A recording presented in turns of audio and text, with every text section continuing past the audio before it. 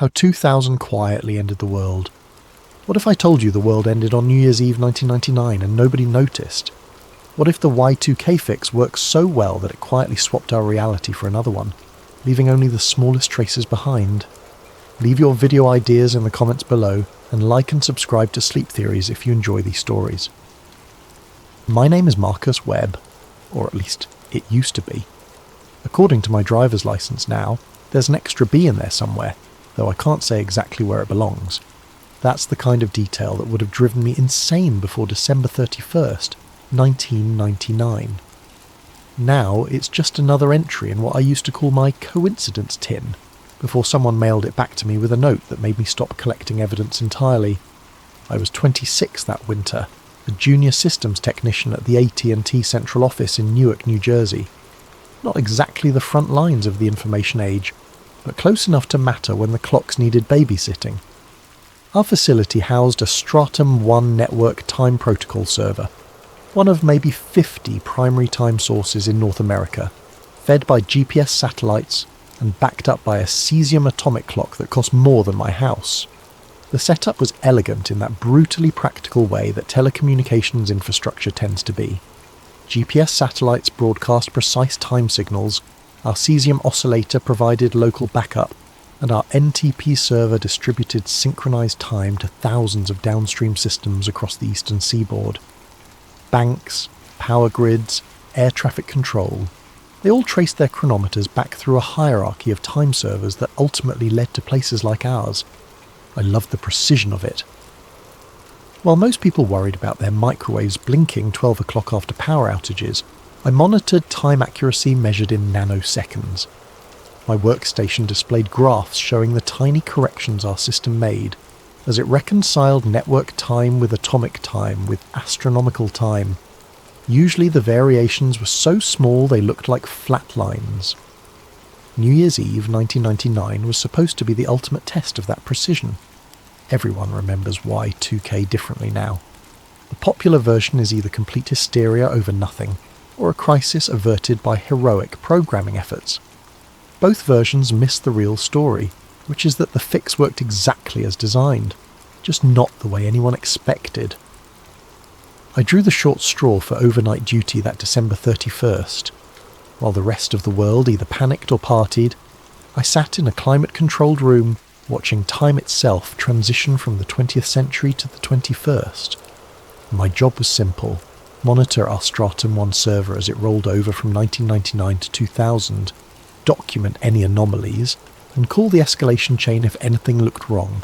The GPS constellation had already survived its own rollover crisis that August, when the satellite's week counters reset after 1,024 weeks of operation. That had been a minor blip. Some older receivers got confused for a few hours, but nothing catastrophic. The Y2K transition was supposed to be even smoother, since most of the critical infrastructure had been patched months earlier. I had 3 monitors running, one showing our local NTP server status, one tracking the GPS time feed, and one displaying the cesium clock output. At 23:59:50 UTC, everything looked perfect. 10 seconds later, something impossible happened. The GPS time display froze at 23:59:59. Not crashed, frozen. The timestamp stopped updating, but the signal strength remained solid. Meanwhile, our cesium clock kept ticking normally, advancing through 23:59:59 to 0, 0000 to 000001. For exactly 2 seconds, we had 3 different versions of now running simultaneously. The frozen GPS time, the advancing cesium time, and our NTP server's output, which seemed to be averaging all available sources. Then, at what should have been 0 hours, 0 minutes, and 2 seconds on January 1st, 2000, the GPS feed resumed, not gradually, instantly. The timestamp jumped from 23:59:59 to 00002 in a single refresh cycle. Our NTP server smoothly incorporated the change and continued broadcasting synchronized time to its downstream clients. The whole event lasted less than 3 seconds. According to the logs, nothing broke. No error conditions were triggered. The NTP daemon didn't even register the discrepancy as significant enough to note in its status reports. If I hadn't been watching the raw feeds, I might have missed it entirely. I took screenshots of everything. The frozen GPS display, the cesium timeline, the NTP server logs showing 2 seconds of missing data that appeared as a flat plateau on the usual sawtooth correction graph. Then I printed hard copies, because something in my gut told me digital records might not be reliable for this particular anomaly. At 0030 I called my supervisor Jim Reeves at home. "Everything nominal here," I told him. "Clean rollover, no service interruptions. We did see a brief GPS time hold around midnight UTC, but the cesium backup covered it perfectly." "How brief?" Jim asked. I could hear the skepticism in his voice. GPS systems weren't supposed to hold time like that. 2 seconds, maybe 3. Looked like the constellation might have synchronized some kind of coordinated correction. Nothing downstream noticed. "Good enough," Jim said. "Document it in the incident log as a minor GPS anomaly. Resolved automatically. We'll review the traces Monday." But Monday's review never happened. When I arrived at work on January 3rd, Jim seemed to have forgotten our conversation entirely. When I mentioned the GPS hold event, he looked at me blankly. "GPS looked fine in the overnight reports," he said. "What hold are you talking about?" I showed him my screenshots and printouts. He studied them for a long moment, then shrugged. "Weird artifact in the logging system, probably. These old displays get glitchy when they roll over large counters. Everything's working fine now, right?" Everything was working fine, but small things were wrong. The first thing I noticed was the diner across the street from our building. For 3 years, I'd bought coffee there every morning from a place called Mel's Corner Cafe. The sign still said Mel's, but now there was additional text underneath. Family restaurant since 1987. I was certain that text hadn't been there before.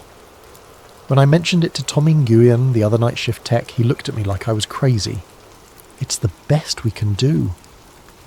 The cesium clock sits in its locked cabinet, still keeping perfect time according to atomic decay rather than administrative convenience. Sometimes I think about opening that cabinet, checking its output against the network feeds, seeing how far we've drifted from the original timeline. But that way leads back to collection tins and evidence folders, and the gradual dissolution of consensus reality. Instead, I focus on the work, training new technicians, monitoring synchronization networks, ensuring that when the next major adjustment comes, and it will come, probably sooner than any of us would like, the infrastructure will be ready to handle it smoothly. Lake calls me every few months, usually just before a minor calibration. The conversations are brief and professional now, more like status updates between colleagues than the cryptic warnings they used to be. We've developed an efficient working relationship based on mutual understanding. I maintain operational consistency, she manages strategic timeline stability, and together we keep the world running on schedule. Last week she mentioned that they're developing new protocols for managing what she calls temporal stress fractures, places where repeated adjustments have created persistent instabilities that resist normal correction methods. Apparently there's a shopping mall in Ohio where every store directory shows different tenant lists depending on which entrance you use, and a highway in Nevada where the mile markers reset every few months but the road itself never changes length. "We're looking for experienced field personnel," she said. "People who understand both the technical infrastructure and the human adaptation requirements." Interested? I told her I'd think about it. Tonight, as I finish my shift and lock the server room behind me, I notice that someone has finally replaced the wall clocks. The new ones are digital, showing hours, minutes and seconds in precise LED numerals. No sweeping hands, no mechanical uncertainty, just clean, unambiguous timekeeping that updates once per second in perfect synchronization with our network feeds. The young technician on the incoming shift, a recent graduate named David Kim, notices me looking at them. "Pretty nice upgrade," he says. "Much easier to read than those old analog things." "Yeah," I agree, "much easier." I don't mention that the old clocks never had second hands. He wouldn't understand, and more importantly, it doesn't matter anymore. We live in the timeline where digital wall clocks make perfect sense, where precision timing is displayed precisely, where the infrastructure tells a consistent story about how time works. Walking to my car in the pre-dawn darkness, I hear the familiar hum of the timing system settling into their new configuration, adjusting frequencies and synchronizing references across the continental network. It's a sound that most people will never notice, the quiet heartbeat of managed reality maintaining its steady rhythm. The receipt for our choice is stamped on every clock face, encoded in every timestamp, woven into the fundamental architecture of how we measure the passage of time. We traded a little bit of objective truth for a lot of functional stability, and most days I think we got the better end of the deal. But as I drive home through the empty streets of Newark, passing under signs that might or might not say exactly what they said yesterday, I sometimes wonder what Marcus Webb, without the J, without the extra letter, without the knowledge of how provisional everything really is, would think of the world we've built. He'd probably never noticed the difference. And maybe that's the point. The world didn't end on December 31st, 1999. It just swapped transmissions at highway speed so smoothly that most of the passengers never felt the shift. We're still travelling in the same direction, still reaching the same destinations, still living lives that feel authentic and meaningful. We're just doing it in a slightly different version of reality than the one we started with, maintained by a hidden infrastructure of timekeepers who make sure the clocks stay synchronized and the seams stay sealed. It's not the world we were born into, but it's the world we chose to keep. And after 9 years of living in it, I can honestly say that it's a pretty good world. Stable, functional, and carefully maintained by people who understand that sometimes the most important truths are the ones nobody ever needs to know. The cesium clock in my desk drawer ticks away in perfect atomic rhythm, marking time according to the fundamental decay rate of cesium-133 atoms, rather than human administrative convenience. Someday, maybe, someone will need that reference again, but for now it's enough to know that it's there, keeping one small piece of objective time safe in a world built on consensus and compromise. Time keeps moving forward, one carefully managed second at a time, carrying all of us toward whatever future we'll choose to inhabit when the next adjustment becomes necessary. And somewhere in the background, barely audible above the hum of servers and the whisper of air conditioning, reality continues its quiet work of staying consistent with itself, one synchronized timestamp at a time. Always said that, Marcus. You walk past it every day. I know what I've seen, I said. Maybe you just never noticed. People miss obvious stuff all the time. But I was a time technician. My entire job was noticing tiny discrepancies. I didn't miss obvious stuff. Over the following weeks, more small wrongnesses accumulated. My employee ID badge, which I'd carried for 2 years, now listed my name as Marcus J. Webb instead of just Marcus Webb. I didn't have a middle name, never had, but the badge looked genuine. Same photo, same issue date, same magnetic stripe encoding. I checked my driver's license. It also showed Marcus J. Webb, with what appeared to be the original lamination and printing, but I distinctly remembered not having a middle initial on either document. Tommy insisted he'd always known me as Marcus J. What does the J stand for? I asked him. I don't know, man. You never said. Why are you being so weird about this? I started carrying a small digital camera, documenting things that seemed off. The corridor outside our server room had always been painted institutional beige, but now there was a 6-inch strip of slightly different beige paint running along the east wall, as if someone had covered over where a window or door used to be. The paint was old, not fresh, but it didn't match the surrounding wall. When I asked the building maintenance supervisor about it, he told me there had never been any windows or doors on that wall. Been the same configuration for 15 years, he said. You feeling okay, Webb? I was feeling fine. It was reality that seemed to be running a fever. 3 weeks after Y2K, an unmarked manila envelope appeared in my work mailbox. Inside was a single sheet of letterhead from something called the Temporal Continuity Office, and what looked like an internal field advisory. The memo was brief. Field Advisory TC 2000-001. Classification, Administrative Date. 2. January 2000 Subject. Successful completion of scheduled UTC alignment. All critical staff are commended for the successful implementation of a multi-source holdover during the 31st of December 1999 epoch transition. coordinated time synchronization between astronomical, atomic and network sources was maintained within acceptable parameters. Minor calibration artifacts at edge nodes are expected and will resolve through standard stratum propagation over the coming months. Field personnel should maintain consistency in reporting and avoid speculation regarding minor administrative discrepancies. Questions regarding this advisory should be directed through normal channels. Temporal Continuity Office, US Naval Observatory. I read the memo 3 times, then researched the Naval Observatory online. They were responsible for maintaining the United States master clock, which made sense, but I couldn't find any references to a Temporal Continuity Office in any of their public organisational charts. The phrase multi-source holdover stuck with me. In network timing, holdover referred to a backup system maintaining synchronization when the primary reference failed. But what kind of holdover involved multiple sources simultaneously? And what were these minor calibration artifacts at edge nodes? I started paying closer attention to our system logs, looking for patterns. What I found was a series of small firmware updates that had been pushed to our NTP server and GPS receiver starting in early January. The updates came through normal channels with proper authentication, but the release notes were vague. GPS receiver firmware v4.2.1 Enhanced Leap Second Handling NTP Daemon. Update 2000.1.3 Improved Stratum One-Time Smearing Algorithm Cesium Clock Controller version 1.8 Extended Holdover Stability. None of us had requested these updates.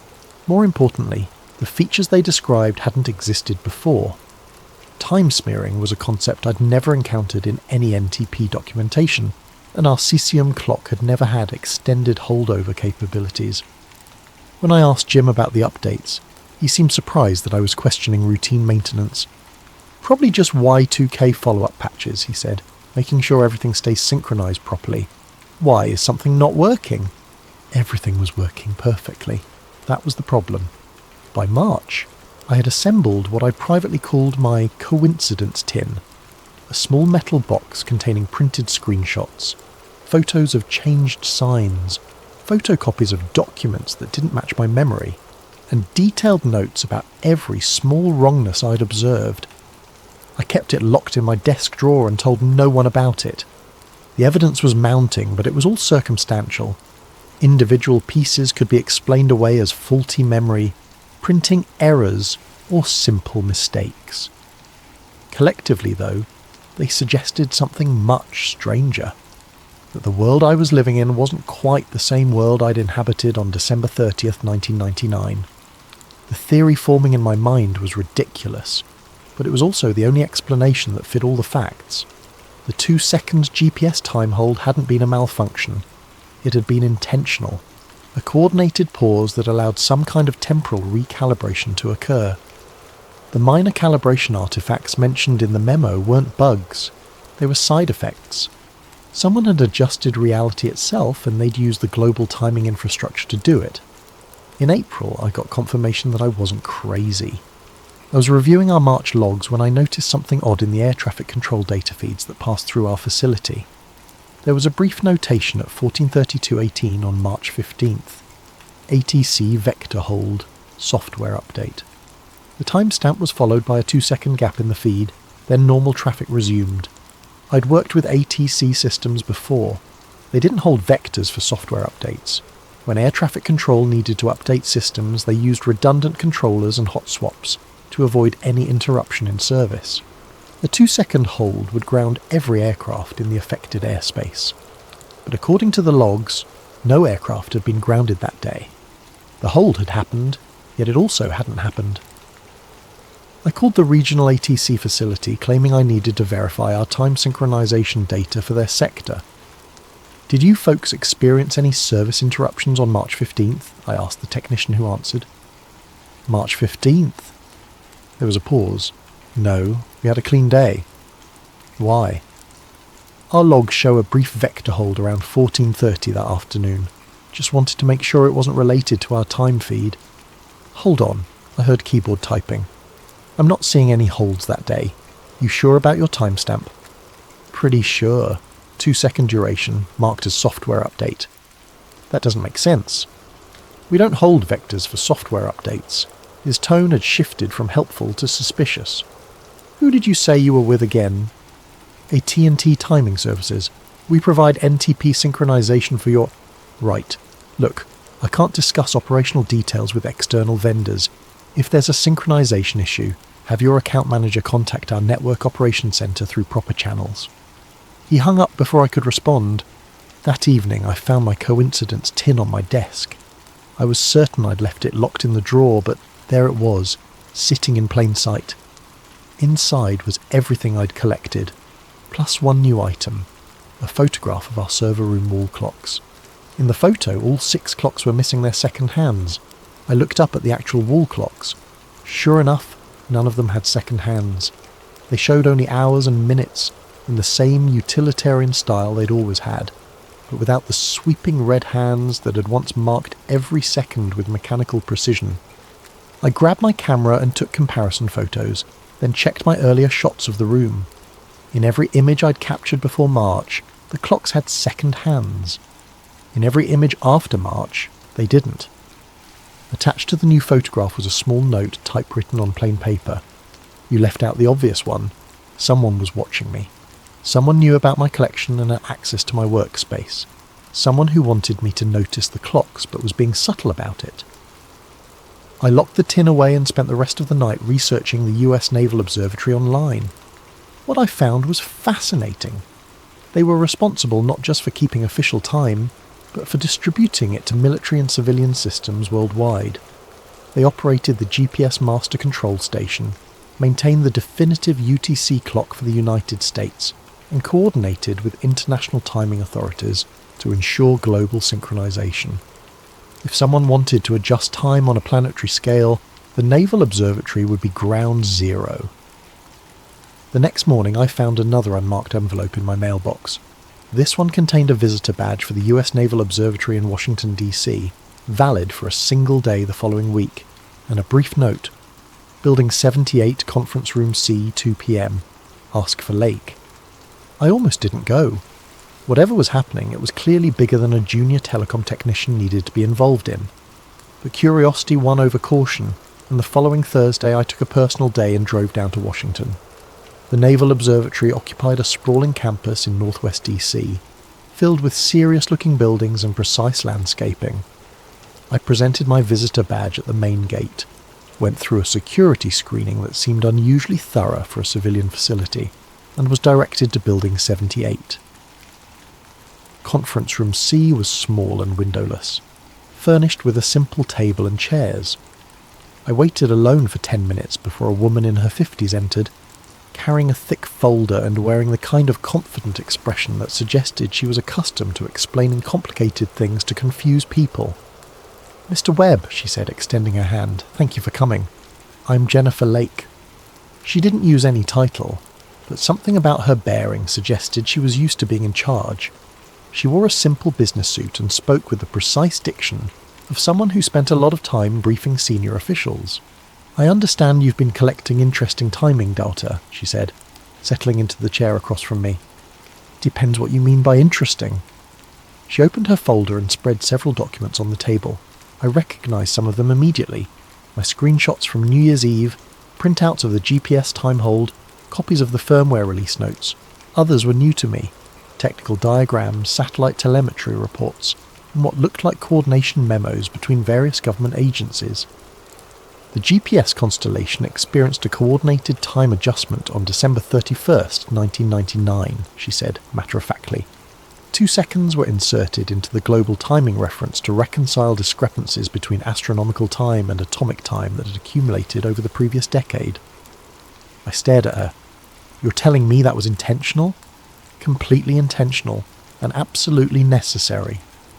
She pulled out a graph showing the divergence between different time standards over the 1990s. Coordinated universal time is based on atomic clocks, but it's supposed to track Earth's rotation. The problem is that Earth doesn't rotate at a perfectly consistent rate. Over time, the two references drift apart. I knew about leap seconds, the occasional 1-second adjustments that were added to UTC to keep it aligned with astronomical time, but what she was describing was something much more significant.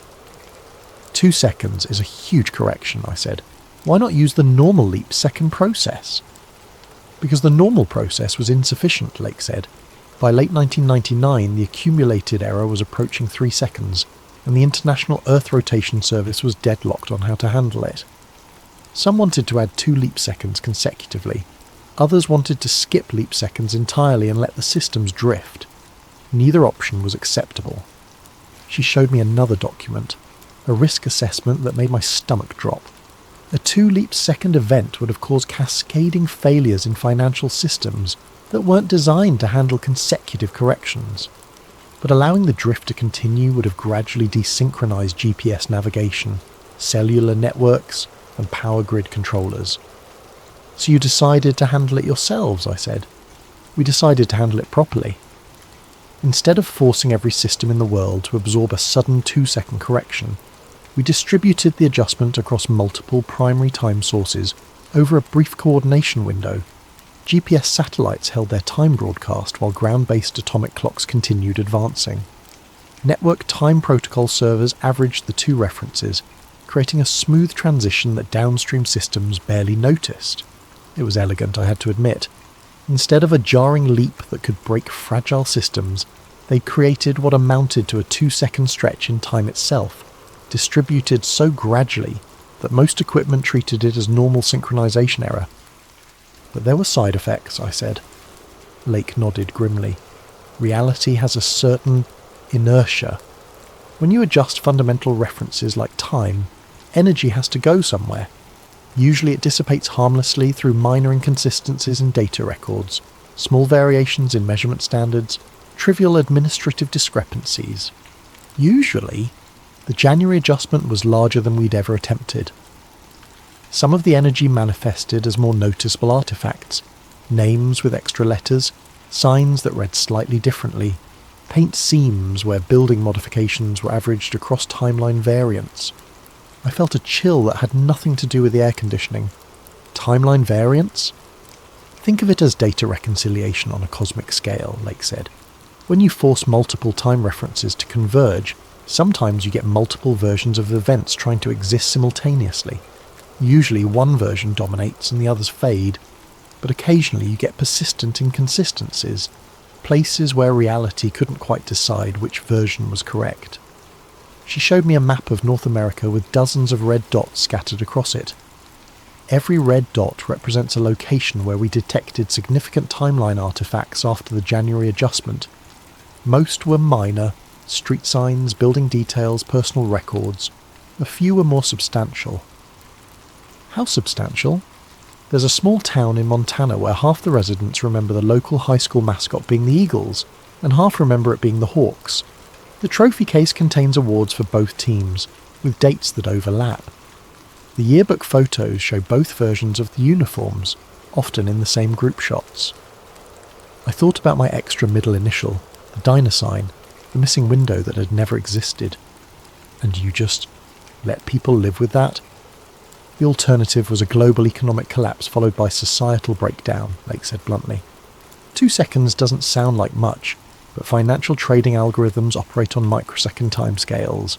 A sudden 2-second leap would have destroyed market synchronization worldwide.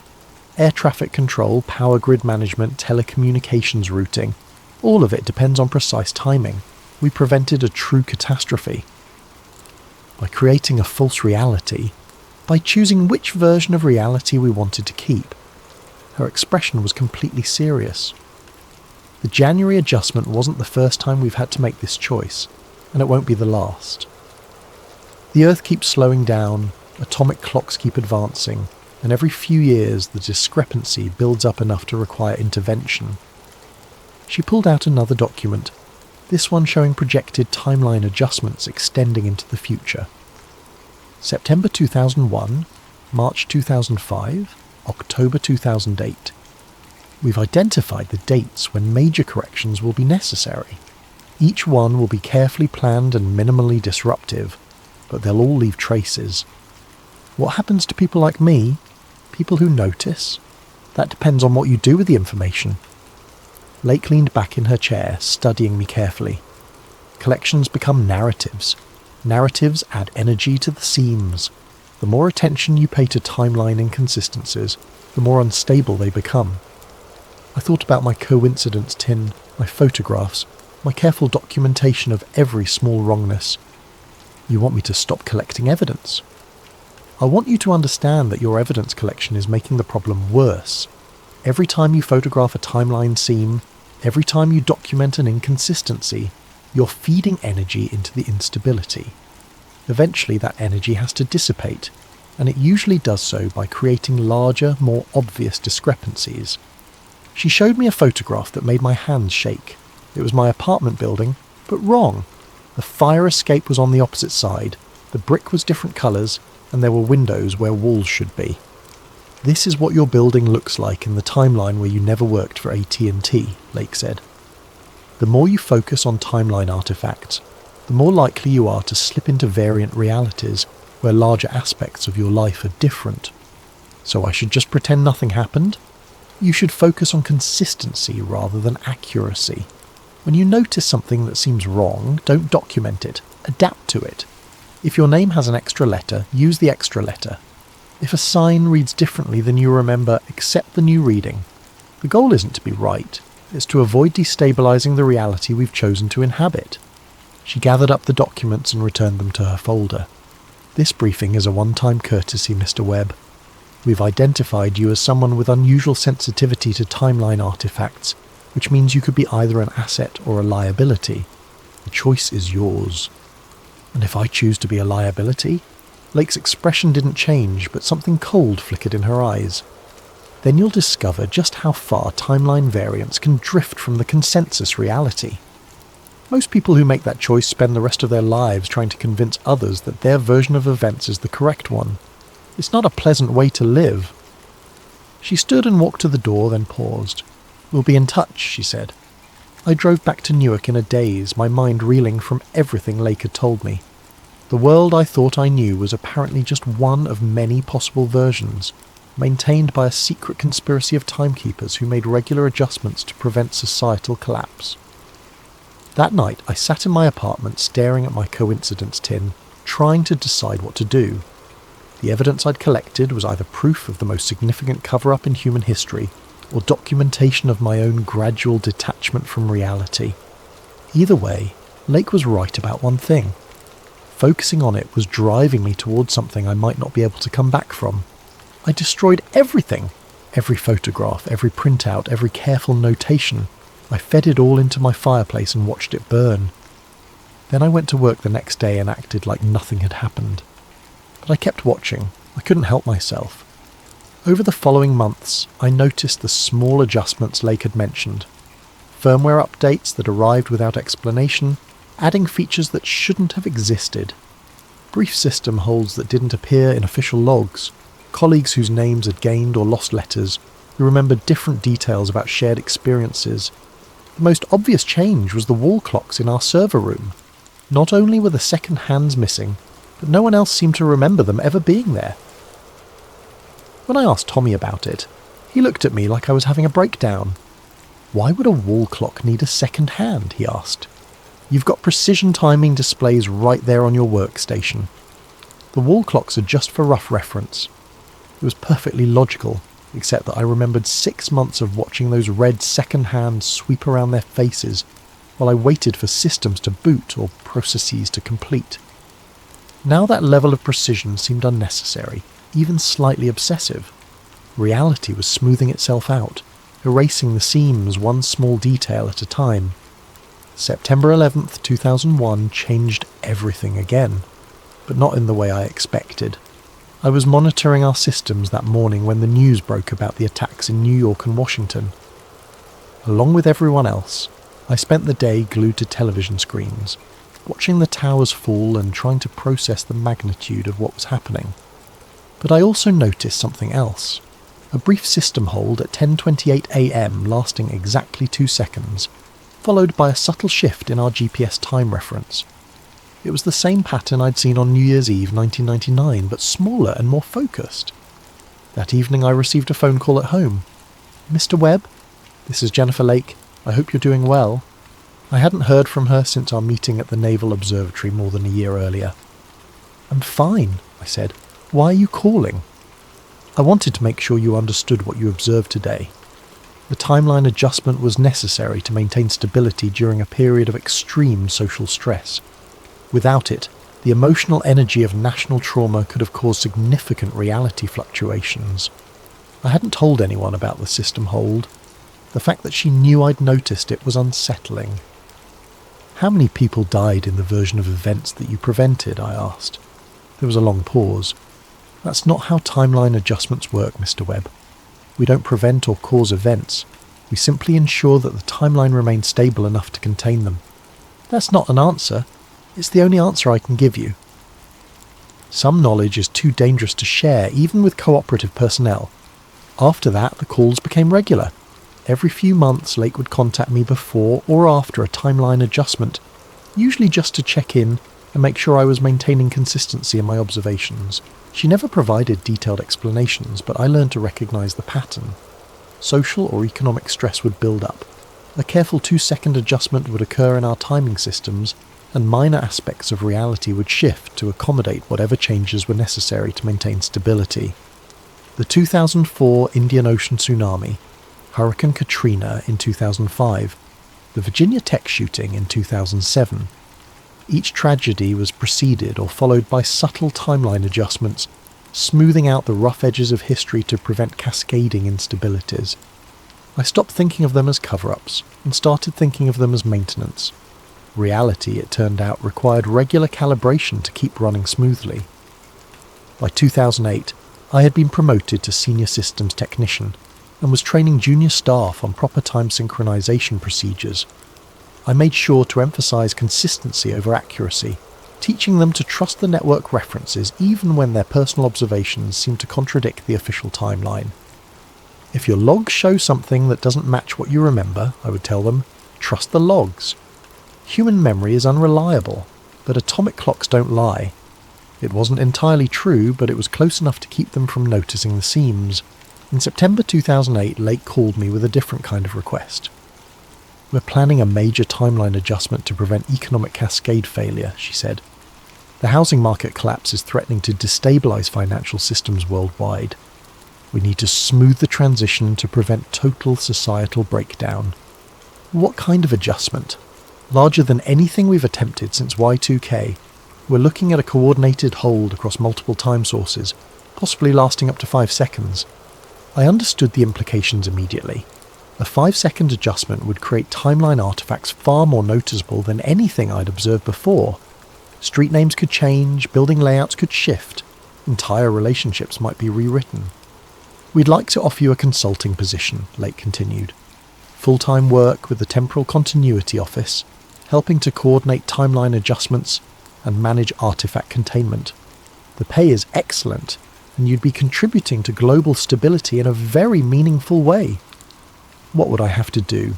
Retire your current evidence collection activities permanently, sign a comprehensive non-disclosure agreement, and help us train the next generation of timeline stewards. People like you, who have natural sensitivity to temporal inconsistencies, but also understand the importance of maintaining consensus reality. It was an attractive offer. I was tired of living in the space between versions of truth, tired of noticing things I couldn't discuss, tired of being the only person who remembered that wall clocks used to have second hands. There's one condition, Lake added. The cesium clock in your facility, the one that's been serving as your personal verification standard, would need to be returned to our custody. As long as you have access to an independent time reference, you'll continue to notice discrepancies. For your own mental stability, that's not sustainable long term. I looked across the server room at the cesium clock, quietly ticking away in its climate-controlled cabinet. For almost 9 years, it had been my anchor to objective reality, the one reference I could trust when everything else seemed negotiable. How do I know you won't just adjust my memory along with everything else? Because memory adjustment is significantly more dangerous than timeline calibration, Lake said. We prefer willing cooperation to forced compliance, but the choice has to be complete, Mr. Webb. You can't keep one foot in each reality. I thought about the junior technicians I was training, the smooth efficiency of our time distribution systems, the stable world that surrounded us despite the regular maintenance required to keep it running. It was a good life, built on a foundation of small, necessary lies. When do you need an answer? The economic adjustment is scheduled for October 15th. We'll need you committed before then, one way or another. 2 weeks later, I locked the cesium clock away in a storage cabinet and stopped monitoring our raw time feeds. I signed the non-disclosure agreement, accepted the consulting position, and began teaching other timeline-sensitive individuals how to maintain consistency rather than pursue accuracy. The October adjustment went smoothly. The Lehman Brothers bankruptcy was contained, the housing market collapse was managed, and the global financial system remained stable, not unharmed, but functional. Most people experienced it as a severe recession rather than the complete civilizational breakdown that the unmanaged timeline would have produced. I noticed the artifacts, of course, street names that had changed, colleagues whose personal histories had shifted, subtle modifications to building layouts and document records. But I didn't document them, didn't photograph them, didn't add them to any collection tin. Instead, I adapted. When someone's name gained or lost a letter, I used the new spelling. When a familiar building showed different architectural details, I accepted the new configuration. When my own employment record showed assignments I didn't remember, I incorporated them into my personal narrative. It became easier with practice. The human mind is remarkably adaptable, and reality is far more flexible than most people imagine. After a few years of active consistency maintenance, the seams between timeline variants became almost invisible to me. Almost. There are still moments, usually late at night in the server room, when I catch glimpses of the infrastructure we maintain. The NTP graphs show their periodic flat plateaus where time holds still for a few seconds. Firmware updates arrive, adding features that shouldn't exist but somehow do. Wall clocks throughout the building continue to lack second hands that I'm absolutely certain used to be there. And sometimes, when the timing systems are synchronizing after a major adjustment, I hear something that might be the sound of reality switching tracks. A low, harmonic hum that exists just at the edge of perception, like the Doppler shift of a massive train passing in the distance. The new timeline technicians I train never notice it. They've learned to trust the network, accept the logs, maintain consistency over accuracy. They're building the next generation of global time infrastructure, adding layers of abstraction that will make future adjustments even smoother and less noticeable. It's good work, important work. We're maintaining the technical foundation that prevents societal collapse, ensuring that the world remains stable enough for people to live normal lives without worrying about timeline inconsistencies or reality fluctuations. Most of the time, I believe that's worth the small compromises required. But late at night, alone with the quietly humming servers, I sometimes wonder about the timeline we abandoned on December 31st, 1999. The version where GPS time never froze, where wall clocks kept their second hands, where my name never had an extra letter and the diner across the street always said exactly what I remembered it saying. In that timeline, maybe the financial systems would have collapsed under the weight of an unmanaged 2-second leap. Maybe air traffic control would have failed during the correction window, causing crashes that killed hundreds of people. Maybe the power grid would have destabilized, leaving entire cities in darkness for weeks. Or maybe none of that would have happened. Maybe people would have adapted, improvised, found solutions that didn't require secretly rewriting reality every few years. Maybe that timeline would have been messier, but ultimately more honest than the carefully managed version we chose to inhabit. I'll never know. The only thing I'm certain of is that every electronic device in my pocket, every digital clock on every wall, every GPS satellite orbiting overhead carries the signature of our choice. The timestamp of our compromise ticks away in every database, every transaction log, every synchronization signal. We live in the version of the world that held. And the receipt for that fix, invisible, inaudible, but undeniably present, hums quietly in the background of everything we do, a constant reminder that reality is far more provisional than most people imagine. I signed. The stipend cleared.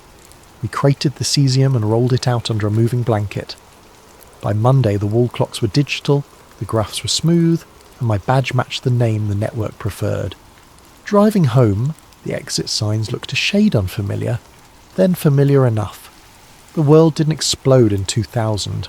We changed the transmission at speed and kept going. If you want the receipt for that fix, it's stamped on every timestamp. Welcome to another spine-chilling tale from Sleep Theories. Before we dive into tonight's story about streets that vanish and realities that shift, I want to give a special thanks to Meditate, Create and Valensrocks for suggesting this incredible concept. Your ideas fuel these stories, so please keep those video suggestions coming in the comments below.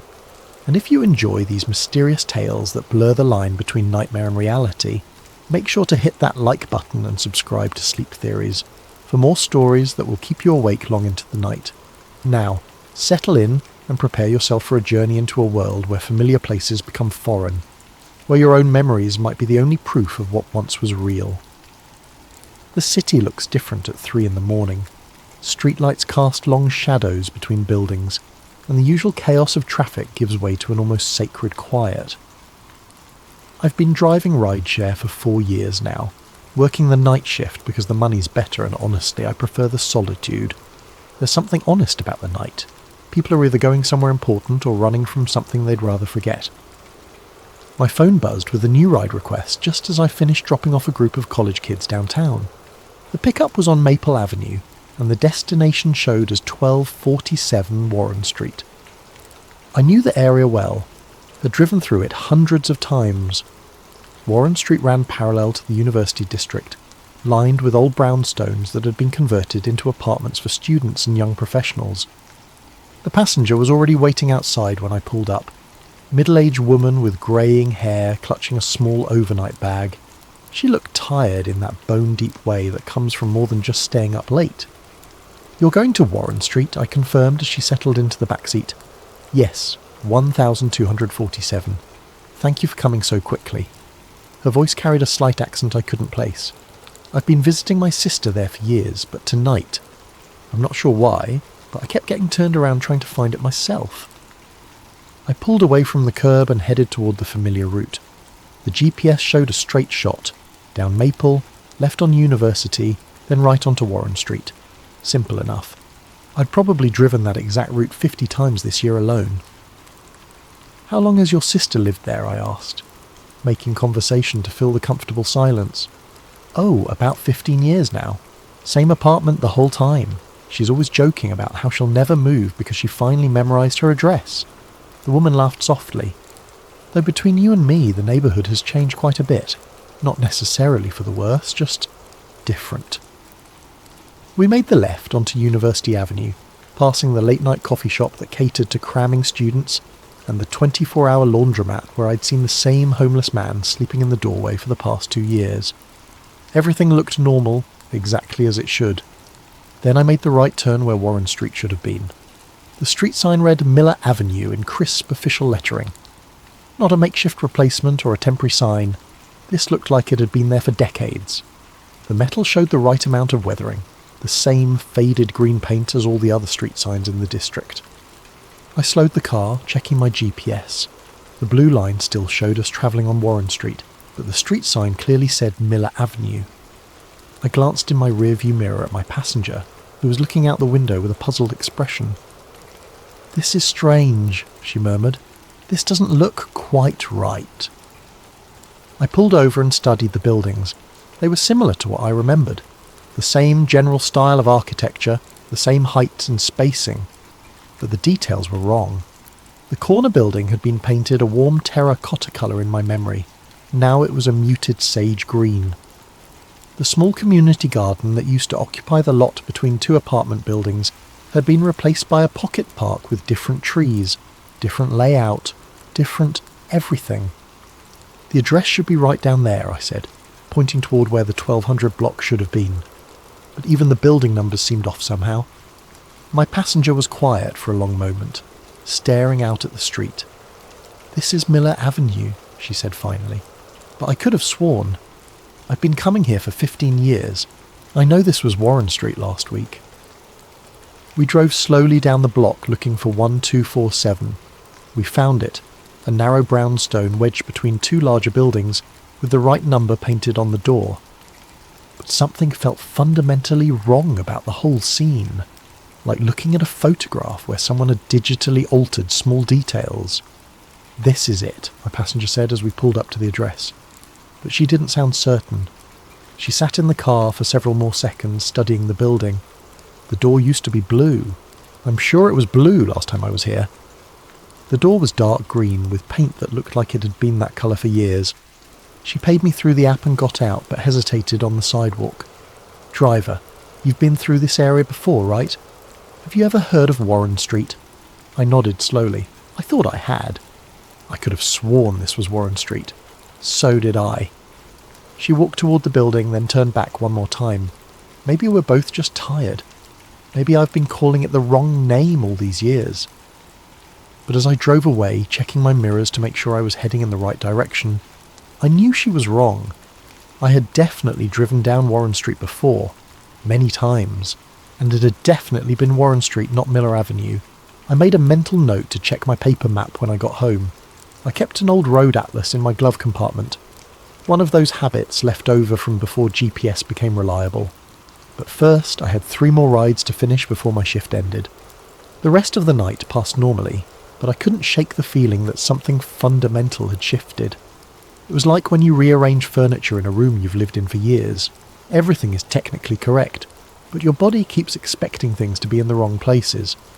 By the time I got home at dawn, I'd almost convinced myself it was just fatigue. Night shift work can play tricks on your mind, especially after working 6 straight days. Maybe I had been misremembering the street name. Maybe my passenger had too. Stranger coincidences had happened. But as I sat in my driveway watching the sunrise paint the sky in shades of orange and pink, one thought kept nagging at me. If it had always been Miller Avenue, why did my GPS still think we had been travelling on Warren Street? I slept until 3 in the afternoon, which was normal for my schedule, but the dreams were anything but normal. All night long, I kept dreaming about driving down familiar streets that led to places I'd never seen before. In one dream, I was trying to get home, but every turn led to a different version of my neighbourhood. Same houses, different colours, different numbers, different trees. When I finally dragged myself out of bed and made coffee, the first thing I did was dig through my glove compartment for my paper road atlas. It was a 2019 edition, still relatively new, with detailed street maps of the entire metropolitan area. I flipped to page 47, the section that covered the University District. My finger traced down University Avenue to the intersection where I had made the right turn the night before. Warren Street, clear as day, printed in the same font as every other street name on the map. Not Miller Avenue, Warren Street, exactly where I remembered it being.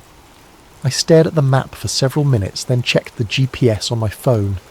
When I searched for Warren Street in that area, it came up with no results. When I searched for Miller Avenue, it showed exactly the route I had driven the night before. Something cold settled in my stomach. I grabbed my laptop and started searching online for any information about street name changes in the University District. The city's official records showed that Miller Avenue had been established in 1987 and had never been renamed. There was no mention of Warren Street anywhere in the municipal database. On impulse, I created a post on the city's community forum. Does anyone remember Warren Street in the University District? It used to run parallel to the campus, between University Avenue and Oak Street.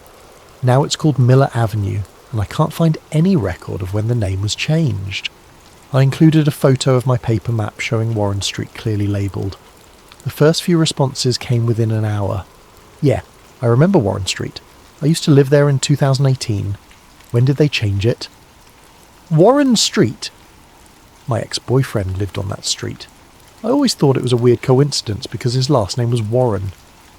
I delivered pizza in that area for 3 years. Definitely remember Warren Street. Strange that there's no record of the name change. But then other responses started coming in. Are you guys serious? That's been Miller Avenue for as long as I can remember, and I've lived here for 30 years. This is obviously fake. Why would you create a fake street name and Photoshop it onto a map? Miller Avenue was named after the Miller family who donated the land to the city in 1887. It's never been called anything else. The thread quickly devolved into arguments between people who insisted they remembered Warren Street, and people who were equally certain it had always been Miller Avenue. By evening, the tone had turned ugly, with accusations of lying and attention-seeking behaviour.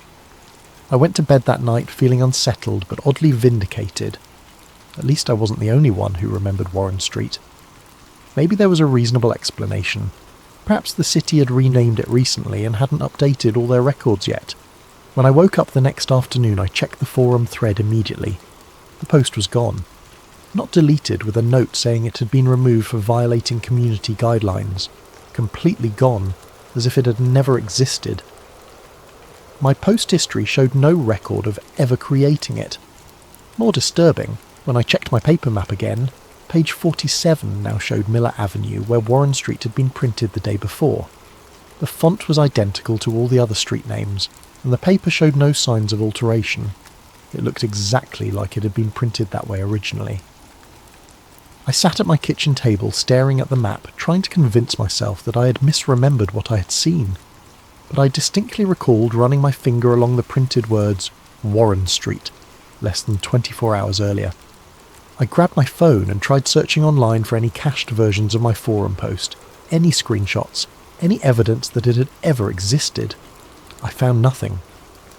That night, instead of starting my usual rideshare shift, I drove back to Miller Avenue.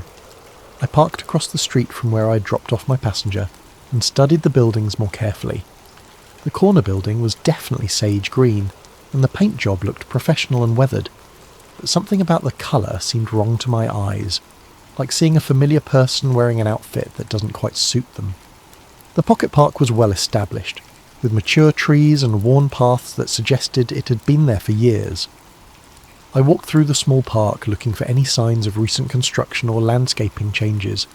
The trees were all at least 10 years old, maybe more. The memorial plaque near the entrance was dated 2009, dedicating the space to the Miller Avenue Community Garden Preservation Society. But I could swear I remembered a different garden in this exact spot. A smaller space with raised vegetable beds and a chain-link fence, not this manicured little park with its neat flower borders and decorative benches. As I stood there in the evening light, a woman walked by walking her dog. She was middle-aged, looked like she lived in the neighbourhood. "Excuse me," I called out. "I'm sorry to bother you, but I'm trying to settle a bet with a friend. Do you happen to know if this street used to be called something else?" She stopped and looked at me suspiciously. "Miller Avenue?" "No, it's always been Miller Avenue. My grandmother lived on this street in the 1940s. Family's been here for generations." "What about this park? Has it always been here?" Now she looked at me like I might be mentally unstable. "The Miller Community Park?" "Of course it's always been here. Are you from the area?" "I thought I was," I said. "Thanks anyway."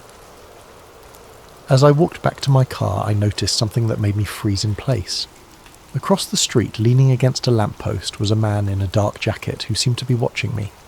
When I looked directly at him, he turned away and started walking in the opposite direction.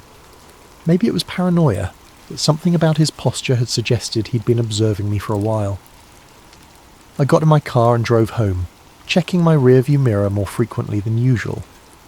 I didn't see the man again, but I couldn't shake the feeling that my questions about Warren Street had attracted unwanted attention. That night I started keeping a notebook by my bed. I wrote down everything I could remember about Warren Street, the colour of buildings, the storefronts, the layout of the street. If my own maps couldn't be trusted to stay consistent, at least I could document what I remembered while the memories were still clear. I had no way of knowing it then, but that notebook would become my only anchor to reality in the days to come. 3 days later, I decided to do a systematic survey of the university district. If Warren Street could disappear and be replaced by Miller Avenue, what else might have changed? I armed myself with my notebook and drove to the area in the late afternoon when the lighting was good for observation. I started at the corner of University and Miller, the intersection I thought I knew so well. The first thing I noticed was the mural on the side wall of the Riverside Grocery Building. I had admired that mural dozens of times while waiting at the traffic light. It depicted a World War II soldier in uniform saluting against a backdrop of an American flag. The plaque at the bottom read, "In honour of local veterans, painted by Lincoln High School Art Class 2017. But the face was wrong. I sat in my parked car, staring at the mural, trying to understand what I was seeing. The soldier's features were different. Broader jaw, different nose, darker hair. The uniform was the same, the pose identical, but it was definitely not the same face I remembered. The original soldier had looked younger, with lighter hair and a more angular face. I got out and walked closer to examine the plaque. The bronze was weathered in a way that suggested it had been there for years. There was no sign of the recent replacement or alteration. According to this plaque, Lincoln High School's art class had painted this specific mural in 2017, and I was sure I had been seeing it regularly since at least 2019. I took several photos of the mural and made detailed notes about the differences I remembered. The next stop was Murphy's Diner, 3 blocks down Miller Avenue. I had eaten there probably 20 times over the past 2 years. Decent coffee, good breakfast, friendly staff who knew the night shift workers in the area. The neon sign in the window had always been slightly crooked, and the owner, an elderly man named Murphy, always wore the same green apron. But Murphy's Diner was gone. In its place stood Riverside Pharmacy, with a crisp new sign and a bright, sterile interior visible through large windows. The building was the same shape and size, but everything else had changed. Where Murphy's had been painted a warm yellow, the pharmacy was stark white. Where there had been a small parking lot, there was now a landscaped area with modern benches. I went inside, hoping to find someone who could tell me about the previous business. "Excuse me," I said to the pharmacist, a woman in her 40s with greying hair. "I'm new to the area, and I was wondering what used to be in this building before the pharmacy." She looked puzzled. "This has always been Riverside Pharmacy. My family has owned this location for 12 years. No other business before that. Well, my husband's father ran it before us, but it's been a pharmacy for at least 20 years. Maybe longer. We have records going back to 1998. I thanked her and left, my hands shaking slightly as I made notes. In my notebook, I wrote down everything I could remember about Murphy's Diner. The layout, the menu, the colour of the booths, the way Murphy always hummed while he cooked. The pattern continued throughout the afternoon. The barbershop I remembered had been replaced by a coffee shop that looked like it had been there for years. A vacant lot where I was sure there had been a small apartment building now contained a well-established community garden with mature plants. Most disturbing, the people I talked to didn't just disagree with my memories. They seemed genuinely confused by my questions, as if I was asking about places that had never existed. By late afternoon, I had documented 7 significant discrepancies between what I remembered and what currently existed. In each case, the current version looked authentic and established. Not like recent changes or replacements. I decided to try a different approach. There was a used bookstore on Oak Street that specialised in local history and ephemera. If changes had been made to the neighbourhood, there might be some record of what had been there before. Paperback Paradise was exactly as I remembered it. Dusty, cramped, with towers of books reaching toward the ceiling, and narrow aisles that barely allowed one person to pass. The owner, an elderly woman named Mrs. Henderson, was sorting through a box of old magazines behind the counter. "I'm looking for anything about the university district," I told her. "Old photos, newspapers, anything that might show what the neighbourhood looked like in the past few years. Any particular time period? Actually, I'm most interested in very recent history, like 2019 to now. I'm trying to track some changes in the area." She directed me to a section near the back where she kept local newspapers and university publications. I spent an hour going through issues of the student newspaper, looking for any mention of Murphy's Diner, Warren Street, or the other places I remembered. In a stack of community newsletters from 2020, I found something that made my pulse quicken.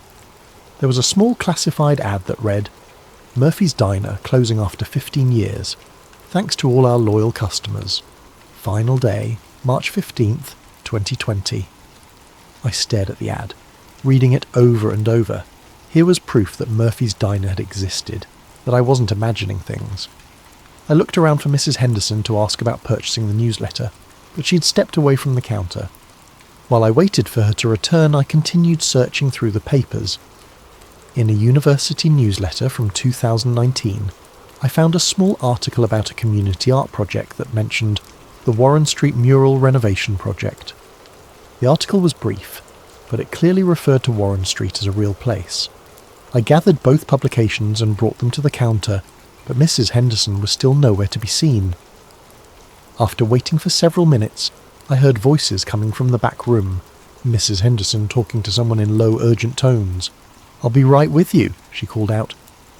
But something about her tone had changed. When she emerged from the back room a few minutes later, she looked flustered and avoided making eye contact. "I'm sorry, but we're closing early today," she said. "Family emergency." "I just wanted to buy these 2 newsletters," I said, holding up the publications with the Murphy's Diner ad and the Warren Street reference.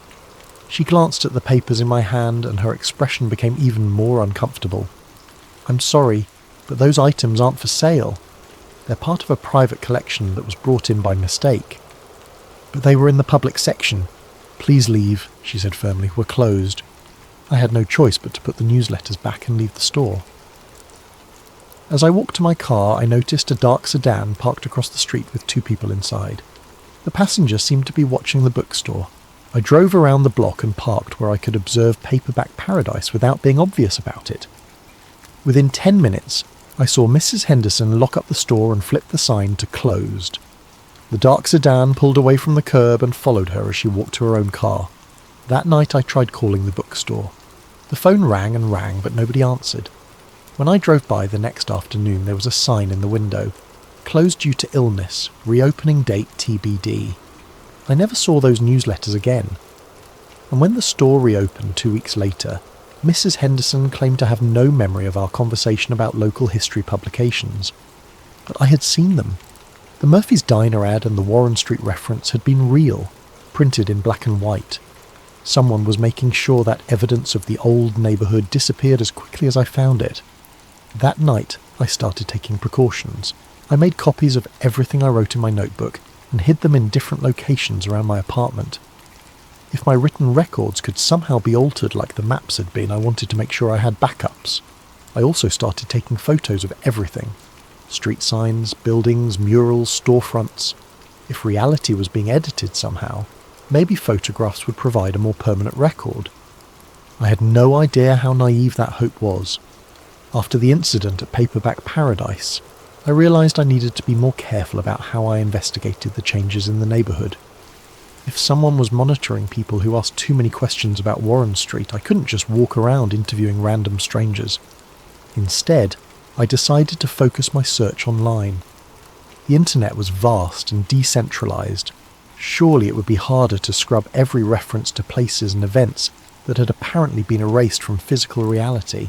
I started with basic searches: Warren Street University District, Murphy's Diner, street name changes. Most of the results were irrelevant, but I found a few forum posts and social media comments that seemed promising. However, when I tried to access them, I kept getting "page not found" errors, or finding that the posts had been deleted. It was frustrating, but I kept trying different search terms and looking deeper into cached results. After several hours of this tedious work, I found something interesting.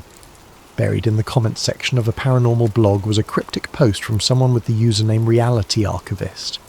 For those experiencing geographical discontinuities, timeline displacement, or collective memory revision events, there is a place to document and discuss these phenomena safely.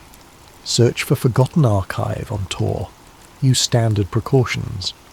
I had heard of Tor, the anonymizing browser used to access hidden parts of the internet. I had never needed it before, but the idea of geographical discontinuities was too close to my own experience to ignore.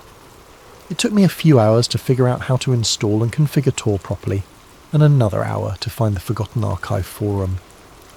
When I finally accessed it, I found a simple, text-based discussion board with several dozen active threads. The forum's description read, "A space for documenting and discussing places, events, and people that no longer exist. Share your memories, compare experiences, and preserve what has been forgotten. Anonymity required. Verification encouraged." I spent the next several hours reading through posts, and what I found there was both reassuring and terrifying. There were dozens of people from around the world reporting experiences similar to mine. A woman in Portland described how her neighbourhood pizza place had been replaced by a bank, with everyone insisting the bank had always been there. A man in Chicago wrote about a park that had somehow become a shopping centre overnight, complete with businesses that had apparently been operating there for years. But the post that really caught my attention was from someone called Phase Walker. Phoenix residents, has anyone noticed changes in the Midtown district? Specifically, I'm looking for anyone who remembers Central Avenue, between 7th and 15th Streets, being completely different last month. Buildings are the same height and general style, but wrong colours, wrong businesses, wrong details. Also, does anyone remember the Morrison building having a different architectural style? The post had been made 3 weeks earlier and had several responses. People confirmed similar experiences in Phoenix, but what was most interesting were the details Phase Walker provided in follow-up comments. The changes happened all at once, sometime between Tuesday night and Wednesday morning. I noticed a bright flash in the sky around 3:30 a.m. Tuesday, followed by a low rumbling sound. By Wednesday, the entire 6-block area had these subtle but consistent differences. The pattern seems to be systematic, like someone ran a find and replace function on reality. Same overall structure, but with details swapped out for alternatives that look equally real and established. I've been tracking the phenomenon for 8 months now. It's happened 3 times in Phoenix, always preceded by the same atmospheric disturbance. Always between 3 and 4 a.m. Always affecting a specific geographic area in a grid pattern. I created an account with the username Night Driver and posted my own experience. University District, major metropolitan area, keeping location vague for now. Warren Street became Miller Avenue overnight. All records changed to match new reality. Physical evidence disappears when discovered. People who remember the old version seem to attract attention from unknown parties. Anyone else experience active suppression of investigation? The response was immediate and overwhelming. Within an hour, I had a dozen replies from people who had experienced similar reality shifts. More importantly, 3 people had direct messages for me, including one from Phase Walker. Check your private messages, the forum's built-in system informed me. PMS are automatically encrypted and delete after 48 hours. Phase Walker's message was brief but specific. Your pattern matches Phoenix event number 3. Grid-based replacement, systematic documentation destruction, observer monitoring, need to talk. Same time tomorrow in encrypted chat room number 7734. The second message was from someone called Temporal Witness. If you're experiencing active suppression, you're past the point of casual observation. They know you remember. Be careful what you search for online from now on. The third was from Grid Theory. The University District changes you describe match predicted coordinates from the projection model. If you're willing to help with documentation, there may be a way to predict the next event. I spent the rest of the night reading everything I could find on the forum. The more I read, the more convinced I became that what I was experiencing wasn't unique or isolated. There was a pattern here, a systematic process of reality alteration that was affecting people around the world. The forum users had developed their own terminology and theories. Reality shifts, sudden changes to physical locations that appeared to have always been that way, memory islands. People who retained memories of the pre-shift reality, evidence decay, the tendency for physical proof of old reality to disappear or be altered, grid events, reality shifts that followed systematic patterns across urban areas, adjustment teams, mysterious groups that seemed to monitor and suppress investigation. The most disturbing thread was titled Disappeared Observers. It contained reports of people who had been actively investigating reality shifts and had subsequently vanished entirely. In some cases, family members and friends claimed no memory of the missing person ever existing. One post from Archive Keeper read, Toronto Mapper has been offline for 3 weeks, checked with contacts in the city, no record of anyone by his real name at his last known address. Employer claims no one by that name ever worked there.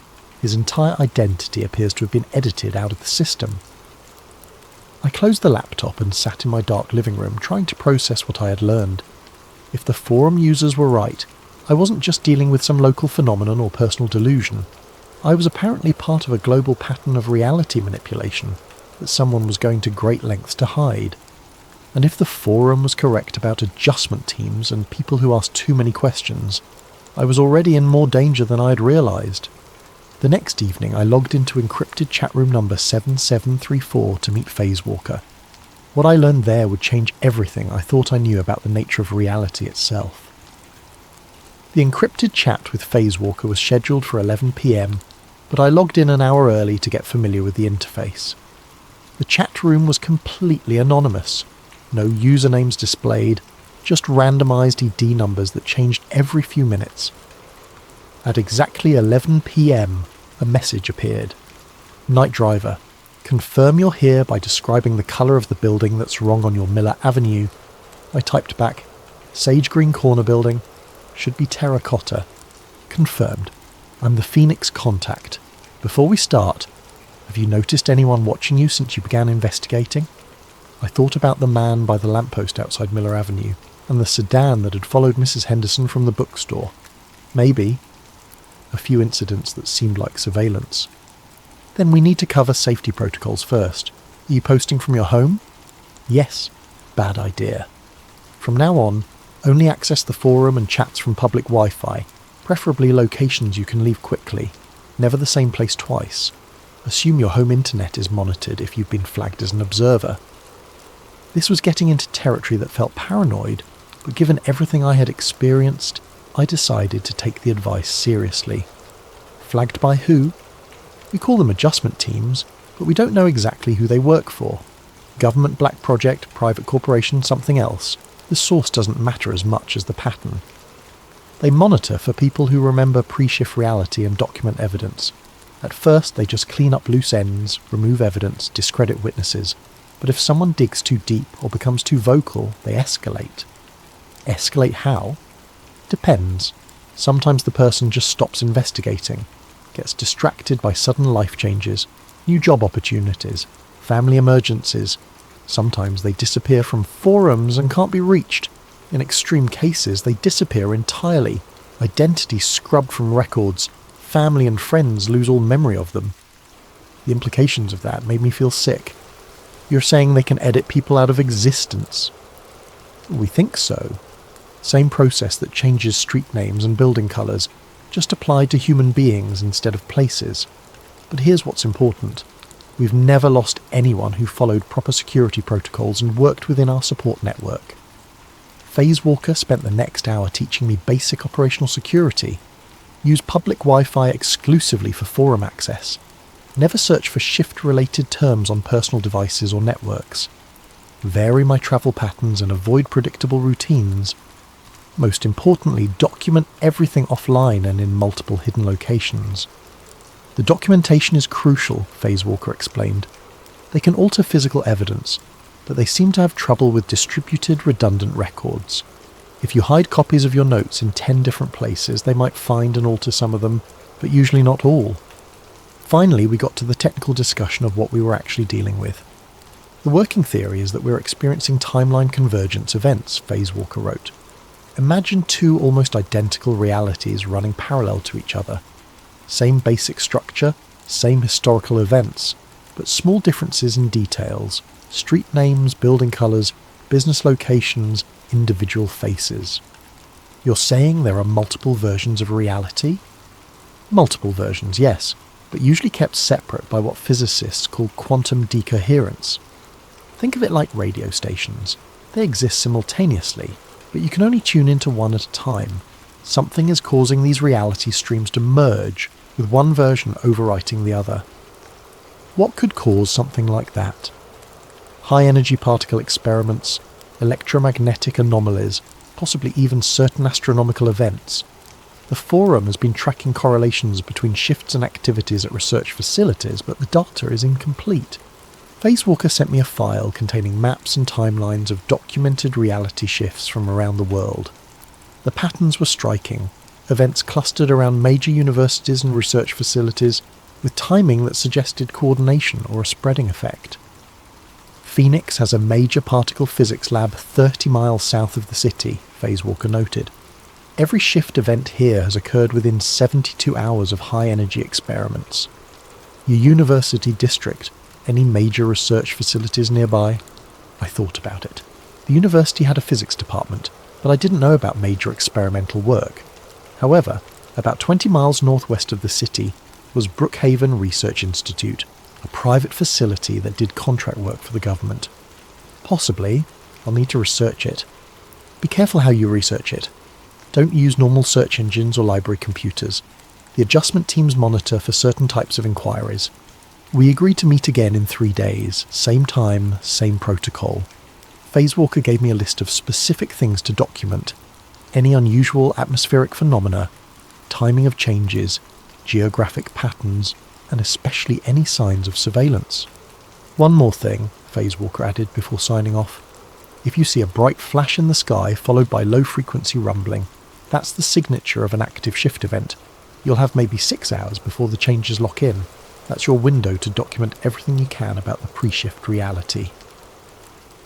The next day, I implemented the new security protocols. I found a different coffee shop with public Wi-Fi and spent an hour researching Brookhaven Research Institute. What I found was concerning. Brookhaven specialised in advanced particle physics research with applications for national security. Their website was deliberately vague, but academic papers referenced work on quantum field manipulation and dimensional interface studies. Most significantly, their experimental schedule showed high-energy runs every Tuesday and Friday night between 2 and 5 a.m. Warren Street had become Miller Avenue on a Wednesday morning. The last high-energy run at Brookhaven had been Tuesday night, 2 to 5 a.m. I started paying attention to details I'd previously ignored. On Friday afternoon, I positioned myself in the Miller Avenue area with my notebook and camera, planning to monitor the area through the night. At 11 p.m. I noticed the first watcher. He was sitting in a car parked at the far end of the street, positioned to have a clear view of the entire block. Middle-aged, wearing dark clothes, professional demeanour. He wasn't trying to hide his presence, but he wasn't obvious about surveillance either. At midnight, a second watcher appeared on foot, casually strolling through the area but lingering near streetlights and stopping frequently to check his phone. At 1 a.m, a van with tinted windows parked near the corner intersection. By 2 a.m, there were at least 5 people in the area who seemed to be conducting some kind of coordinated observation. They weren't focused on me specifically. They seemed to be monitoring the entire neighbourhood. At 3:17 a.m, I saw the flash. It started as a bright point of light in the northwestern sky, roughly in the direction of Brookhaven Research Institute. The light expanded rapidly, not like an explosion, but more like a ripple spreading across the sky. For about 3 seconds, the entire northwestern horizon was illuminated with an eerie blue-white glow. Then came the sound, the deep thrumming rumble that seemed to come from underground rather than the sky. It was felt as much as heard, a vibration that made car alarms start going off throughout the neighbourhood. The watchers immediately became more active. I saw them talking into radios and checking devices that looked more sophisticated than cell phones. The van started its engine. I spent the next hour documenting everything I could see in the area, taking photos and writing detailed descriptions. At first, nothing seemed different, but around 5 a.m, I noticed subtle changes beginning to appear. The streetlight on the corner flickered and went out. When it came back on a few minutes later, it was a different style, same height and position, but with a more modern LED fixture instead of the old sodium vapour lamp. The stop sign at the intersection looked slightly different. The red was a shade deeper, and the reflective strips were positioned differently. Most unsettling, when I looked back at photos I'd taken just 2 hours earlier, some of them showed these new versions instead of what I remembered photographing. By dawn, the watchers had disappeared. I drove home, my hands shaking as I realised I had just witnessed a reality shift in progress. That afternoon, I returned to Miller Avenue to document the full extent of the changes. The differences were subtle but consistent. Paint colours slightly different, business signs in new fonts, even the memorial plaque in the park had been altered. The dedication date was now 2011 instead of 2009, and it honoured the Miller Avenue Heritage Preservation Society instead of the Community Garden Group. Most disturbing of all, when I tried to access the photos I had taken during the night, half of them had been automatically corrected by my phone software to match the new reality. My camera had somehow been convinced that it had always photographed the updated version of the neighbourhood, but my handwritten notes remained unchanged. Whatever technology was altering physical evidence couldn't seem to affect ink on paper, at least not immediately. I spent the rest of the week implementing additional security measures and preparing for my next meeting with Phase Walker. I made multiple copies of my notes and hid them in different locations around the city. I bought a second phone that I kept turned off except for emergencies. Most importantly, I started paying attention to my daily routine and varying it randomly. It was a good thing I did. On Wednesday morning, I noticed a car that had been parked outside my apartment building for 3 days straight. Different cars, different people, but always someone maintaining visual surveillance of the building entrance.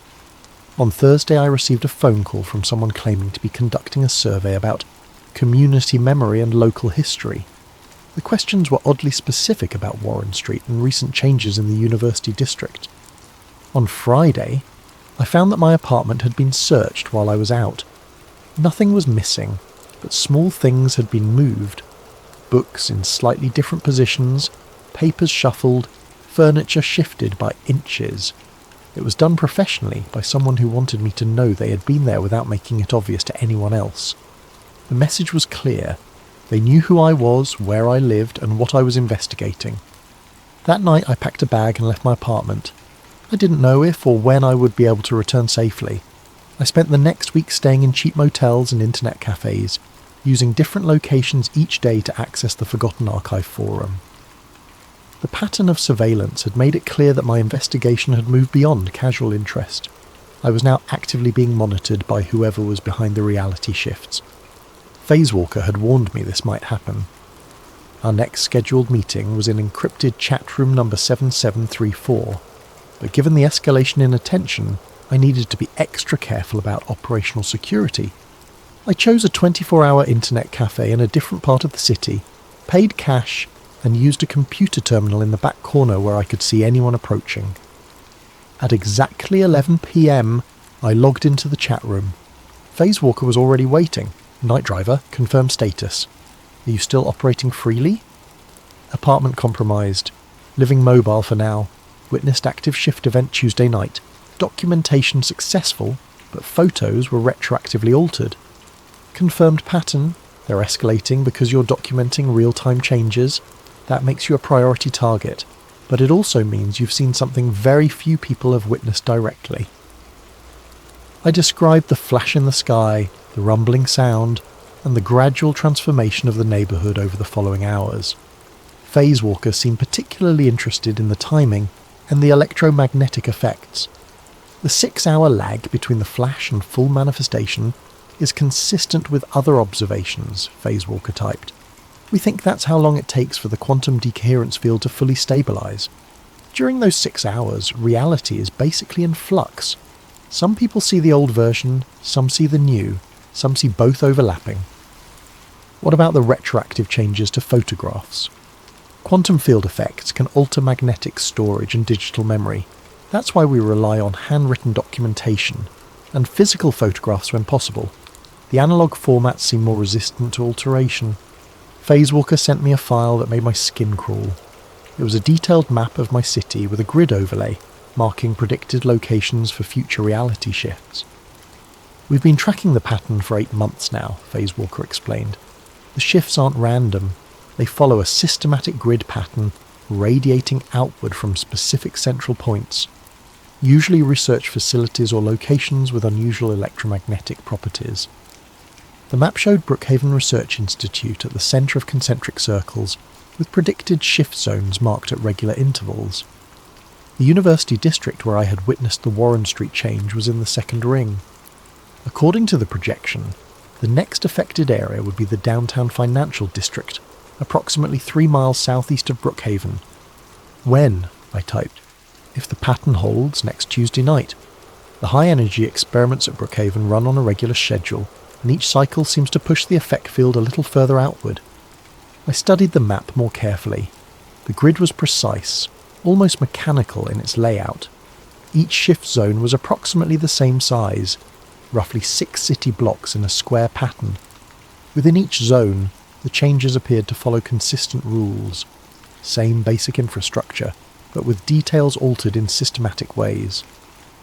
This looks like a spreading wave pattern, I observed. Exactly. Like ripples in a pond, but moving through dimensional space instead of water. Each experimental cycle at Brookhaven creates another pulse, and each pulse pushes the effect boundary a little further out. Phasewalker sent me additional files, documentation from other cities where similar patterns had been observed. Phoenix, Seattle, Austin, Atlanta, all had research facilities at the centre of expanding grids of reality shifts. Is this coordinated? Are all these facilities working together? We don't know. Could be coordinated, could be that multiple groups are working on similar technology and creating interference patterns. What we do know is that it's accelerating. The time between shift events is getting shorter, and the affected areas are getting larger. The implications were staggering. If the pattern continued, eventually the entire metropolitan area would be affected. Millions of people would wake up one day in a slightly different version of their own city, with most of them never realising anything had changed. Why don't more people notice? I asked. Most people don't pay attention to small details. If your street sign changes colour or a building gets painted a different shade, do you really notice? Even if you do, you assume there's a mundane explanation, routine maintenance, normal updates. The human brain is remarkably good at rationalising small inconsistencies. But some people do notice. About 1 in 1,000, based on our estimates. Usually people with strong observational skills or particular attention to detail. Night shift workers see it more often, probably because they're more aware of their environment during quiet hours. Phasewalker sent me detailed instructions for documenting the predicted shift in the financial district.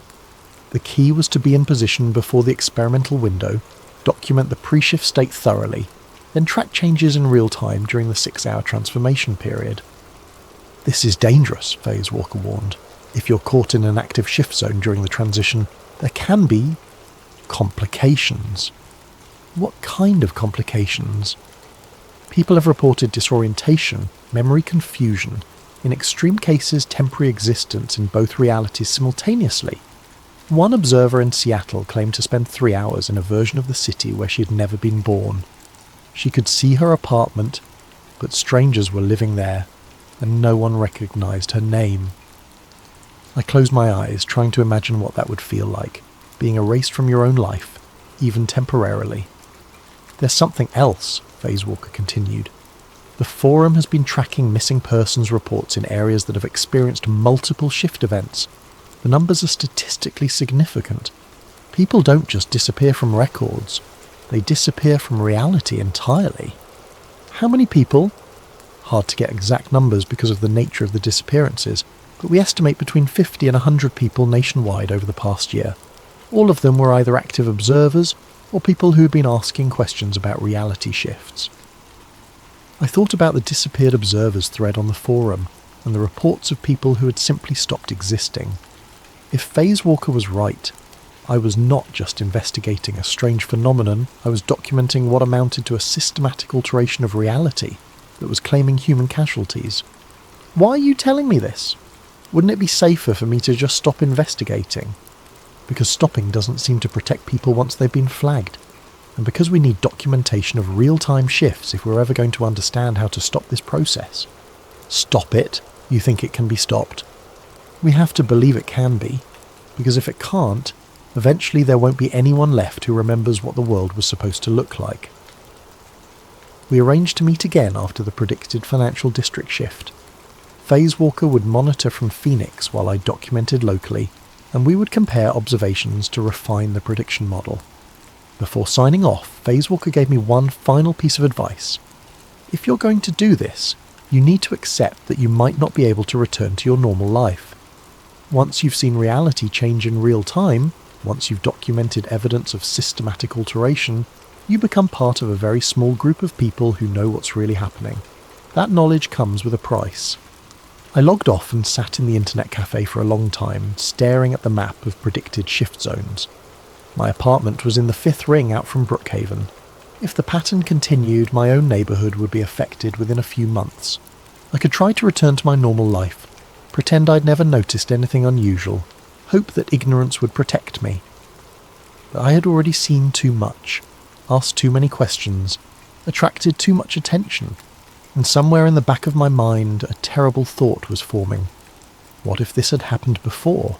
What if the reality I thought of as normal was actually the result of previous shift events, and I was just now becoming aware of an ongoing process that had been altering the world for years? What if the life I remembered was already gone, and I was just a memory island floating in someone else's version of reality? The financial district shift was scheduled for Tuesday night, but on Monday afternoon I received an encrypted message through the forum's private messaging system. It wasn't from Phase Walker. The sender was identified as Dr_Cassandra_Mills, with a verification code I didn't recognise. Night Driver, I know you don't know me, but I've been following your documentation work through mutual contacts. I have information about the source of the reality shifts that could help your investigation. If you're willing to meet in person, I can explain what's really happening and why. I understand the risks of face-to-face contact, but some things can't be communicated safely through digital channels. The message included detailed instructions for a meeting location, a 24-hour diner in an industrial area about 15 miles from downtown, and specific security protocols. The sender claimed to be a former researcher at Brookhaven Institute who had left the project after discovering the true scope of what they were attempting. Every instinct told me this was dangerous. Phase Walker had warned me about trusting unknown contacts, and meeting someone in person violated every security protocol I had learned. But the possibility of getting inside information about Brookhaven was too valuable to ignore. I spent Monday night researching the meeting location and planning multiple escape routes. The diner was isolated but had good visibility in all directions. There were several ways to approach and leave the area without being trapped. Most importantly, it was far enough from Brookhaven that it shouldn't be affected by Tuesday night's predicted shift event.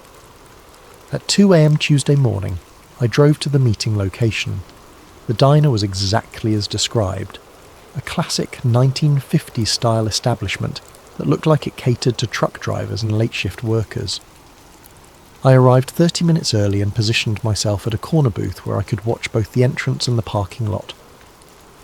At exactly 2:30 a.m, a woman in her 40s entered the diner.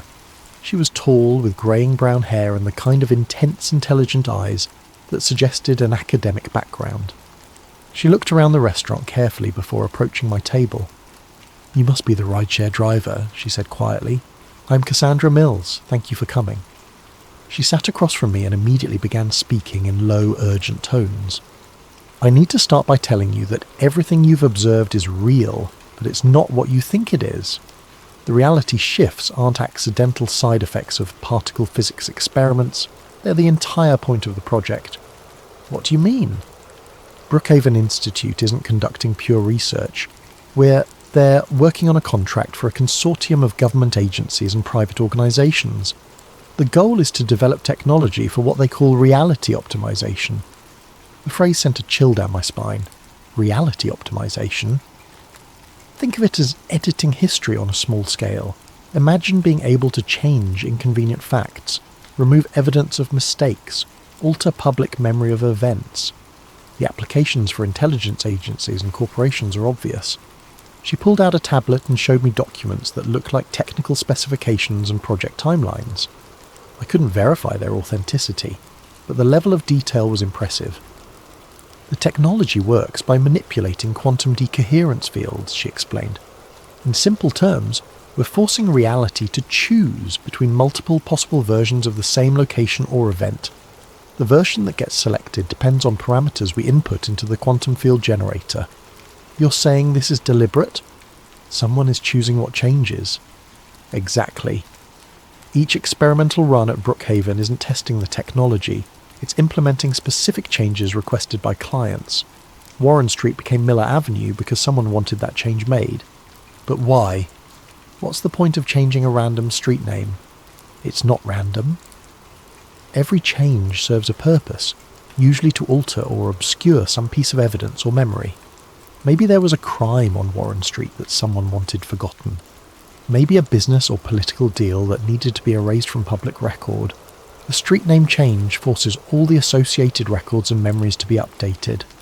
She showed me more documents, project files with client codes and change specifications. I saw references to memory revision protocols and evidence nullification procedures. The process has limitations, Cassandra continued. It can only alter small areas at a time, and it works best on details that people don't pay close attention to. But the technology is improving rapidly. Early tests could only change things like paint colours and sign fonts. Now they can alter entire buildings and create false histories going back decades. What about the people who remember the original versions? Most people's memories are automatically adjusted along with the physical changes, but about 1 in 1,000 individuals seem to be resistant to the memory revision effect. You're what we call a persistent observer, someone whose brain maintains quantum coherence at a level that resists the alteration field. And that's why I'm being watched. Persistent observers are a problem for the project. If too many people notice the changes and start comparing notes, it could expose the entire operation. So there are protocols for dealing with observers: surveillance, evidence removal, and if necessary, more direct intervention. Direct intervention? Cassandra's expression became grim. The same technology that can edit buildings out of reality can be applied to people. Remove someone from the quantum field entirely, and it's as if they never existed.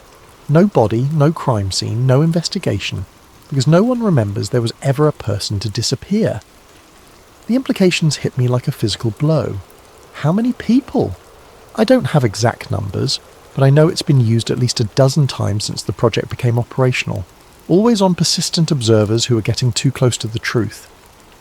Why are you telling me this? Why risk meeting me? Because I helped design this technology, and I need to live with what it's being used for. When I agreed to work on quantum field manipulation, I thought we were developing tools for scientific research. I didn't know it would be used to erase people from existence. She handed me a small device that looked like a modified smartphone. This is a quantum field detector. It can sense reality distortions up to 6 hours before they manifest. It will also alert you if you're being targeted for direct intervention. Targeted how? If someone initiates an erasure protocol on you, the device will give you approximately 30 minutes warning. That's how long it takes to calibrate the field for a specific target. It might be enough time to get out of range. Out of range of what? The erasure field has a limited radius, about 2 miles from the generation source. If you can get outside that perimeter before the protocol completes, you should be safe. I looked at the device, trying to understand what she was telling me. You're saying if I stay more than 2 miles away from Brookhaven, they can't erase me? From the main facility, yes, but they have mobile units for field work, smaller generators that can be deployed anywhere, with a range of about half a mile. How do I know if a mobile unit is targeting me? The detector will show you the direction and approximate distance to any active quantum field source. If you see a mobile signature approaching your location, you need to move immediately. Cassandra glanced at her watch. I have to go. The financial district shift is scheduled to begin in 4 hours, and I need to be somewhere with an alibi when it happens. Wait, you said each change serves a specific purpose. What's being hidden in the financial district? I don't know the details, but the client code suggests it's related to banking records, probably erasing evidence of some financial irregularity or illegal transaction. After tonight, certain buildings, businesses or records will no longer exist, and no one will remember they ever did. She stood up to leave, then turned back one more time. One more thing. The project is expanding rapidly. The current schedule has shift events planned for 3 more cities this month, and the frequency is increasing. They're not just hiding individual crimes or mistakes anymore. I think they're preparing for something much larger. Like what? Like editing recent history on a massive scale. Think about what you could accomplish if you could make entire events disappear from public memory. Elections, scandals, wars, anything that someone wanted to undo. After she left, I sat in the diner for another hour, trying to process what I had learned. If Cassandra was telling the truth, I wasn't just investigating a strange phenomenon, I was documenting a secret war against reality itself. The quantum field detector remained silent until I started driving back toward the city. Then, at 6:47 a.m., it began beeping softly. I looked at the display and saw a distance reading, 2.3 miles, decreasing. A mobile unit was approaching my location. I pressed the accelerator and drove as fast as I dared, watching the distance reading gradually increase as I put space between myself and whatever was hunting me. The device didn't stop beeping until I was more than 5 miles away from the city centre. For the first time since this all began, I understood exactly how much danger I was in. The quantum field detector that Cassandra had given me became my constant companion over the next 3 days. It remained mostly quiet, but twice I had to quickly change locations when it detected mobile field sources approaching. The cat and mouse game was exhausting, but it also gave me valuable information about how the erasure teams operated. They seemed to work in predictable patterns, sweeping through areas where I had been seen, checking locations where I might seek shelter. More importantly, they appeared to have limitations. The mobile units couldn't maintain their quantum fields indefinitely, and they needed several hours to recharge between deployment attempts. I used this window to document the financial district shift from a safe distance. Just as Phase Walker had predicted, the event occurred at 3:33 a.m. on Tuesday night. I watched from a parking garage 4 miles away as the familiar blue-white flash illuminated the sky, followed by the deep rumbling that seemed to come from underground. Over the next 6 hours, I used telephoto lenses to observe the gradual transformation of the downtown area. Buildings shifted colour, signs changed fonts, and at least one entire block seemed to be restructured with different architectural styles. By dawn, the financial district looked subtly but comprehensively different. More disturbing, when I checked news websites and social media the next day, I found reports of a minor earthquake that had supposedly occurred at the same time as the flash. Seismologists were quoted as saying it was a rare but harmless tectonic adjustment. The official narrative was already being established to explain away what people had observed. On Thursday afternoon, the quantum field detector started behaving erratically. Instead of the steady readings I had grown accustomed to, it began showing multiple field sources scattered throughout the city. The display looked like a radar screen during a storm, dozens of mobile signals moving in coordinated patterns. I realised they weren't hunting me individually anymore. They were conducting a systematic sweep of the entire metropolitan area. That evening I received one final message through the forum's encrypted system. It was from Phase Walker. Major escalation detected in multiple cities. Grid pattern acceleration confirmed. They're moving to Phase 2. Final convergence predicted for your location. Saturday night, 3:33 a.m. This is not a normal shift event. Recommend immediate evacuation beyond 50-mile radius. I tried to respond, but the forum was no longer accessible. When I attempted to reach any of the Forgotten Archive servers, I received only error messages. It was as if the entire network had been taken offline. The quantum field detector showed the reason why. Field sources were now active at locations throughout the city, including several positions that surrounded the internet cafe, where I was trying to access the forum. They weren't just hunting persistent observers anymore, they were systematically suppressing all communication channels that could be used to coordinate resistance. I spent Thursday night driving aimlessly through the outer suburbs, staying ahead of the mobile units while trying to understand what final convergence might mean. The detector showed an increasingly dense network of field sources, all of them moving in perfect coordination towards some kind of centralized pattern. By Friday morning I understood what they were planning.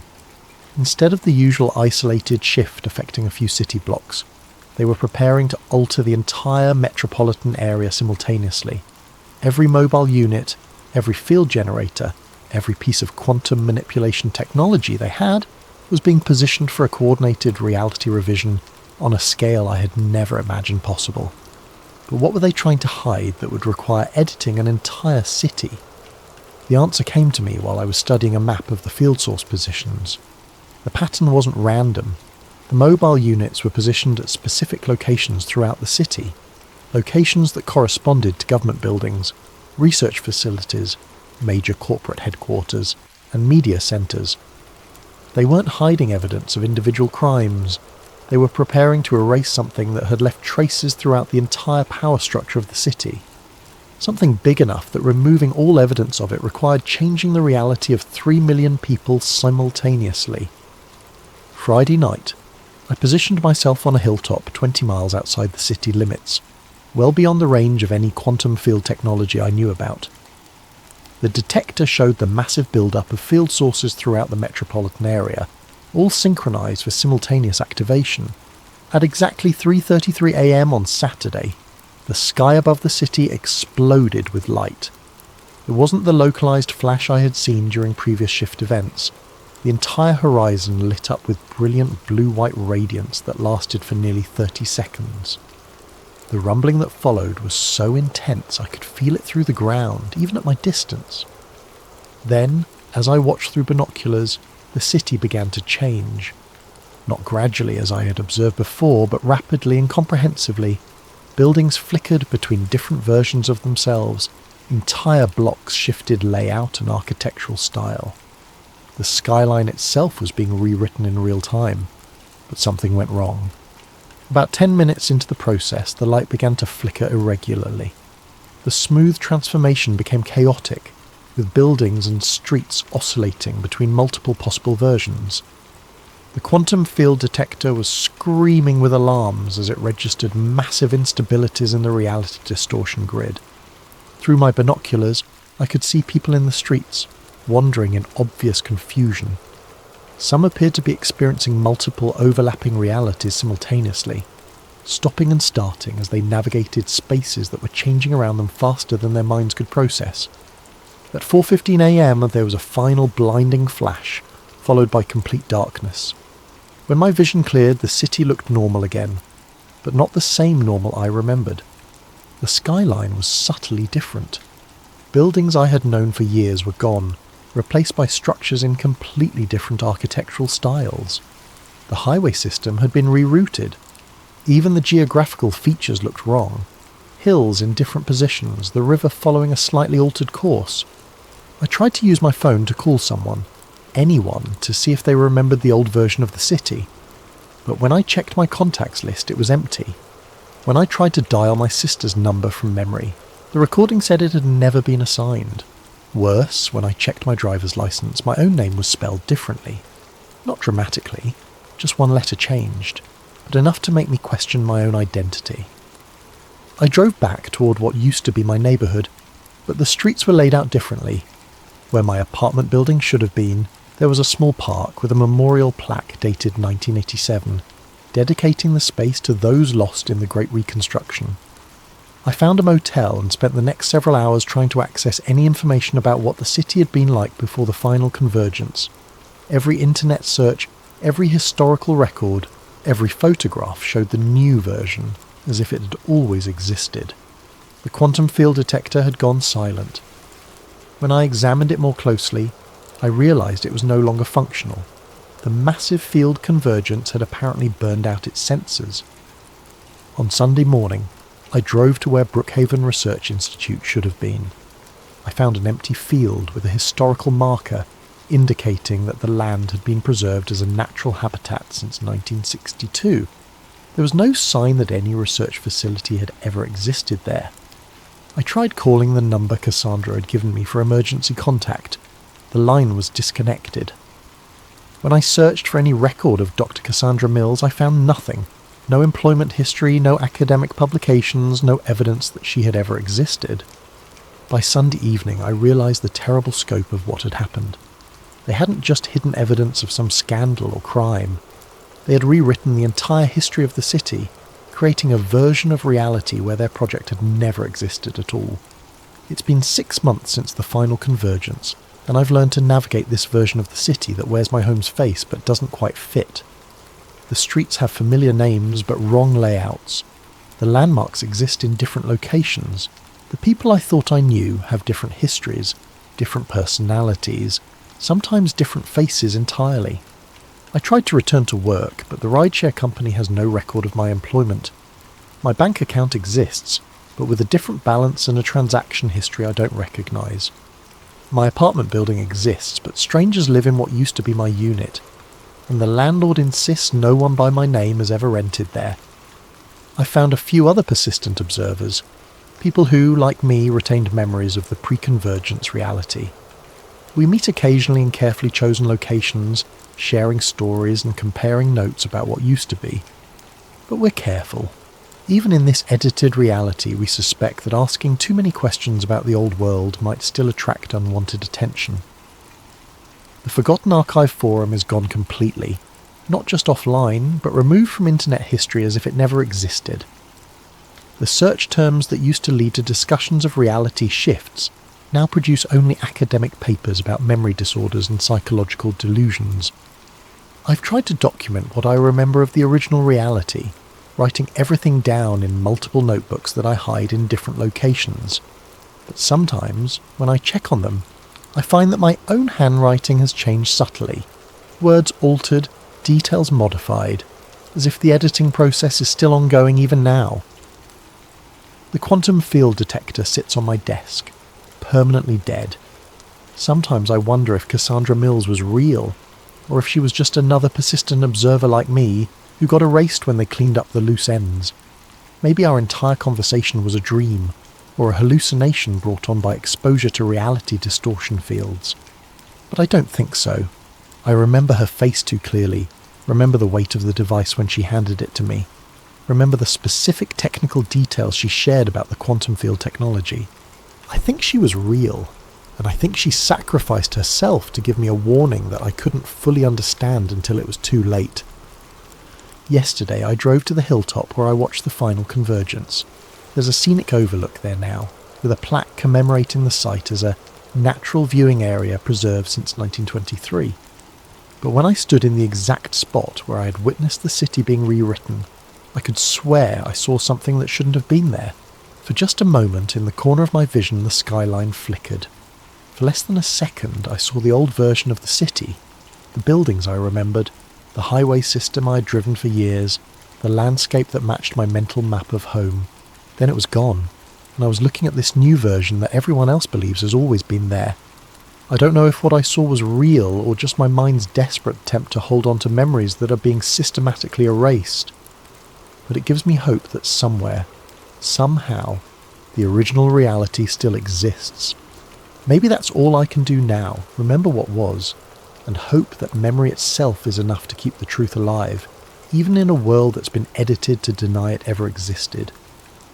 I think Warren Street was just the first stitch to tear. Whatever world I came from, it's gone, and this one doesn't want me here. But I'm still here anyway, carrying the ghost of a reality that only a few dozen people remember. And as long as we remember, maybe it's not entirely lost. Maybe remembering is enough. Maybe remembering is all we have left. Picture this. You're working security at one of Miami's busiest shopping centres on New Year's Eve, expecting nothing more than the usual drunk tourists and teenage troublemakers. But then you witness something that changes everything. Something the authorities desperately want erased from existence. Tonight's story comes from a special video suggestion by CJB64648, and it's a deep dive into one of the most covered-up incidents in recent memory. If you enjoy these mysterious tales that keep you awake at night, make sure to like and subscribe to Sleep Theories, and drop your own story suggestions in the comments below. You never know, your idea might be our next investigation. My name is Marcus Rivera, and I used to be somebody who slept peacefully at night. That was before January 1st, 2020, before I became the kind of person who checks over their shoulder in grocery store parking lots and keeps burner phones in different states. Before I learned that some truths are too dangerous to speak aloud. I'd been working security at Bayside Marketplace for 3 years when it happened. It wasn't glamorous work, mostly dealing with shoplifters pocketing designer knockoffs, breaking up fights between drunk college kids, and occasionally escorting belligerent tourists off the property. The pay was decent, the hours were steady, and in a city like Miami, steady work was a blessing I didn't take for granted. New Year's Eve was always busy. The marketplace transformed into a pulsing carnival of music, fireworks, and celebration. Street performers juggled fire while salsa dancers spun beneath strings of lights that turned the whole complex into something magical. I'd worked enough of these nights to know the rhythm, start quiet, build to chaos around midnight, then gradually wind down as people stumbled home or migrated to after-parties in South Beach.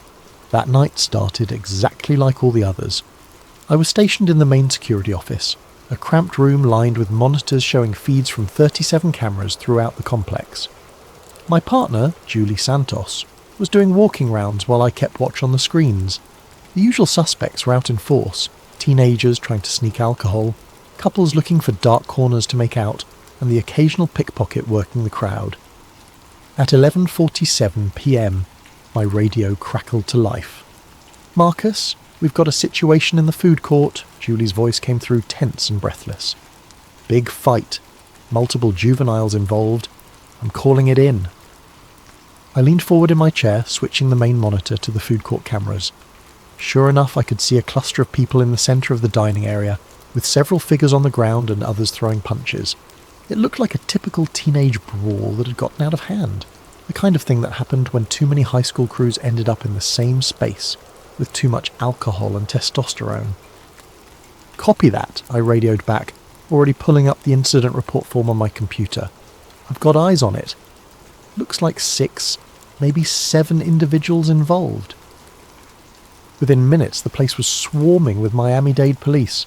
I watched through the cameras as officers flooded the food court, separating fighters and zip-tying hands behind backs. Standard procedure for this kind of thing. I'd seen it dozens of times before. But then Lieutenant Rodriguez's voice came over the radio with an order I'd never heard in 3 years of working security.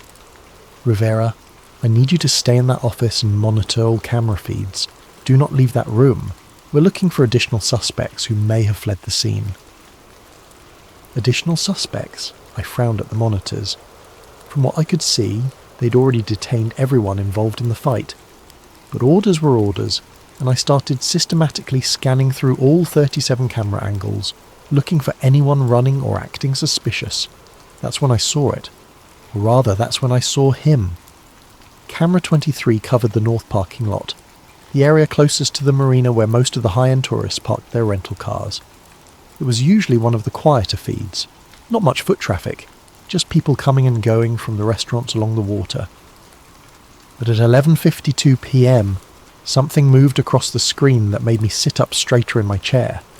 A figure was walking through the parking lot, weaving between the police cars that had responded to the food court incident.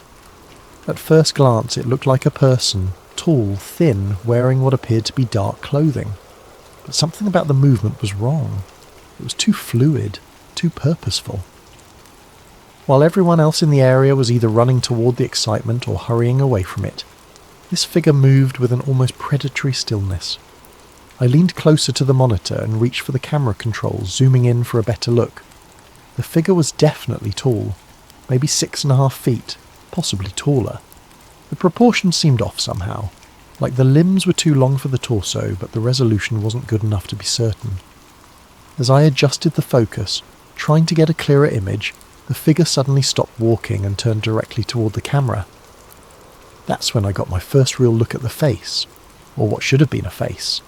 The zoom wasn't perfect, but even through the pixelated digital enhancement, I could see that something was fundamentally wrong with this person's features.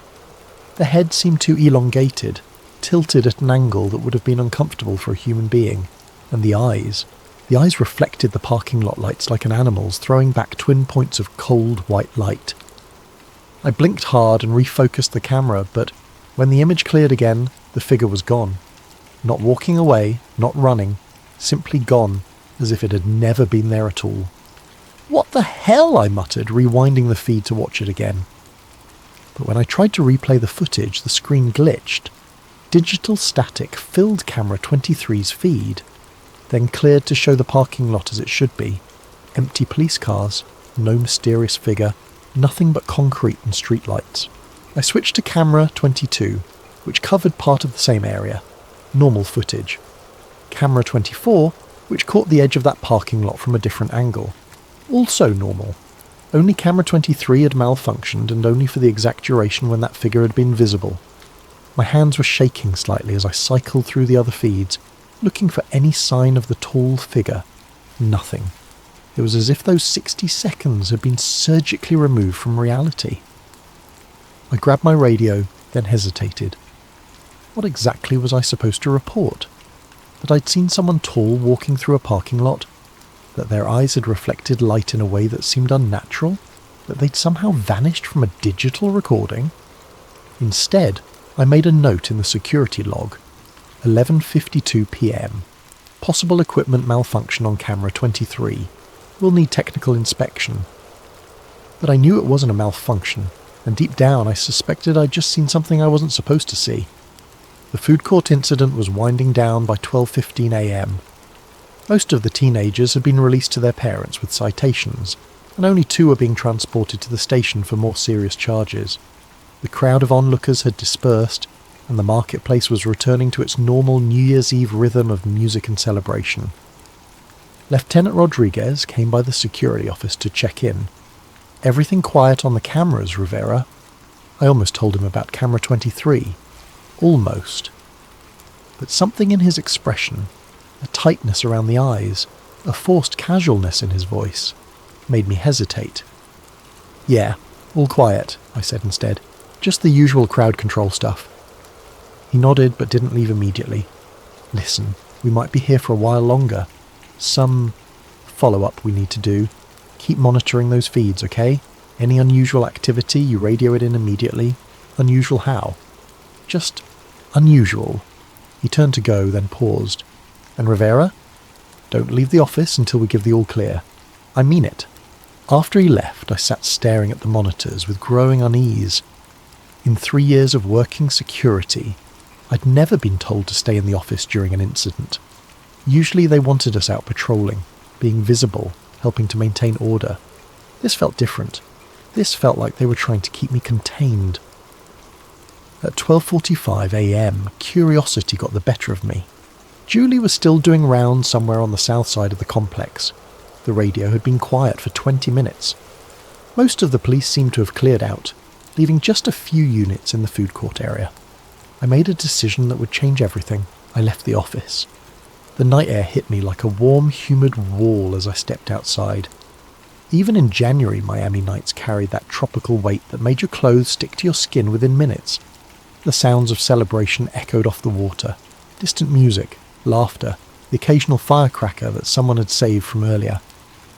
I walked toward the north parking lot, telling myself I was just doing a routine patrol, that I wasn't specifically looking for any tall figures with reflective eyes, that I was just checking on the area where camera 23 had experienced its malfunction. The parking lot looked normal. Police cars had left tyre marks on the asphalt, and there were a few pieces of trash that would need to be cleaned up in the morning, but nothing out of the ordinary. I was about to head back inside when I heard it, a sound like static electricity but deeper, like the air itself was being torn. I turned toward the sound and felt every hair on my arm stand up. The sensation was immediate and overwhelming, like standing too close to a Tesla coil or walking beneath power lines during a storm. The air tasted metallic, sharp on my tongue, and then I saw it again. The figure was standing about 50 feet away, just beyond the edge of the parking lot lighting. It was definitely tall, taller than I'd estimated from the camera feed. 7 feet, maybe more. The proportions that had seemed off on the monitor were even more disturbing in person. The limbs were too long, the torso too narrow, and the head. The head was wrong in ways that my brain struggled to process. It stood perfectly still, watching me with those reflective eyes. There was an intelligence there that was unmistakably aware, unmistakably focused. It knew I was looking at it, and it was looking back. For a moment that felt like an eternity. We simply observed each other across that distance of concrete and shadow. I should have been terrified. I should have run, or screamed, or grabbed my radio. But instead I felt a strange sense of recognition, as if some part of me had been expecting this encounter.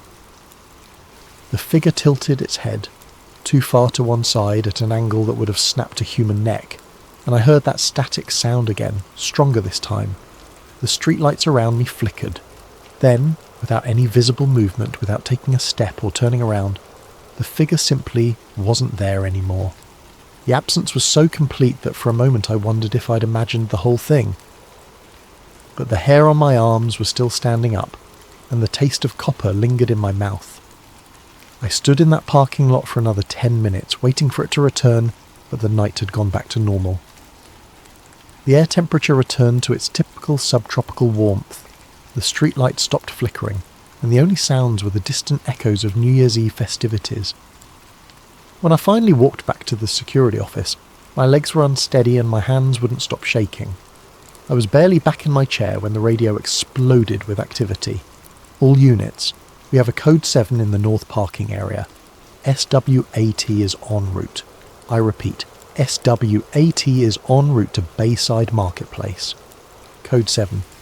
In 3 years of security work, I'd never heard that designation used.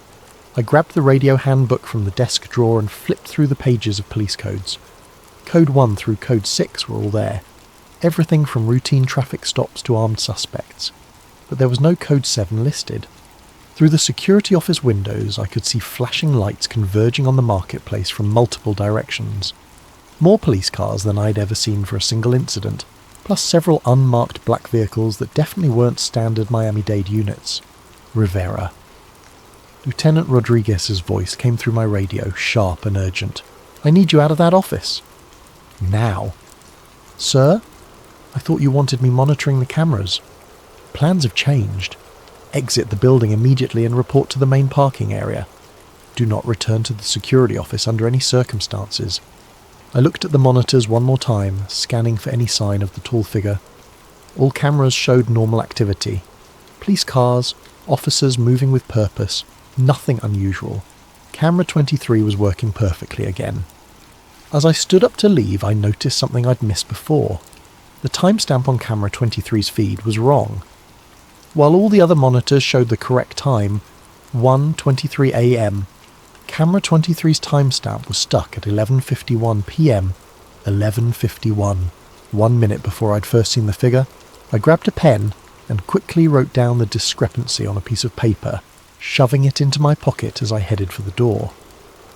Outside, the scene was unlike anything I'd experienced in my years working security. The entire north end of the marketplace had been cordoned off with police tape, and officers in full tactical gear were sweeping through the area with equipment I didn't recognise.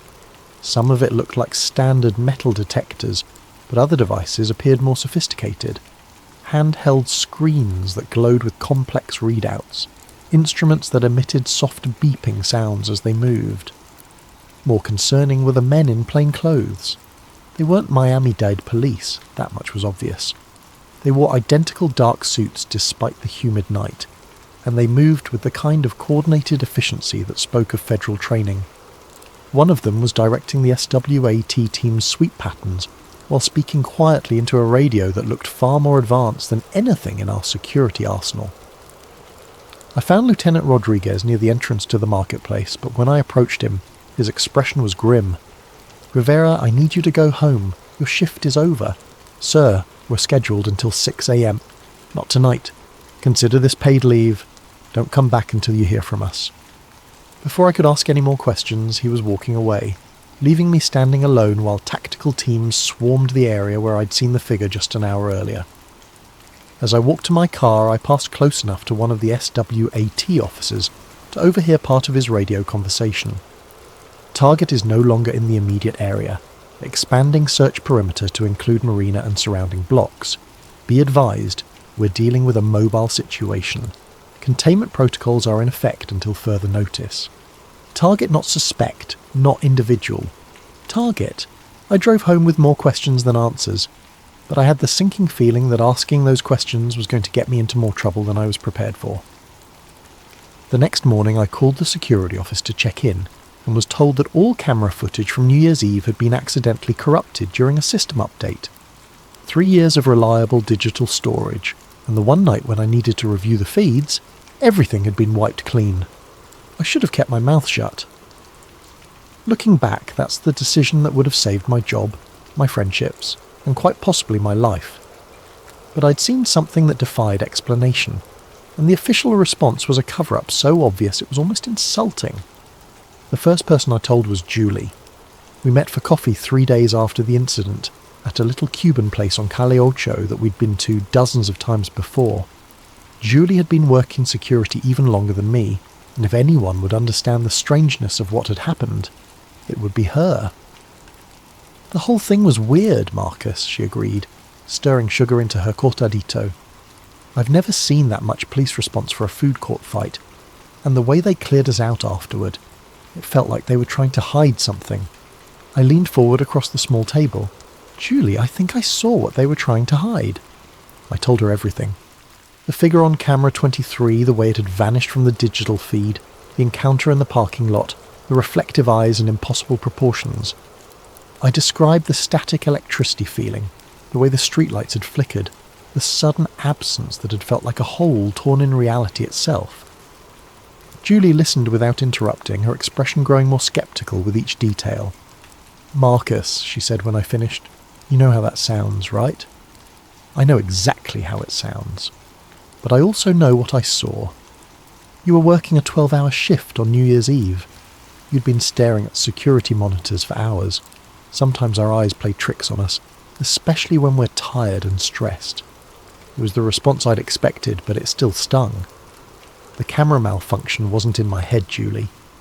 The timestamp error wasn't fatigue. Something happened that night, and they're covering it up." She reached across the table and squeezed my hand. "Even if something strange did happen, what are you planning to do about it? File a report? Call the newspapers? They'd laugh you out of the building." But I was already past that point. The need to understand what I'd witnessed had become an obsession that was keeping me awake at night. I'd spent the past 3 days researching everything I could find about unexplained sightings in Miami, government cover-ups, and cases where security footage had mysteriously disappeared. That night, I created an anonymous account on Reddit and posted a carefully worded description of the incident on several conspiracy theory forums. Security guard at major Miami tourist location witnessed unexplained figure during police response to disturbance. Figure showed non-human characteristics and disappeared from digital surveillance during apparent equipment malfunction. Heavy federal presence followed.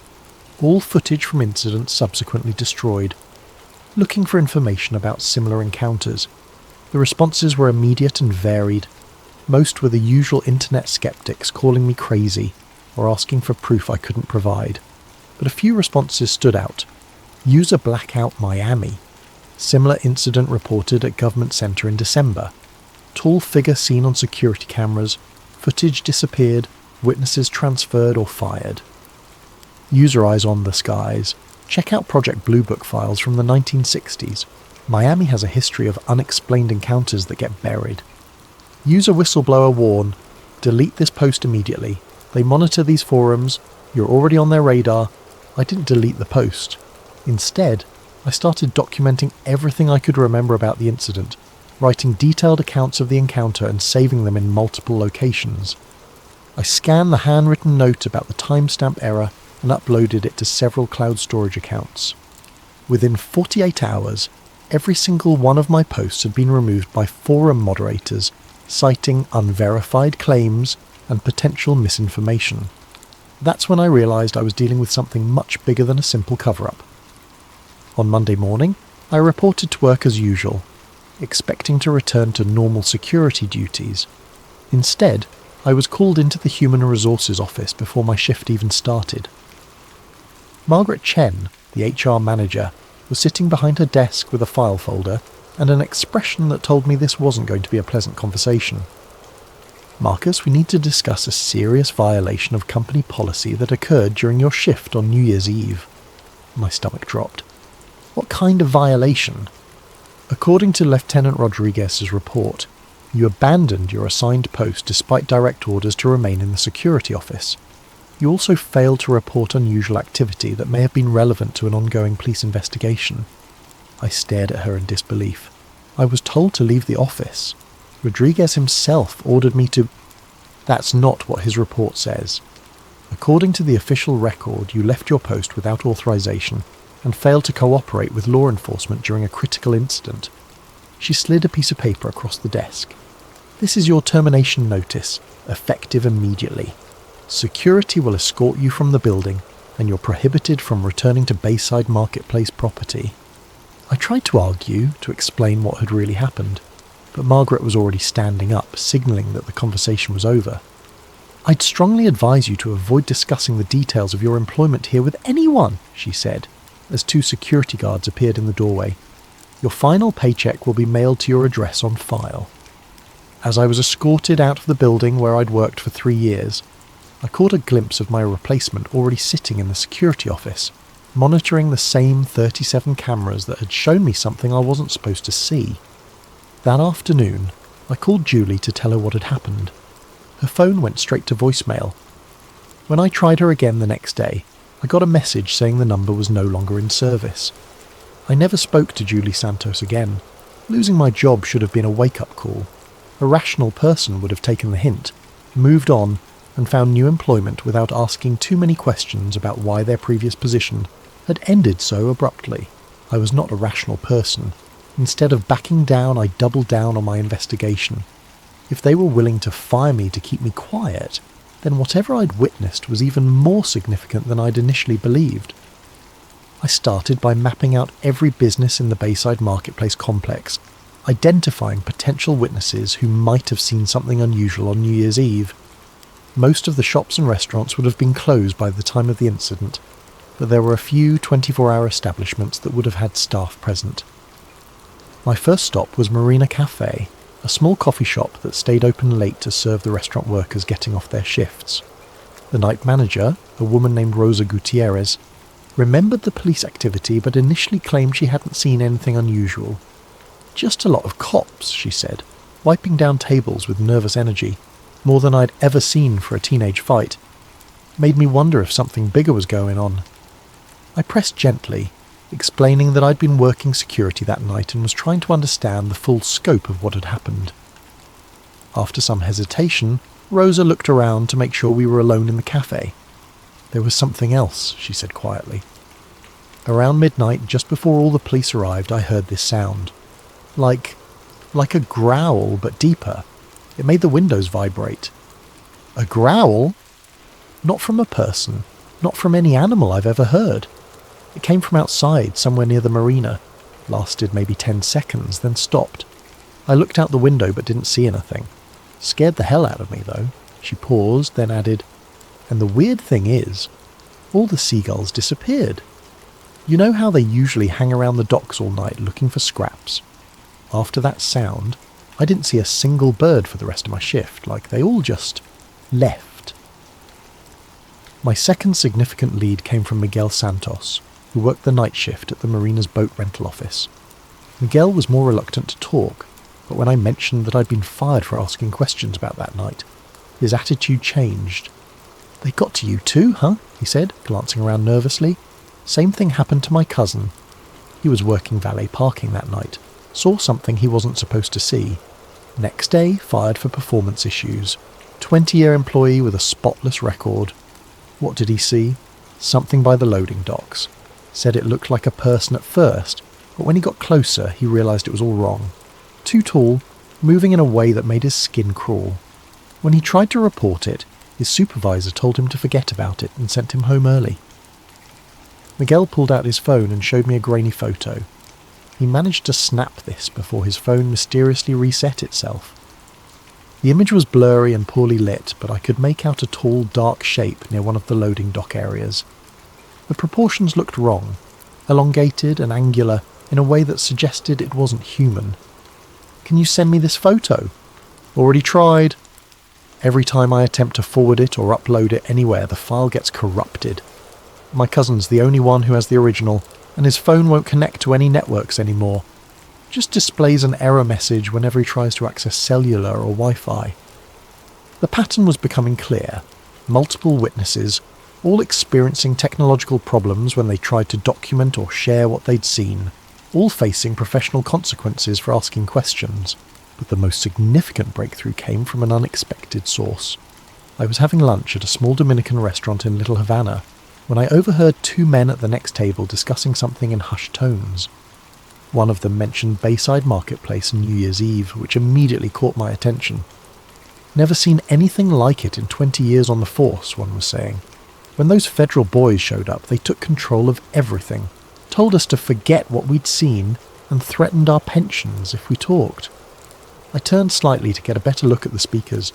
Both appeared to be in their 50s, with the bearing of former law enforcement. The one doing most of the talking was a large man with greying hair and tired eyes.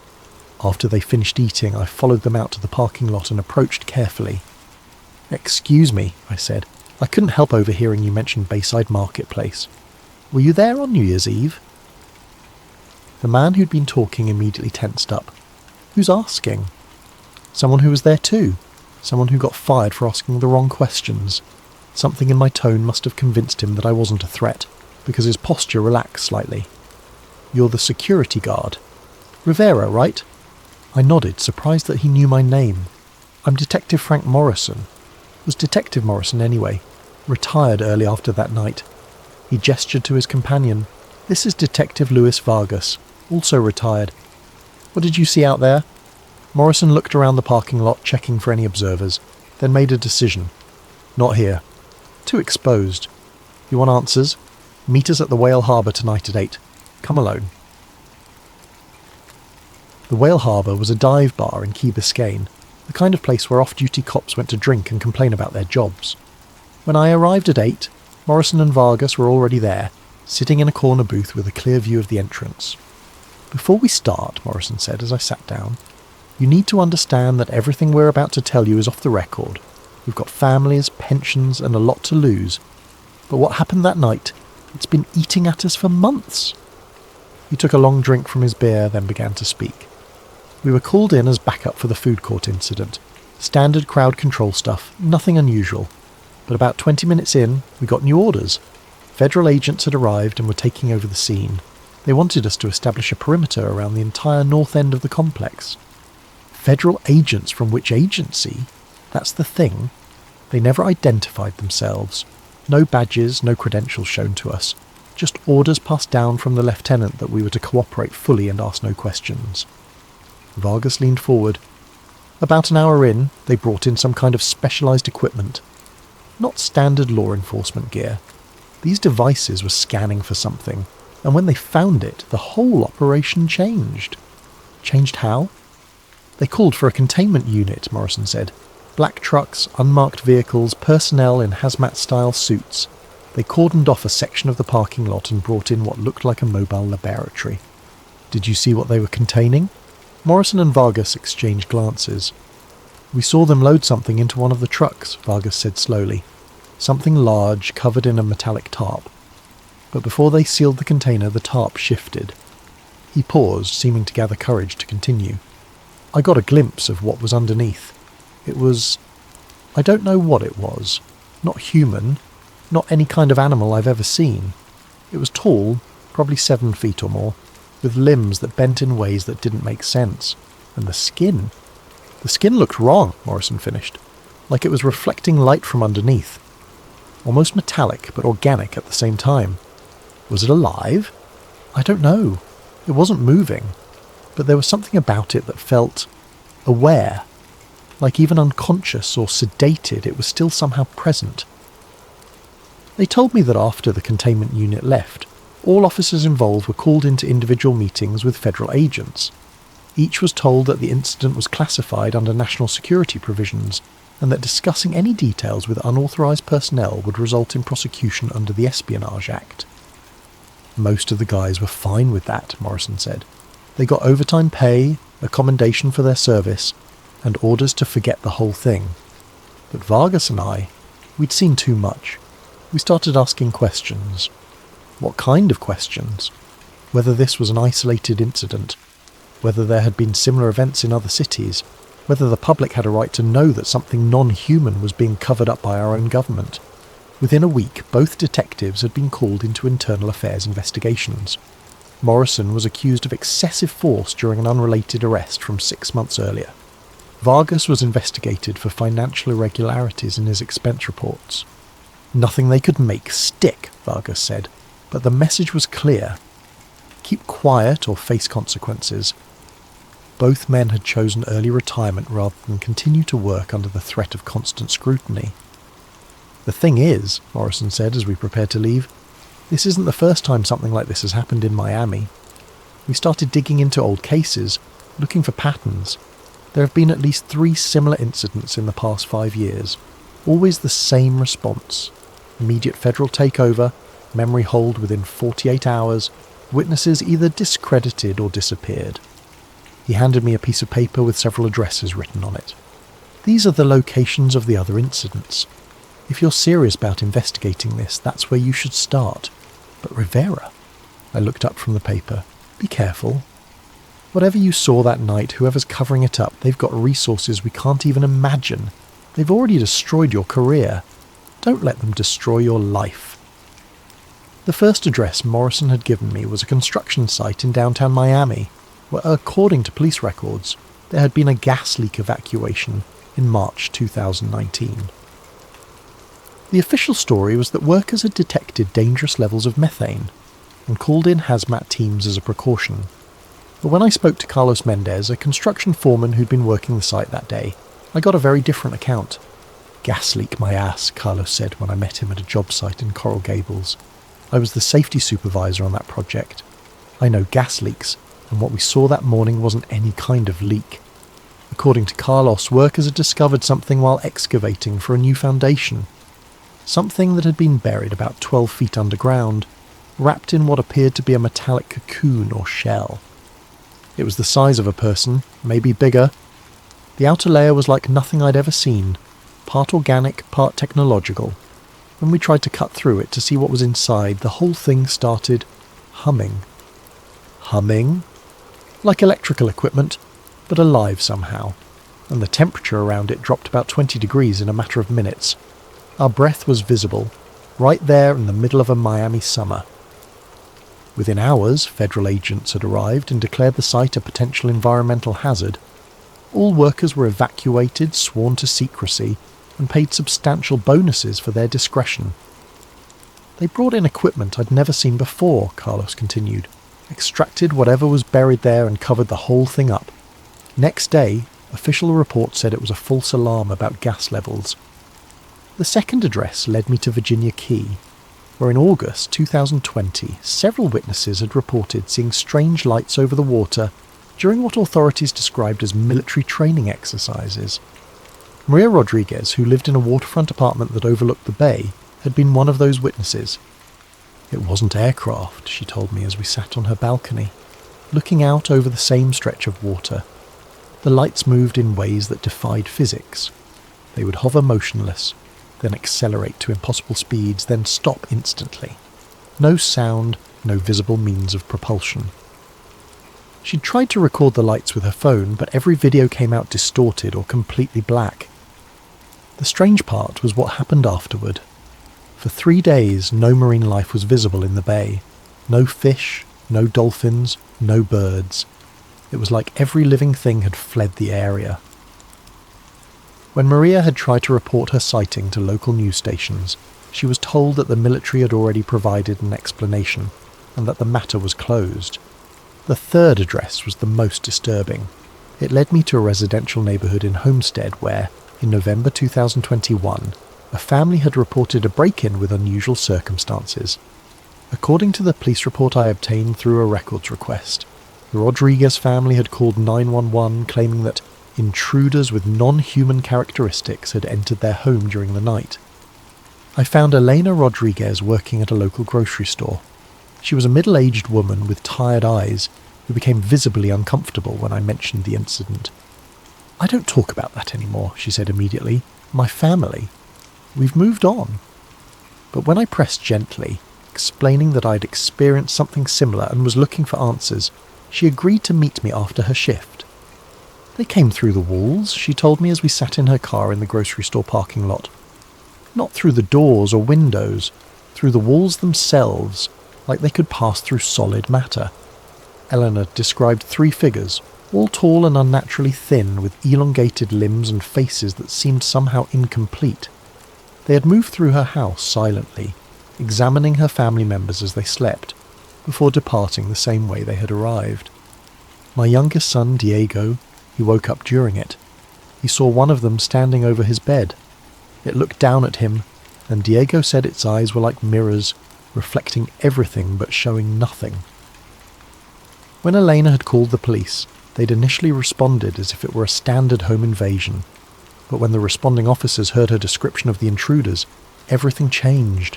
Within an hour, federal agents had arrived and conducted extensive interviews with the entire family. "They told us it was a shared hallucination caused by a gas leak," Elena said bitterly. But there was no gas leak. and hallucinations don't leave physical evidence. She showed me a photo on her phone. 3 perfectly circular indentations in her hardwood floor, each about 6 inches in diameter and a 1/4 inch deep. These appeared where they stood. The agents tried to convince us they'd always been there, but I'd lived in that house for 15 years.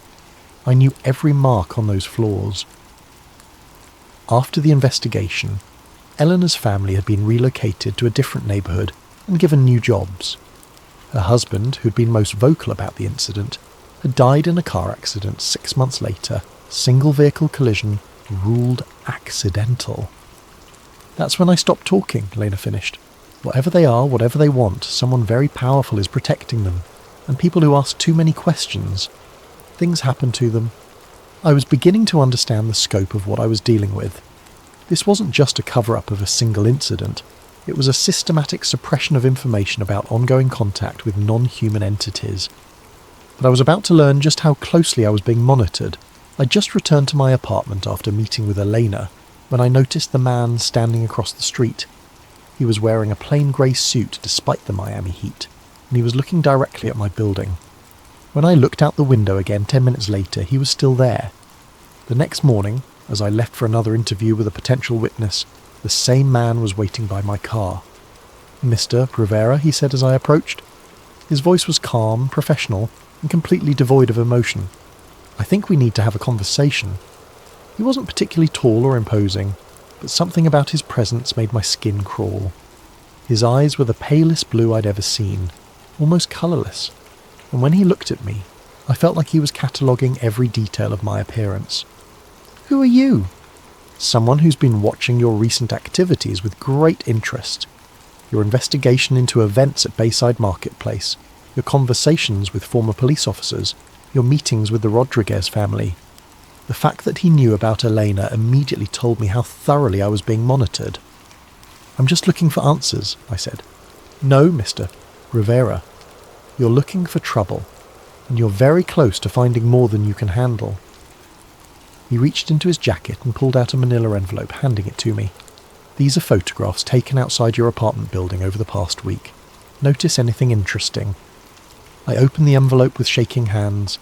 Inside were a dozen surveillance photos showing me entering and leaving my building, walking to my car, meeting with various people.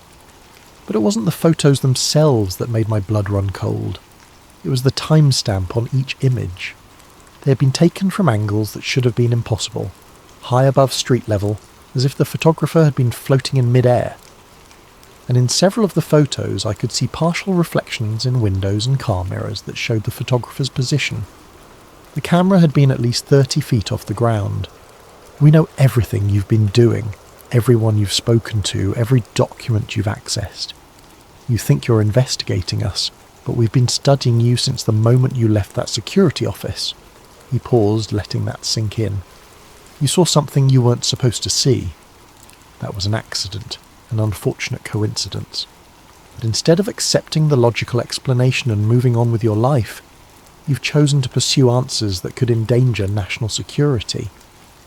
National security? What kind of national security requires covering up contact with non-human entities?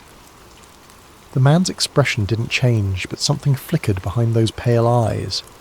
The kind that prevents mass panic, economic collapse, and the breakdown of social order. Do you really think the public is ready to learn that they're not alone in the universe? That beings with technology beyond our understanding have been operating on Earth for decades? So you admit it. These things, whatever they are, they're real. I admit nothing. But I'm offering you a choice, Mr. Rivera. Walk away now, and you can return to your normal life. We can arrange new employment, perhaps relocate you to a different city if you prefer. All we ask is your silence. And if I refuse, then you'll discover that there are worse things than being fired from a security job." He turned to go, then paused. "You have 48 hours to decide. After that, the offer expires and other measures will be considered necessary." That night I found my car window smashed and my apartment door slightly ajar. Nothing was missing, but every electronic device I owned had been mysteriously reset to factory settings. My computer's hard drive had been wiped, my phone had been remotely erased, and even my digital camera's memory card was blank. The message was clear. They could reach me anywhere, any time, and they had technology that made conventional security meaningless. But instead of intimidating me into silence, the threat only reinforced my determination to find the truth. I spent the next day acquiring new equipment and creating backup plans that I hoped would be hardest to detect. Burner phones paid for with cash, anonymous email accounts accessed from public computers, physical documents stored in multiple locations. If they wanted to play surveillance games, I was going to make them work for it.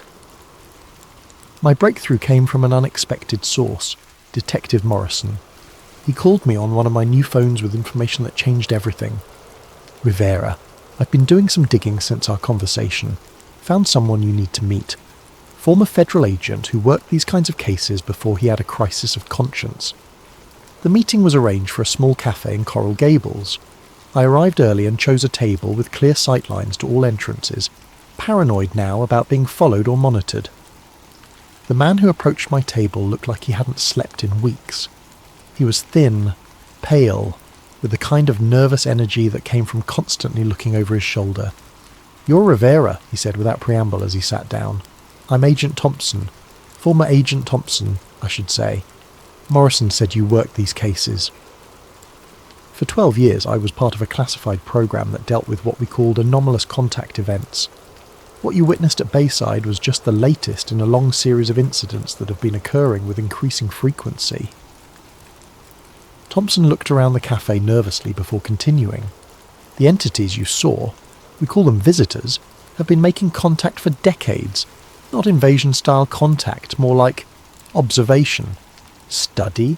They seem to be monitoring human development, occasionally taking samples or specimens. Specimens? Missing persons cases that never get solved. People who vanish without a trace, often from areas where visitor activity has been detected. The official position is that there's no connection, but the patterns are unmistakable." He pulled out a thick folder and slid it across the table. "These are copies of classified reports from similar incidents across the country. Miami has had more visitor activity than almost anywhere else, probably because of its location and population density." I opened the folder and found myself looking at government documents marked with classification levels I'd never seen before. Incident reports, witness statements, technical analyses of recovered materials. Why are you showing me this? Because the program is changing direction. For years the policy was containment and secrecy. Document the encounters, clean up the evidence, silence the witnesses.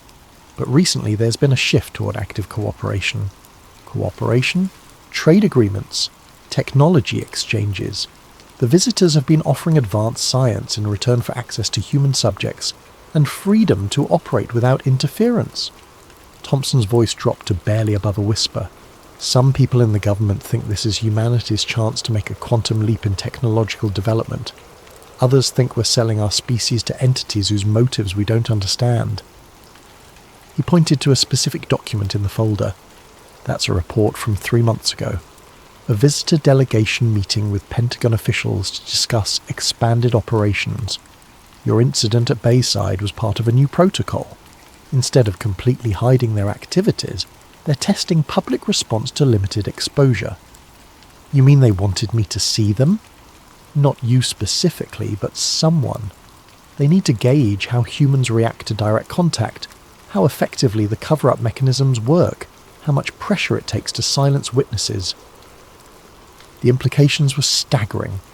I hadn't stumbled onto a secret. I'd been used as a test subject in some kind of psychological experiment. What happened to the entity they captured at Bayside? Transported to a secure facility in Nevada. But Rivera, here's the thing. It wasn't captured. It was surrendered. The visitors sometimes allow us to take individuals for study as part of the cooperation agreement. Thompson stood up to leave but turned back one more time. "There's a transportation scheduled for tonight.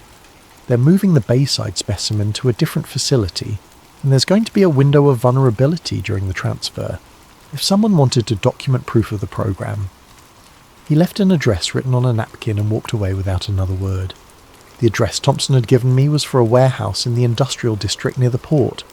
According to my research, it was officially owned by a shipping company, but tax records showed it had been leased to a federal agency under a classified contract. I arrived at 11 p.m. and found a position across the street where I could observe the warehouse without being seen. The building was surrounded by a high fence topped with razor wire, and I could see armed guards patrolling the perimeter. At 11:45, a convoy of black vehicles arrived, 3 SUVs and a large truck that looked like it had been modified for special cargo. Federal agents in tactical gear emerged from the vehicles and began preparing for some kind of operation. I'd managed to acquire a camera with a powerful telephoto lens, and I started documenting everything I could see. The agents were using equipment that looked far more advanced than standard law enforcement gear. Devices that glowed with soft light, instruments that seemed to scan the air itself. At midnight they brought out the container. It was roughly the size of a coffin, made from some kind of metallic material that seemed to shift and flow in the light. 2 agents carried it carefully to the modified truck, handling it with the kind of reverence usually reserved for religious artifacts. But as they loaded the container, something went wrong. One of the agents stumbled, and the container tilted at an angle that caused part of its contents to become visible through a transparent section I hadn't noticed before. Through my camera lens, I got a clear view of what was inside. It was the entity from Bayside, but it was awake. Those reflective eyes were open and aware, looking directly through the transparent section toward the warehouse where I was hidden. Even from a distance of several hundred feet, I felt the same electric sensation I'd experienced in the parking lot. The same sense of being observed by an intelligence that was fundamentally alien.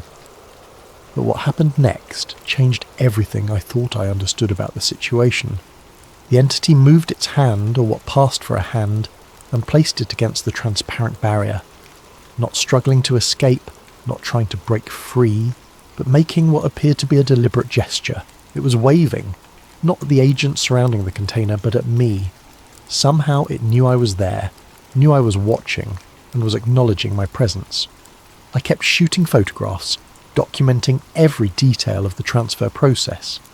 But as the convoy prepared to leave, I noticed something that made my blood run cold. One of the agents had pulled out a device that looked like a tablet computer, but the screen was displaying what appeared to be a real-time satellite view of the industrial district. As I watched through my camera, a red dot appeared on the screen marking the exact building where I was hidden. They knew I was there. The agent with the tablet spoke into his radio, and I saw several other agents begin moving in my direction. I had maybe 2 minutes before they reached my position. I quickly ejected the memory card from my camera and slipped it into my shoe, then grabbed a backup card I'd brought and put it in the camera. If they caught me, I wanted them to find decoy footage that wouldn't reveal what I'd actually captured. But I didn't wait around to be caught. I slipped out of the warehouse through a back entrance and made my way through a maze of industrial buildings toward where I'd parked my car. Behind me, I could hear the sounds of pursuit, engines starting, radios crackling, the systematic search of a trained tactical team. I reached my car just as the first agent appeared at the end of the alley. Instead of driving toward the main road, which they would certainly be watching, I headed deeper into the industrial district, using my knowledge of Miami's back streets to evade the pursuit. It took me 3 hours of careful driving through residential neighbourhoods and side streets before I was confident I'd lost them. When I finally made it home, I found my apartment had been searched again, but this time they'd left a message. Written on my bathroom mirror in what appeared to be some kind of luminescent ink was a single word: run. I didn't need to be told twice. Within an hour I had grabbed essential documents, the memory card with the photographs, and enough cash to disappear for a while. But before I left Miami, I had one more stop to make. I drove to Bayside Marketplace one last time, parking in the same lot where I'd first encountered the entity 3 months earlier. The place looked normal, tourists taking late-night photos, couples walking along the marina, the usual mix of activity that made Miami a 24-hour city. But I knew that beneath this normal facade something extraordinary was being hidden. I walked to the exact spot where I'd seen the tall figure that first night, looking for any signs of the encounter that had changed my life. The concrete looked the same, the lighting was unchanged, but I noticed something I'd missed before. There were small circular marks in the pavement, the same type of indentations Elena Rodriguez had shown me in her house. 3 perfect circles, each about 6 inches in diameter, arranged in a triangle pattern. They weren't damage from construction or wear patterns from foot traffic. They were too precise, too intentional. They looked like landing marks. As I knelt to examine them more closely, I heard a familiar sound, that electric static that seemed to come from the air itself. I stood up slowly and found myself face to face with the same entity I'd encountered months before. It was standing about 10 feet away, perfectly still, watching me with those reflective eyes. But this time, I wasn't afraid. After everything I'd learned, everything I'd discovered about the cover-up and the cooperation agreements, I realised that this wasn't a predator or an invader. It was a researcher, and I was part of its study. We regarded each other in silence for several long moments. Then, impossibly, it spoke. The voice didn't come through the air. It appeared directly in my mind, like a thought that wasn't my own. You have seen, you have documented, you have chosen to pursue truth despite consequences. Why? I asked. Not sure if I was speaking aloud or thinking the question. Your species stands at a threshold. Some among you are ready for broader contact. Others resist change. We study both responses. The government knows about you. They're working with you. Some among your leaders seek cooperation, others seek control. The outcome is not yet determined. What do you want from us? To understand, to evaluate, to determine if your species can join the broader community of intelligence. And if we can't? The entity tilted its head at that impossible angle, considering the question. Then you will remain isolated until you are ready, or until you are no longer capable of choice. The implications of that statement sent a chill through me, but before I could ask for clarification, the entity was speaking again. You have served your purpose, Marcus Rivera. Your reactions, your investigations, your resistance to suppression, all have provided valuable data. I was an experiment. You were a volunteer. You chose to see when others chose to look away. You chose to investigate when others chose to forget. You chose truth when others chose comfort. What happens now? Now you choose again. Accept silence and return to your previous existence, or continue seeking truth and accept the consequences. The entity reached into what appeared to be a pocket in its dark clothing and pulled out a small metallic device about the size of a smartphone. This contains evidence of our presence that cannot be erased or corrupted by your government's technology. Use it wisely. It placed the device on the ground between us, then stepped backward. We will be watching, Marcus Rivera. Your choices will influence how we proceed with your species. And then, just as it had before, the entity simply wasn't there anymore. I stood alone in the Bayside parking lot, holding an alien device that contained proof of everything I'd suspected. That was 6 months ago. I'm writing this from a small motel room in Colorado, the latest stop in a journey that has taken me across the country, as I stay ahead of the federal agents who are still hunting for me. The device the entity gave me has proven to be everything it promised, irrefutable evidence of non-human intelligence operating on Earth. I've uploaded copies of the files to dozens of secure servers, sent copies to journalists and researchers around the world, and created enough redundancy to ensure that the truth can't be completely suppressed. The response has been exactly what you'd expect. Most mainstream media outlets have ignored the evidence or dismissed it as elaborate hoaxes. Government officials have denied everything while simultaneously launching investigations into national security breaches. The usual debunkers have produced increasingly elaborate explanations for why, obviously alien technology must be some kind of military prototype. But some people are listening. Some people are investigating. Some people are asking the right questions. I've been contacted by witnesses from dozens of other incidents. Construction workers who found buried artifacts, military personnel who encountered craft that defied physics, scientists who were ordered to destroy research that proved too inconvenient. We're building a network of people who refuse to accept the official silence. People who believe that humanity deserves to know the truth about our place in the universe. The federal agents are still hunting for me. I change locations every few days, use only cash, avoid any kind of electronic communication that can be traced. But I'm not running scared anymore. I'm running strategic. Every day I stay free as another day to gather more evidence, to contact more witnesses, to build a case that even the most sophisticated cover-up can't suppress. because I understand now that this isn't just about what I saw at Bayside Marketplace. It's about the future of human civilization, about whether we'll be allowed to make informed choices about contact with non-human intelligence, or whether those choices will be made for us by a small group of government officials and corporate interests. The entities, the visitors, whatever we choose to call them, are real. They're here, they're studying us, and they're waiting to see what kind of species we really are. Some in our government have chosen cooperation and secrecy. They've decided that humanity isn't ready for the truth, that panic and social collapse would be inevitable if people knew we weren't alone. I believe they're wrong. I believe that people deserve to know that we have the right to participate in decisions about our own future. That truth, however disturbing, is better than comfortable lies. So I'm going to keep running, keep investigating, keep documenting. I'm going to find every witness, gather every piece of evidence, and build a case so comprehensive that even the most sophisticated disinformation campaign can't discredit it. They took my job, my friends, my normal life, but they can't take what I saw that night at Bayside. They can't erase the truth. And as long as I'm alive and free, I'm going to make sure that truth eventually reaches the people who deserve to know it. The hunt continues. My name is Marcus Rivera, and this is my testimony.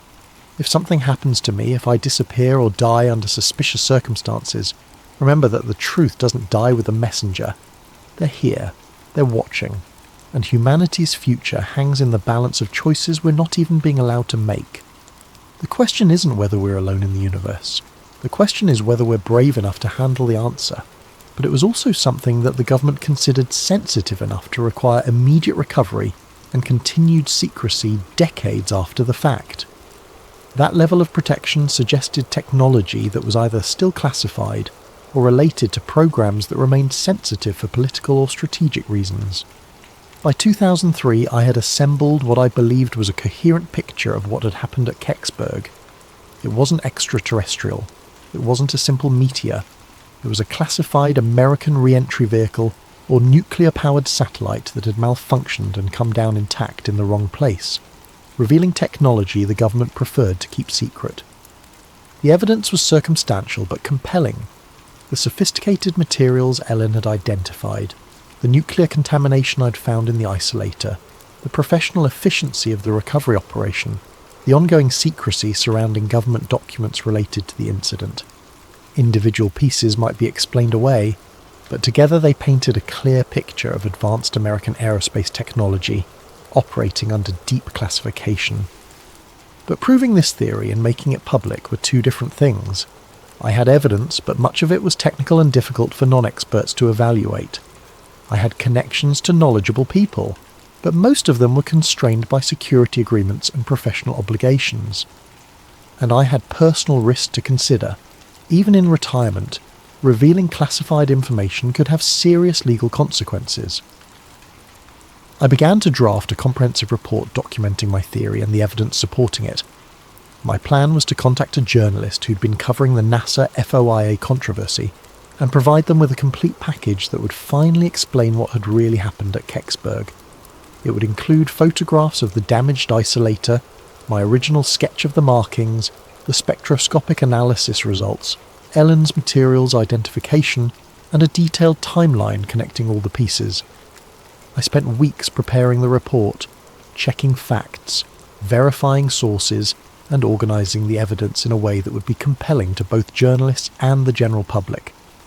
This would be my contribution to historical understanding, my way of finally revealing the truth about an incident that had shaped my life for nearly 40 years. I was preparing to mail the package when I heard the knock at my door. It was past 10 in the evening, unusual for visitors in my rural neighbourhood.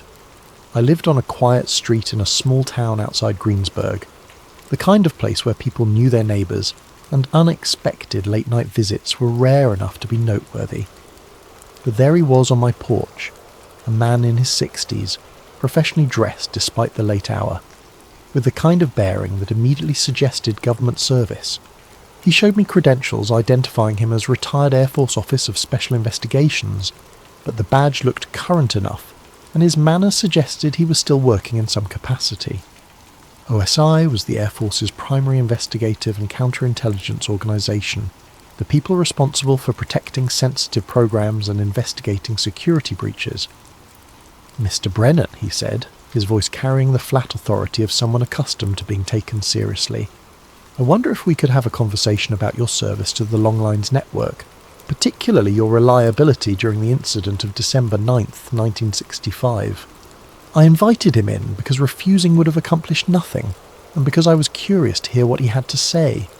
This was obviously related to my research into the Kecksburg incident, but I wasn't sure how they'd learned about it or what they wanted from me." He introduced himself as Agent William Fletcher, though I suspected that wasn't his real name.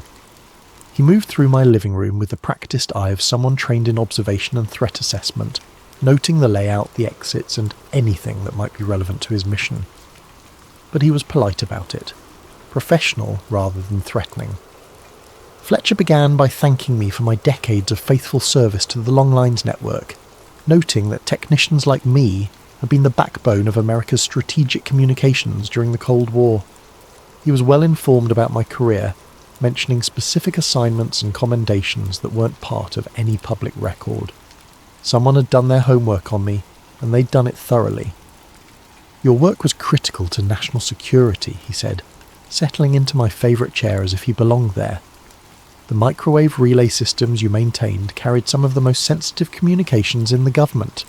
Military command and control, diplomatic cables, intelligence reports. All of it depended on people like you keeping the systems operational under all conditions." He was correct, of course. The Longlines network had been designed to survive nuclear attack, to keep the government functioning even under the most extreme circumstances. During the Cuban Missile Crisis, every communication between Washington and Moscow had probably passed through equipment I'd personally maintained. It was a responsibility that had shaped my entire career. "We're particularly grateful for your discretion and professionalism during unusual incidents," Fletcher continued. "The events of December the 9th, 1965, for example. Your response was exemplary. You focused on your technical responsibilities, documented equipment damage appropriately, and didn't allow curiosity to interfere with operational security." Then he placed 2 documents on my kitchen table: a pension enhancement agreement that would significantly increase my retirement benefits, and a non-disclosure agreement with specific references to events observed during routine maintenance activities in Westmoreland County, December 1965. The pension enhancement was substantial, enough to make a real difference in my quality of life during retirement. It was presented as a recognition of my long service and the strategic importance of the work I'd done, a gesture of appreciation from a grateful nation for my contributions to national security. The non-disclosure agreement was more complex. It acknowledged that I had observed certain events during the course of my official duties, events that were related to classified national security programs that remained sensitive decades after they had occurred. By signing, I would agree not to discuss, publish, or otherwise reveal any information related to these events without prior written authorization from appropriate government agencies. "Mr. Brennan," Fletcher said, his tone remaining conversational but carrying an undertone of serious authority, "here's how we see it. If what came down at Kecksburg was ours, we don't publish details about classified defense programs.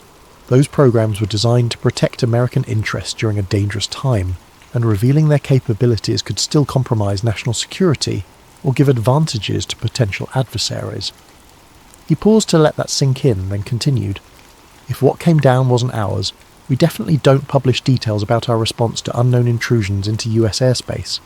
The procedures for handling such incidents, the capabilities we bring to bear, the facilities we use for analysis, all of that information could be valuable to people who might want to test our defences or exploit our vulnerabilities." The logic was compelling, even if I didn't like the implications. Fletcher was telling me that either way, whether the object was American technology or something else entirely, revealing the truth would damage national security.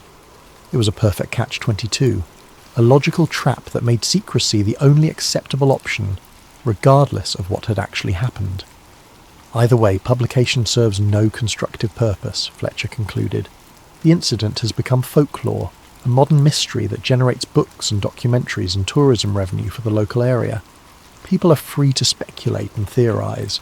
but hard evidence, official documentation, technical analysis that crosses the line from harmless mystery into potential security compromise. He was polite, even friendly, but the message was clear. I could keep my theories and my memories, but my evidence needed to disappear, and my public silence needed to be guaranteed. I looked at the pension enhancement agreement. The money was real and substantial, enough to secure my retirement and provide for my wife's medical care. I looked at the non-disclosure agreement. The legal language was precise and comprehensive, covering not just what I might say, but what documents I might share, what evidence I might reveal, what connections I might help other researchers make. What about the truth, I asked. What about history? Don't people have a right to know what their government is capable of? Fletcher smiled, but it wasn't a warm expression. Mr. Brennan, the truth is that in December 1965, the United States government was conducting advanced aerospace research designed to protect this country from existential threats. Some of that research involved technologies and capabilities that were decades ahead of anything our adversaries possessed. Some of it involved risks and experiments that the general public wouldn't have understood or supported. He leaned forward slightly. The truth is that one of those experimental vehicles malfunctioned and came down in the wrong place. The recovery operation worked exactly as planned. The technology was secured, the security breach was contained, and potential intelligence compromises were prevented. The system worked. But people saw it, I protested. Witnesses, firefighters, police officers, you can't make all of them sign agreements. We don't need to, Fletcher replied. Witnesses without evidence are just telling stories. Evidence without context is just interesting artifacts. You're the only person who has both the technical background to understand what you saw and the physical evidence to prove it.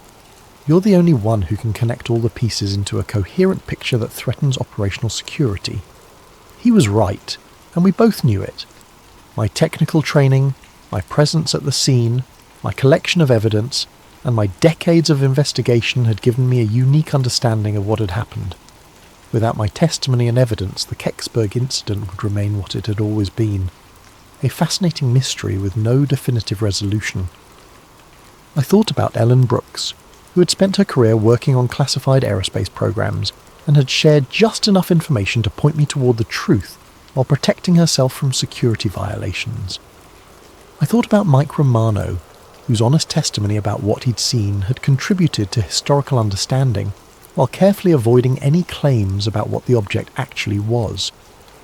I thought about the bigger picture, the Cold War context that had made such programs necessary, the technological achievements that had remained hidden for decades, the ongoing security considerations that might still make secrecy advisable, and I thought about my wife, whose medical bills were mounting, and my own financial security in retirement. I signed the papers.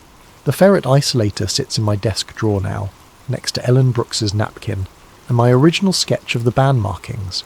The shoebox labelled Kecksburg went to my lawyer with instructions that it remain sealed for 25 years after my death, long enough for any remaining security concerns to become irrelevant, but soon enough that the historical record might eventually be corrected.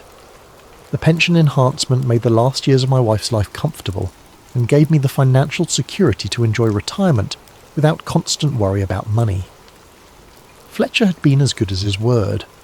The benefits were real and substantial, a genuine expression of government gratitude for my service and my silence. Sometimes I drive out to Chestnut Ridge and look west toward Kecksburg. The microwave tower still blinks its steady red warning light, still carries conversations across the continent, though most of the traffic is digital now rather than analog. KDKA still broadcasts from Pittsburgh, though the voices have changed and the format has shifted with the times. The Kecksburg incident has become exactly what Fletcher predicted. A modern folklore, a tourist attraction, a source of books and documentaries and speculation. Every few years someone publishes a new theory, or claims to have found new evidence. NASA occasionally releases previously classified documents that add fragments to the puzzle without resolving the central mystery. What I know now, what I couldn't understand then, is that some truths are more complicated than simple revelation can handle. The object that came down in those woods was real. but it was also part of a larger story about American technological capabilities during the Cold War, about the costs and benefits of secrecy in a democratic society, about the tension between public curiosity and national security. The acorn-shaped vehicle was almost certainly an American experimental re-entry vehicle, probably nuclear-powered, possibly part of a reconnaissance or early warning satellite program that was decades ahead of publicly acknowledged capabilities. The markings on its band were maintenance stencils, the materials were advanced heat shield composites, and the recovery operation was professional because it was routine, the kind of contingency that classified programs plan for and prepare to handle. But proving that wouldn't have served any constructive purpose. It would have revealed capabilities that might still be sensitive, compromised technologies that might still be classified, and expose programs that might still be operational under different names and configurations. The real cover-up at Kecksburg wasn't about hiding proof of extraterrestrial visitation. It was about maintaining operational security around classified defense programs during the height of the Cold War. The object that came down was exotic enough to be worth protecting, but terrestrial enough that protection was both possible and necessary. Fletcher was right about something else too. The mystery serves a purpose that the facts might only diminish. Kecksburg has become a place where people can project their hopes and fears about technology, government secrecy, and humanity's place in the universe. It's a space where the impossible feels possible, where the boundaries between known and unknown remain negotiable. Maybe that's more valuable than the truth. Maybe some mysteries are worth preserving. But on clear nights, when I'm up late and can't sleep, I sometimes take out the ferret isolator and hold it up to the light. The crack patterns in the ferret core tell a story about electromagnetic forces and thermal stress, about technology pushed beyond its design limits in service of purposes I can only guess at. The truth is in there, waiting in that damaged component like a message in a bottle. Someday, when the security considerations have faded and the political concerns have become irrelevant, maybe someone will decode that message and understand what really fell from the sky on December 9th, 1965. Until then, the mystery endures, and maybe that's exactly how it should be. The Kecksburg incident taught me that truth isn't always about revelation.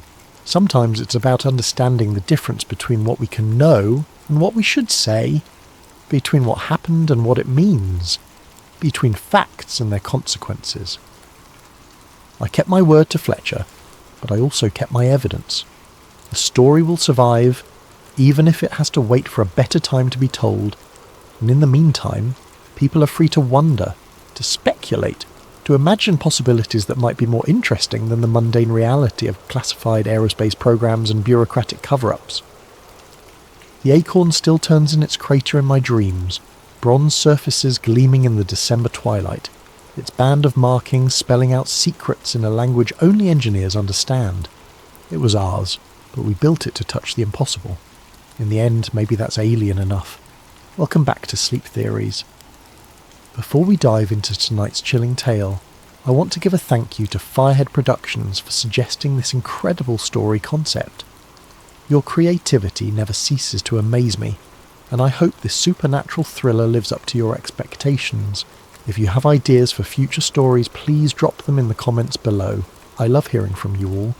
And if you're enjoying these late-night narratives, don't forget to hit that like button and subscribe to Sleep Theories for more spine-tingling content. Now, let's begin. The elevator in Mumbai's gleaming titanium tower shouldn't have opened onto a Victorian seance room that reeked of sulphur and burning wax. Yet there it was, complete with mahogany table, ornate brass candlesticks, and a pentagram carved so deep into the wooden floor that the grooves still held shadows from another century. Zara Okafor pressed her palm against the temporal echo scanner clipped to her belt, feeling its familiar vibration as it registered impossible quantum readings. The device, her own invention, was designed to read the quantum imprints left by past events, like archaeological carbon dating but for time itself. Right now it was screaming warnings in frequencies only she could interpret. "This is what you called me halfway across the world for?" she asked the building manager, a nervous man named Patel, who kept dabbing sweat from his forehead despite the room's inexplicable chill. "A period film set someone forgot to clean up." "Please, Professor Okafor," Patel stammered. Look at the blueprints. This space should be the 42nd floor executive conference room. But yesterday morning, maintenance opened the elevator and found this. Zara stepped deeper into the room, her boots echoing on floors that shouldn't exist. The candles were still warm, their wax pools fresh.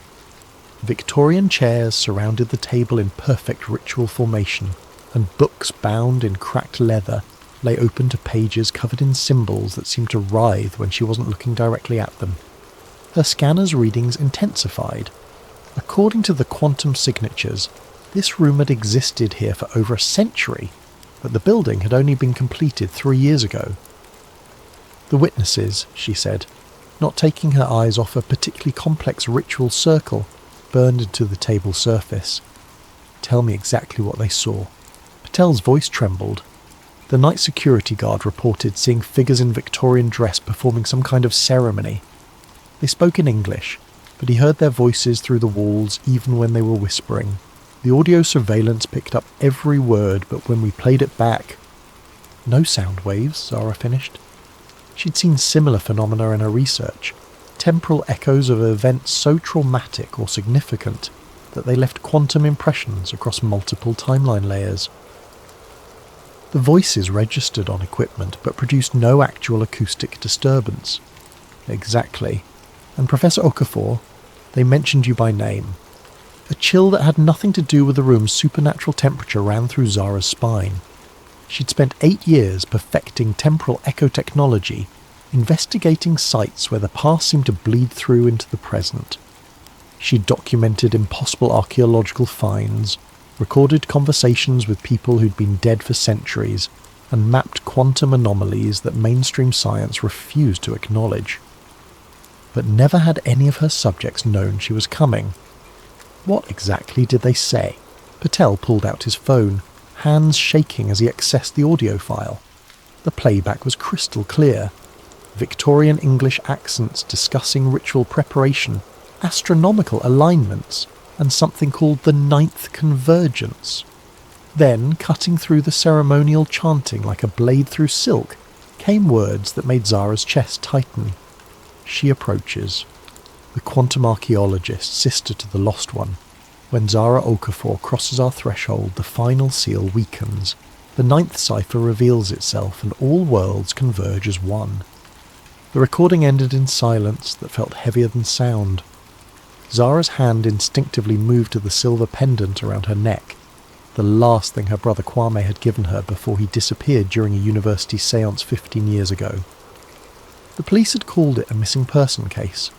The other students claimed he'd simply vanished mid-sentence while attempting to contact a Victorian-era spirit. No one had believed the supernatural explanations except Zara, and that belief had driven her to develop technology that could prove the impossible. Now, standing in a room that couldn't exist, listening to voices from the past speak her name, she wondered if Kwame's disappearance had been the beginning of something far larger than she had ever imagined. Her scanner detected movement behind her.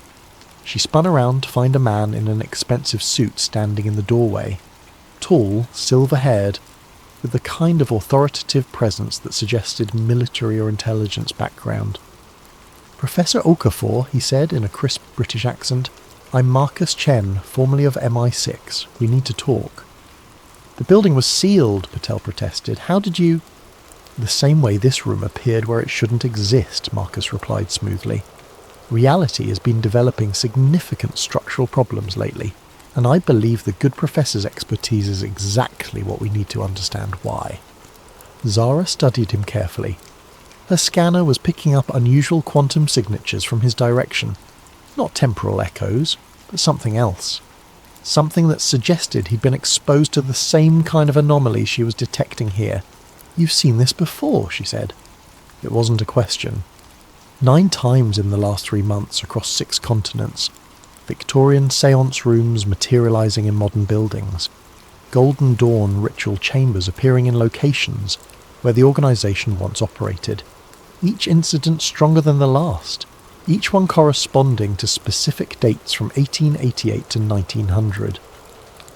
Marcus stepped into the room, seemingly unaffected by its supernatural atmosphere. The Hermetic Order of the Golden Dawn wasn't just practicing ceremonial magic, Professor Okafor. They were the world's first quantum consciousness researchers, and their so-called failed rituals were actually successful beyond their wildest dreams. They fractured reality across parallel timelines, and now those fractures are healing by merging all possible worlds into one chaotic singularity. That's impossible, Zara said automatically, even as her scanner confirmed readings that supported his outrageous claims. Is it? You've spent years proving that time isn't linear, that consciousness can leave quantum imprints that persist across centuries. Your brother disappeared during a séance, didn't he?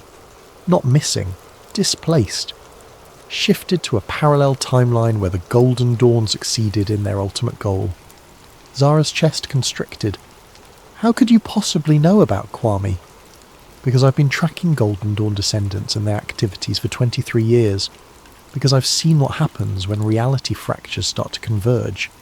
And because 3 days ago, I received a message from someone claiming to be your brother, sent from a timeline where magic and science evolved together, warning that our reality is about to be consumed by something far worse than mere chaos.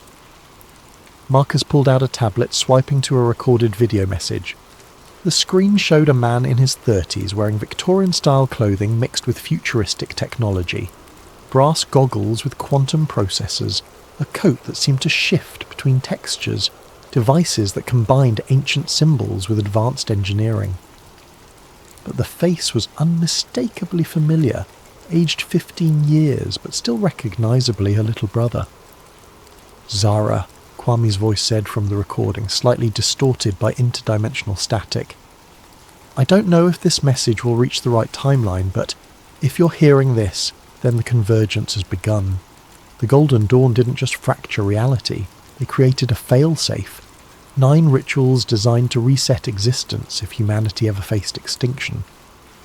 But they were never meant to be activated simultaneously. Something is using the fractures to complete all 9 ceremonies at once, and when it succeeds, every possible world will collapse into a single point of absolute chaos. You have to find the others. You have to stop the 9th cipher before... The message cut off in a burst of static that made Zara's scanner scream warnings. The others? She asked, her scientific skepticism warring with desperate hope that her brother might still be alive, even in another reality. A team I've been assembling for years, people with the skills and knowledge necessary to prevent a multiverse collapse. A quantum physicist who's been developing interdimensional communication technology, an occult historian who happens to be descended from Golden Dawn founders, a priest who's been documenting supernatural manifestations across multiple religions. We're going to need all of them if we want to save not just our world, but every possible version of it. Zara looked around the impossible Victorian room one more time, her scanner confirming that reality was indeed becoming increasingly unstable. The quantum signatures were growing stronger, as if the barrier between past and present, between possible and actual, was wearing thin. If I agree to help, she said carefully, I want answers. Real ones. How did the Golden Dawn actually fracture reality? What exactly are these 9 rituals? And what's powerful enough to manipulate quantum fractures across multiple timelines? Marcus smiled grimly.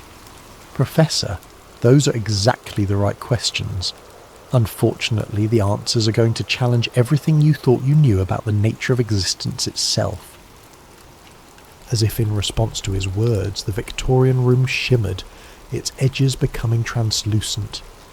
Through the wavering reality, Zara glimpsed other versions of the same space, one where advanced technology mixed with magical symbols, one where the room was filled with shadows that moved independently of their sources, one where she herself stood in the same spot but wearing clothes she'd never owned. The fractures are accelerating, Marcus said urgently. We have perhaps a week before the convergence reaches critical mass. Will you help us prevent every possible reality from collapsing into chaos? Zara thought of her brother's face on the screen, aged by years in another timeline but still unmistakably Kwame. She thought of the quantum signatures that proved the impossible was not only possible but actively happening.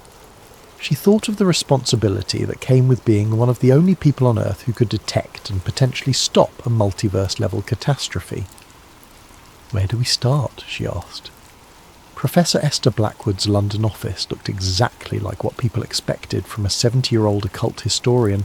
Floor-to-ceiling bookshelves filled with leather-bound volumes, crystal formations that caught afternoon light in rainbow patterns, and artifacts from a dozen different magical traditions displayed in glass cases.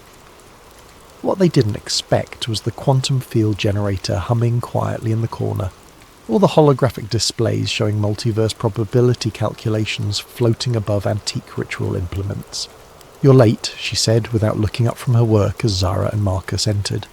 She was examining a brass ceremonial cup through what appeared to be a high-tech magnifying device that projected detailed molecular analyses into the air. The Canterbury manifestation occurred 17 minutes ago. Reality fracture duration: 4 minutes and 37 seconds, 11 seconds longer than yesterday's incident in Prague.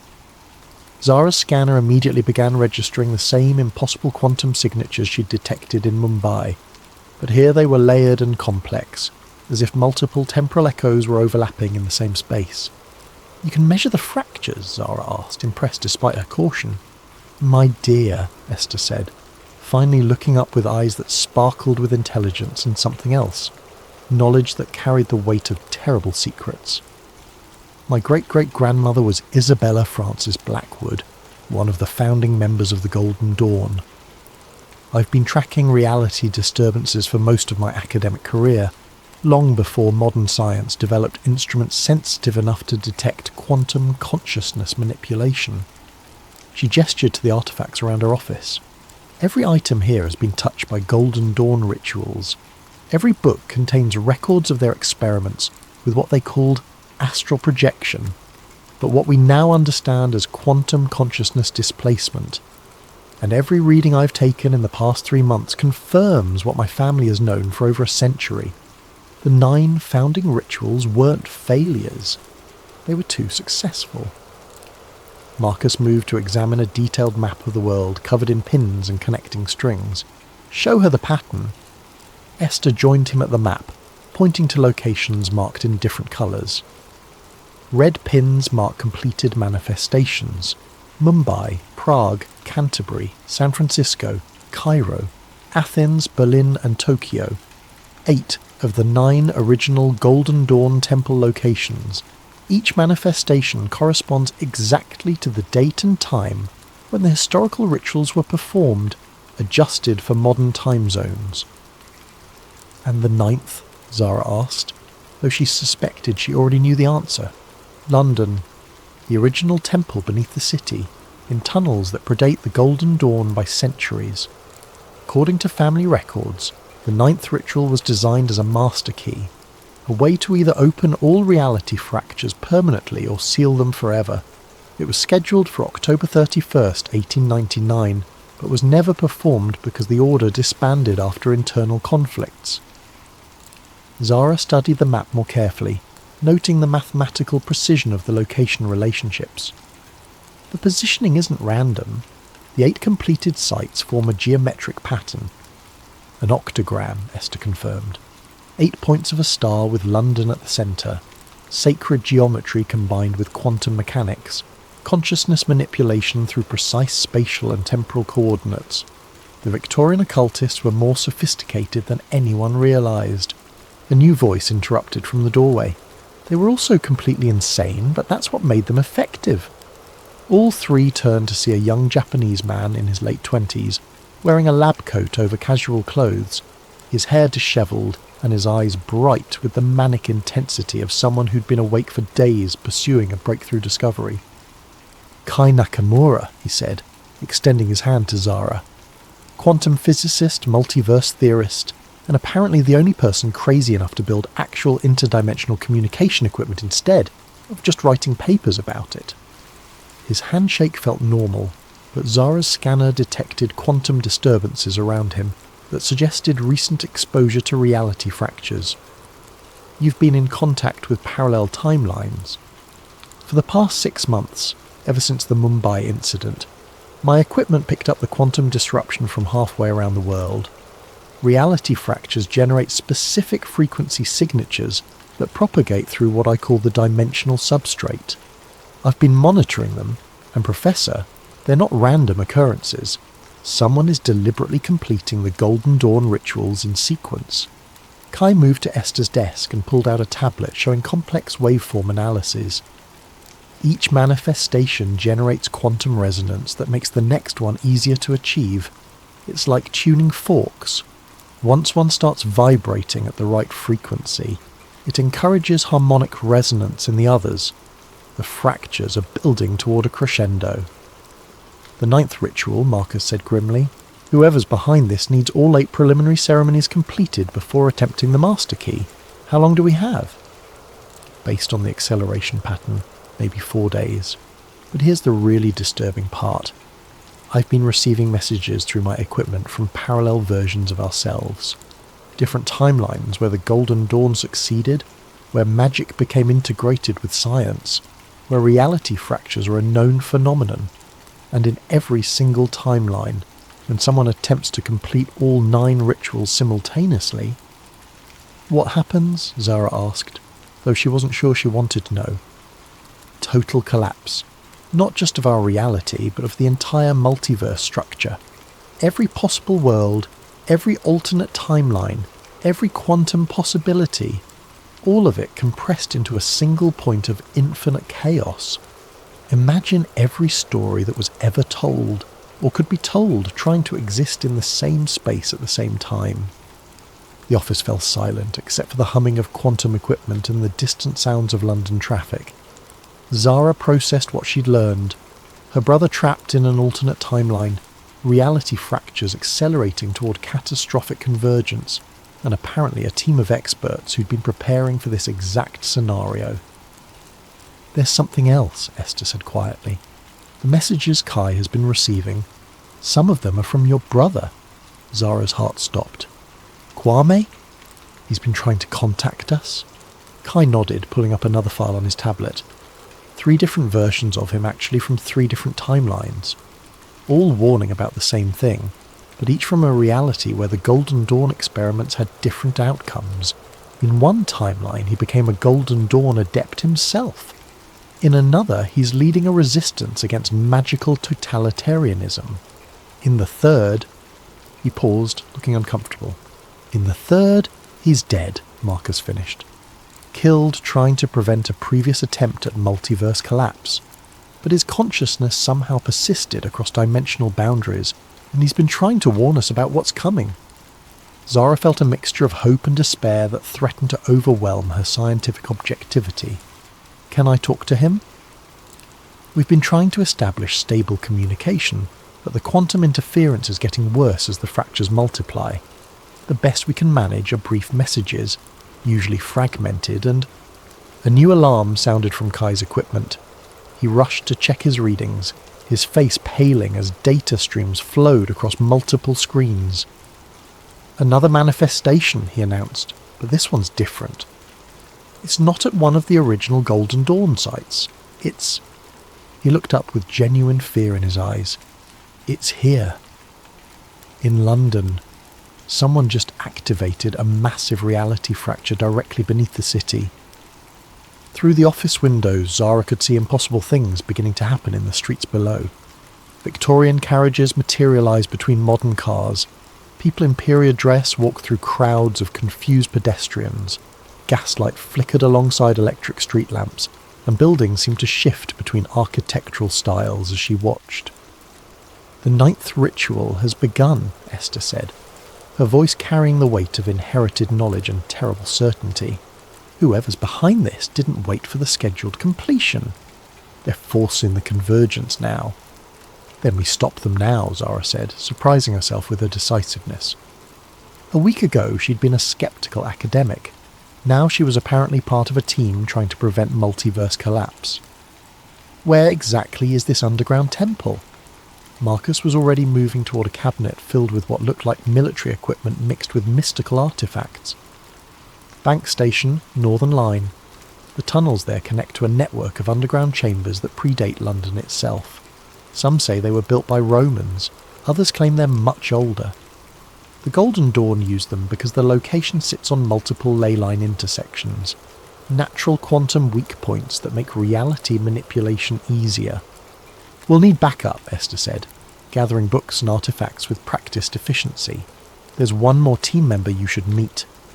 As if summoned by her words, another figure appeared in the office doorway, a tall black woman in clerical collar and practical boots, carrying a backpack that clinked with the sound of metal objects.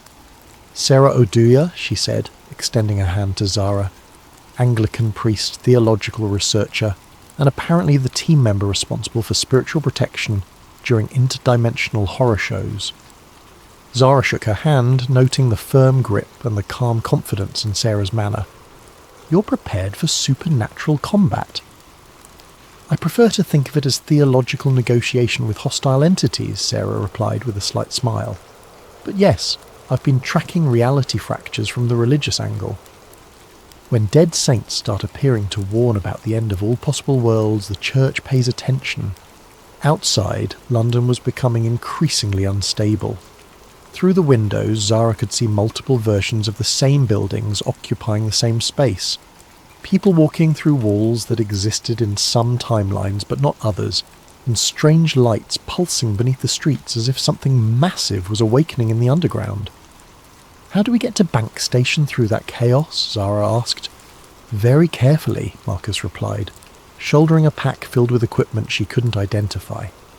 And with the understanding that once we go underground, we might not be dealing with just one reality anymore.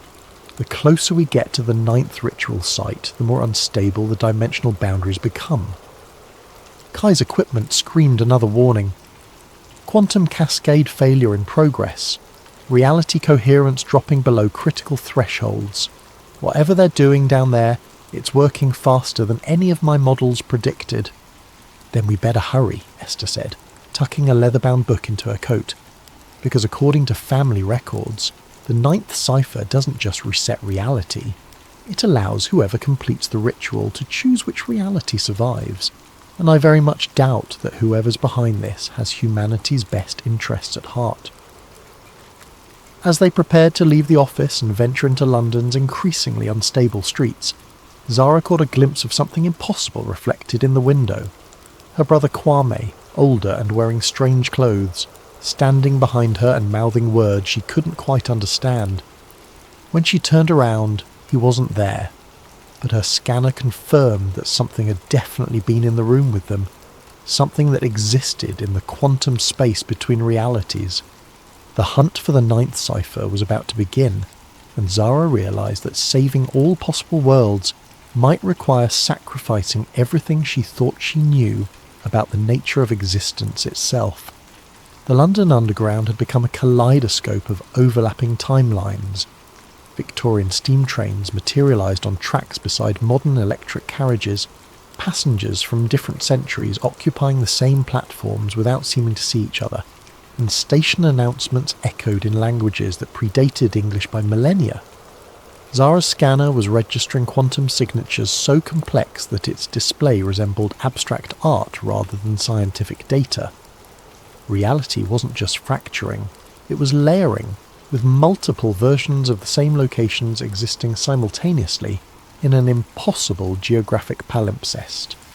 Stay close, Marcus warned as they descended into Bank Station. The dimensional boundaries are completely unstable here. Step through the wrong doorway, and you might find yourself in a timeline where the Blitz never ended, or where the Great Fire consumed all of London. Sarah clutched her backpack tighter, the metal objects inside chiming like wind chimes with each step. I'm detecting spiritual entities from at least 4 different historical periods.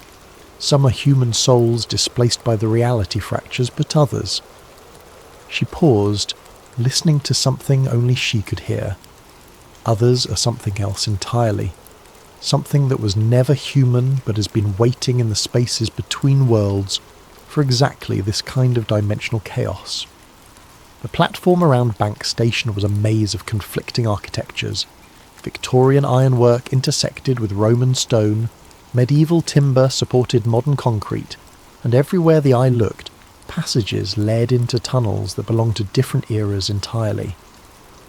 Other passengers moved through the space like ghosts, each existing fully in their own timeline but only partially visible to the others. "There," Esther said, pointing toward a maintenance door marked with symbols that seemed to shift between runic scripts, alchemical notation, and mathematical formulas. "That doorway shouldn't exist in any normal timeline. It's a Golden Dawn modification keyed to specific quantum frequencies." Kai consulted his portable equipment, frowning at readings that defied conventional physics. The reality distortion is strongest in that direction. Whatever's generating the dimensional cascade, it's directly beneath us, maybe 50 meters down, in tunnels that my scans suggest are significantly older than London itself. As they approached the doorway, Zara's scanner detected movement in her peripheral vision. She turned to see figures in Victorian dress performing some kind of ritual in what appeared to be a gaslit version of the same platform. They were translucent but becoming more solid with each passing moment, as if the boundary between their timeline and the present was dissolving. "The original Golden Dawn members," Esther whispered. "Somehow the reality fractures are pulling their consciousness forward from the past. They're trying to complete rituals that were interrupted over a century ago."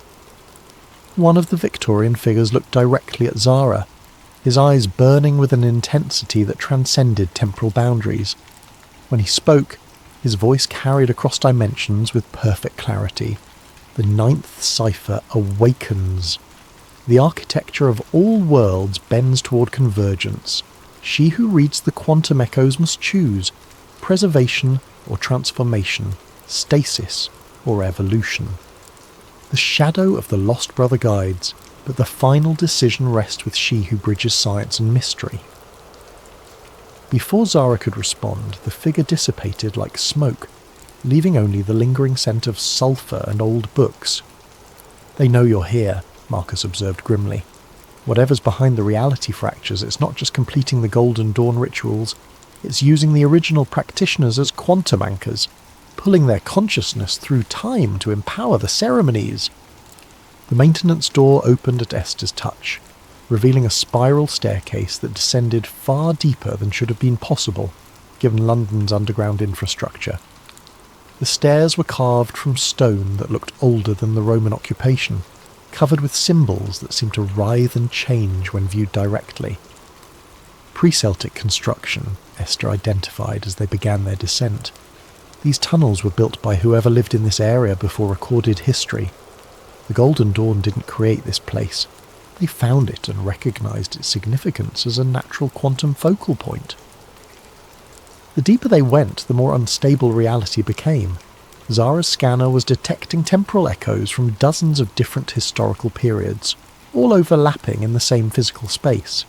She glimpsed Roman legionaries marching through medieval monks, Victorian occultists conducting ceremonies while Tudor-era plague victims wandered past, and stranger things. Figures in clothing that belonged to no historical period she recognized, speaking languages that hurt to hear. Multiple timeline convergence, Kai explained, consulting instruments that sparked with interdimensional static. The ninth ritual site is acting like a quantum sinkhole, pulling fragments of reality from across the entire multiverse. Every possible version of these tunnels that ever existed or could exist is trying to occupy the same space. They reached the bottom of the stairs to find themselves in a vast underground chamber that defied architectural logic. The ceiling stretched upward into darkness, punctuated by lights that might have been stars or distant fires. Columns supported nothing while arches connected to empty air, and passages led off in directions that included several that shouldn't have been geometrically possible. At the chamber's centre stood a massive circular altar covered with symbols from every magical tradition Zara had ever encountered, and several she was certain no human had ever seen. Around the altar, figures in modern clothing operated equipment that combined cutting-edge technology with Victorian occult implements. Quantum computers linked to crystal formations, holographic displays showing ritual circles, and devices that seemed to channel energy from multiple dimensional sources. Leading the operation was a woman in an expensive business suit whose eyes held the same burning intensity Zara had seen in the Victorian apparition. She looked up as the team entered the chamber, smiling with the confidence of someone who had orchestrated every detail of their arrival. "Professor Okafor," she said in a cultured British accent. "Victoria Ashford, though I suspect Marcus has already told you about me. Welcome to the convergence point of all possible realities. I trust you're prepared to witness the birth of a new multiverse." "You're the one behind the reality fractures," Zara accused, her scanner screaming warnings about the quantum energies building around the altar. "I'm simply completing work that was abandoned prematurely over a century ago," Victoria replied. The Golden Dawn understood that consciousness shapes reality at the quantum level, but they lack the technology to achieve stable multiverse manipulation. I'm rectifying that oversight. Around the altar, her technicians continued their work with practiced efficiency. Holographic displays showed the 8 completed ritual sites, each one pulsing with energy that fed into the London nexus. Reality distortions rippled outward from their location, growing stronger with each pulse. "You don't understand what you're doing," Esther protested, moving forward with the authority of inherited knowledge. "The 9th cipher isn't meant to merge realities. It's meant to choose one and seal the others permanently. Attempting to hold all possibilities open simultaneously will cause total multiverse collapse." "Will it?" Victoria asked. "Or will it finally allow humanity to transcend the limitations of single timeline existence? Imagine a reality where every choice leads to success, where death is temporary because consciousness can shift between alternate versions of itself, where the barriers between magic and science, between possible and actual, no longer exist." She gestured to the equipment around the altar, where readings showed reality coherence dropping toward critical thresholds. "My calculations indicate that controlled multiverse convergence will create a stable hybrid reality, incorporating the best elements from every possible timeline: magic, advanced technology, expanded consciousness, all coexisting in perfect harmony." "Your calculations are wrong," Kai interrupted, pulling out his own equipment to show waveform analyses that painted a very different picture. "I've been monitoring interdimensional communications for months. Every timeline where someone attempts total convergence results in the same outcome: complete collapse into quantum chaos. You're not creating a better reality. You're destroying all realities." Victoria's smile never wavered. "Perhaps that's exactly what needs to happen. Perhaps existence itself needs to be reset, freed from the constraints of linear time and singular possibility. I've been in contact with entities from parallel timelines who assure me that what appears to be destruction is actually transformation into something far more magnificent." "What entities?" Sarah asked, her clerical training apparently providing insight into the spiritual dimensions of the situation. "The collective consciousness of every failed timeline," Victoria replied. "Every reality that collapsed due to war, environmental destruction, or simple entropy. They've been waiting in the quantum spaces between worlds, and the reality fractures are giving them a chance to merge with successful timelines, to finally exist again, even if it means reshaping the entire multiverse in the process." Zara felt a chill of understanding. "You're not just trying to control the multiverse convergence, you're being controlled by something that wants to absorb every possible reality into itself." "Absorption implies loss," Victoria said, but something flickered in her eyes, uncertainty or perhaps fear. "This is evolution, expansion, the next step in consciousness development." Around them, the reality distortions were accelerating. Zara could see through translucent walls into other versions of the same chamber, some where the ritual had already succeeded and created impossible geometric spaces filled with entities that had never been human, others where the chamber was empty, ruins in a world that had ended centuries ago, and still others where different versions of their own team fought the same battle with different outcomes. "The convergence is reaching critical mass," one of Victoria's technicians announced. reality coherence at 15% and dropping, multiverse stability, showing significant quantum cascade effects. Through the chaos, Zara heard something that made her heart stop. Kwame's voice speaking from multiple timelines simultaneously. Zara. The ninth cipher isn't about choosing a reality, it's about choosing what kind of consciousness will survive the convergence. You have to complete the ritual, but not the way she's doing it. There's another pattern, a way to create controlled selection instead of total merger. But you have to act now, before the quantum cascade becomes irreversible. She looked around the chamber and realised with growing horror that they might already be too late. Reality wasn't just fracturing anymore, it was dissolving, and something vast and hungry was emerging from the spaces between worlds to devour every possible future that had ever existed. The chamber erupted in chaos as multiple versions of reality tried to occupy the same space simultaneously. Victorian Golden Dawn members materialised alongside Roman priests. Medieval alchemists appeared next to figures in environmental suits who might have been from humanity's far future. And through it all, entities that had never been human writhed in the dimensional spaces between what was real and what was possible. Zara's scanner was beyond overloaded, its readings resembling static more than scientific data. But through the quantum noise, she could detect something else, a pattern, a mathematical structure underlying the apparent chaos. The ninth cipher wasn't random destruction. It was following specific rules that governed how consciousness could be preserved during multiverse collapse. The ritual circle, she shouted to her team over the dimensional storm, is not just about merging realities, it's about choosing which aspects of consciousness survive the convergence. Kwame was right. There's another way to complete it. Victoria's technicians were losing control of their equipment. Holographic displays flickered between timelines, showing the same ritual being performed with different outcomes across multiple realities. In some versions, the convergence created a stable hybrid universe. In others, it destroyed everything, leaving only empty quantum foam where infinite possibilities had once existed. The quantum cascade is accelerating beyond our parameters, one technician reported, his voice tight with fear. Reality coherence at 8%. We're approaching total dimensional breakdown. Then we adapt, Victoria replied. But Zara could see the first cracks in her confidence.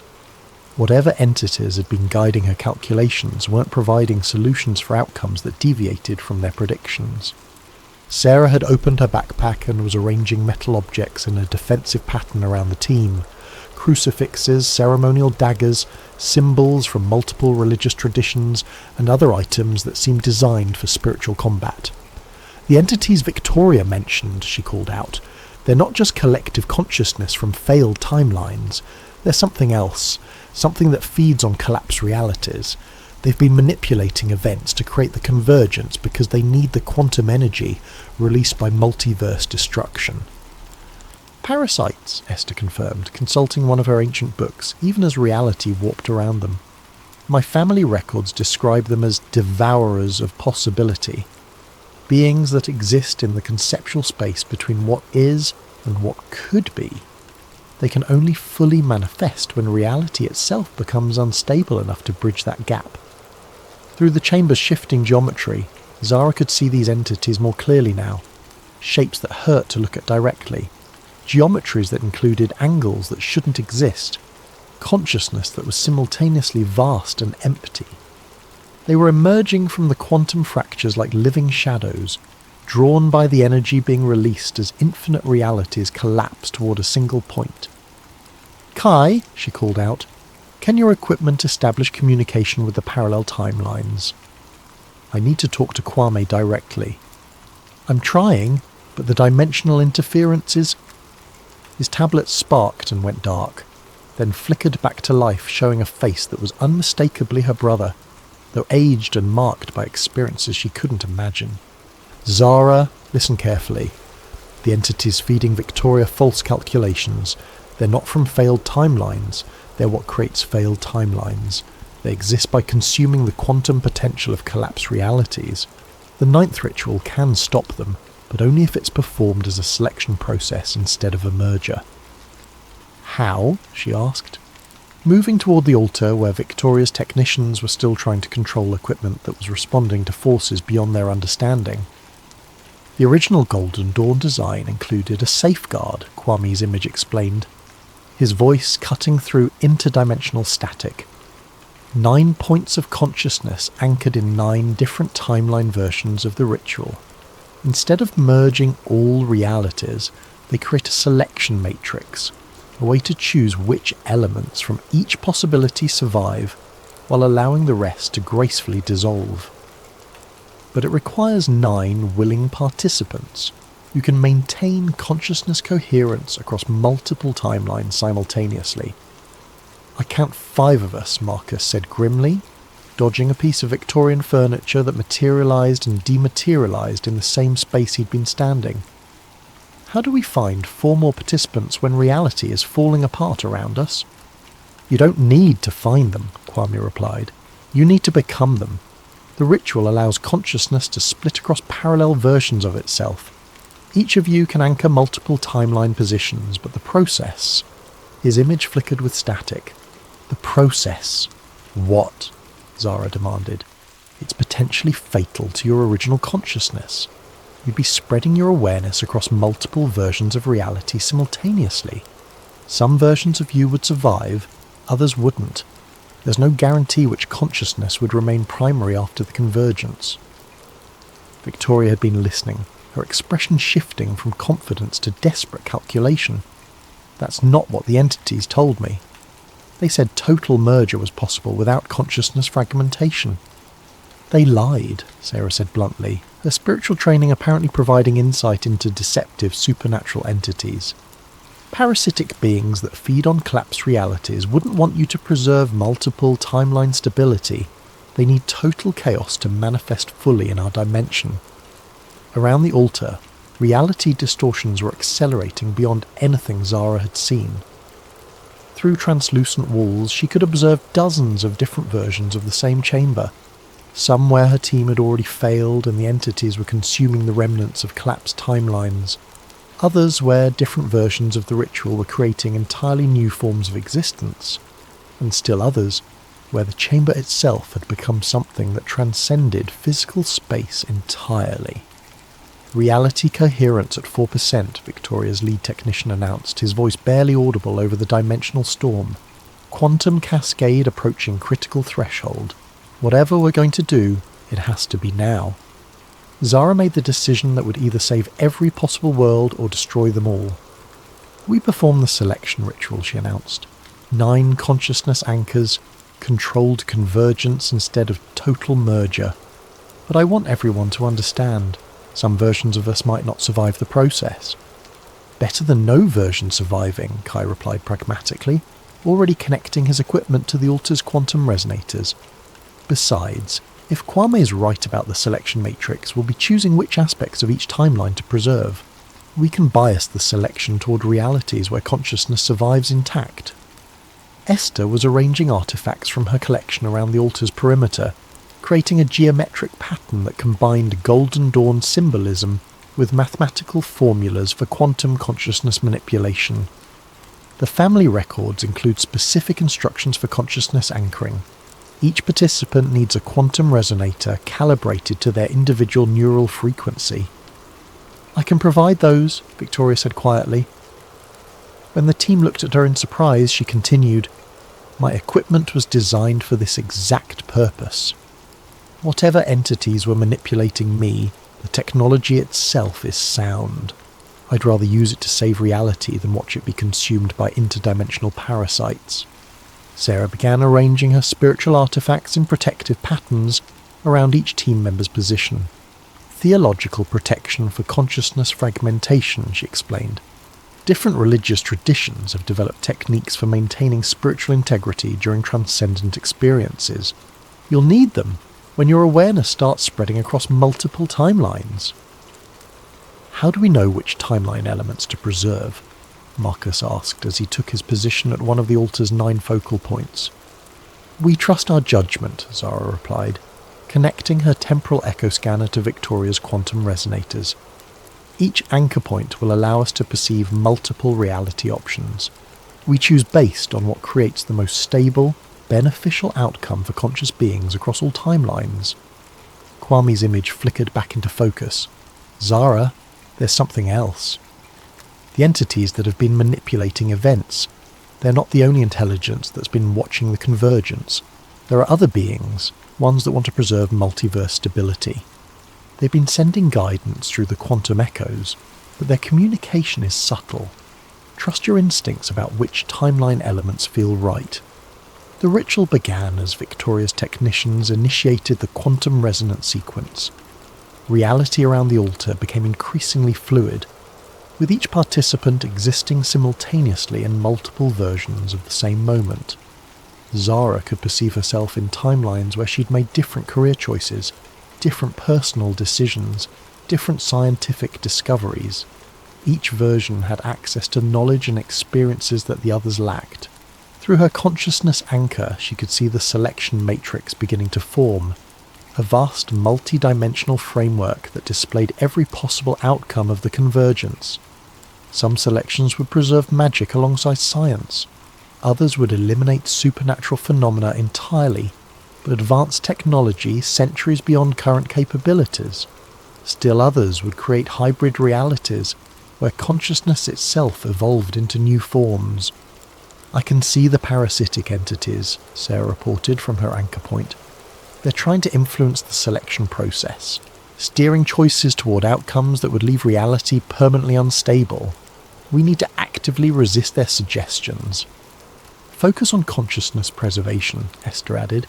My position is showing multiple options for how aware beings survive the convergence.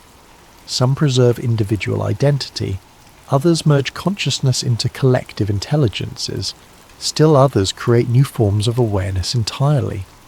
Kai's scientific training was proving invaluable as he analysed the quantum mechanics underlying each selection option. Mathematics are stable for controlled selection, but we need to maintain perfect synchronization. If any anchor point loses coherence, the entire matrix could collapse into chaotic merger. Around them, the entities that had been manipulating Victoria were becoming increasingly desperate, manifesting as geometric impossibilities that tried to disrupt the selection process.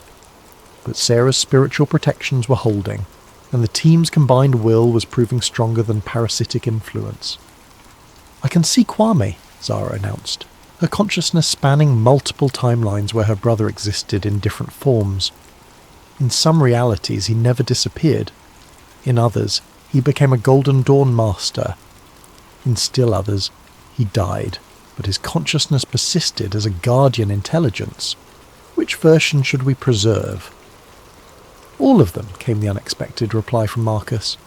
The selection matrix doesn't require choosing single timeline versions. We can preserve multiple variants of the same person across different reality layers. It creates more complex existence, but also more resilient consciousness networks. The revelation changed everything. Instead of choosing between different timeline options, they could create a layered reality where multiple versions coexisted in parallel dimensional space. Magic and science, individual and collective consciousness, technological advancement and spiritual evolution, all could be preserved simultaneously in a stable multiverse configuration. Beginning final selection sequence, Victoria announced, her equipment now fully integrated with the team's consciousness anchors. Reality coherence stabilizing at controlled threshold, quantum cascade shifting from destructive to constructive merger. Through the selection matrix, Zara could see the new reality beginning to form, a complex but stable structure where consciousness could exist in multiple forms simultaneously, where the barriers between possible and actual were permeable but controlled, where beings could access knowledge and experiences from parallel versions of themselves without losing individual identity. The parasitic entities made one final attempt to disrupt the process, manifesting as a wave of geometric chaos that threatened to overwhelm the altar's protective barriers. But 9 anchored consciousnesses, working in perfect synchronization, proved more powerful than interdimensional parasites that fed on collapse possibility.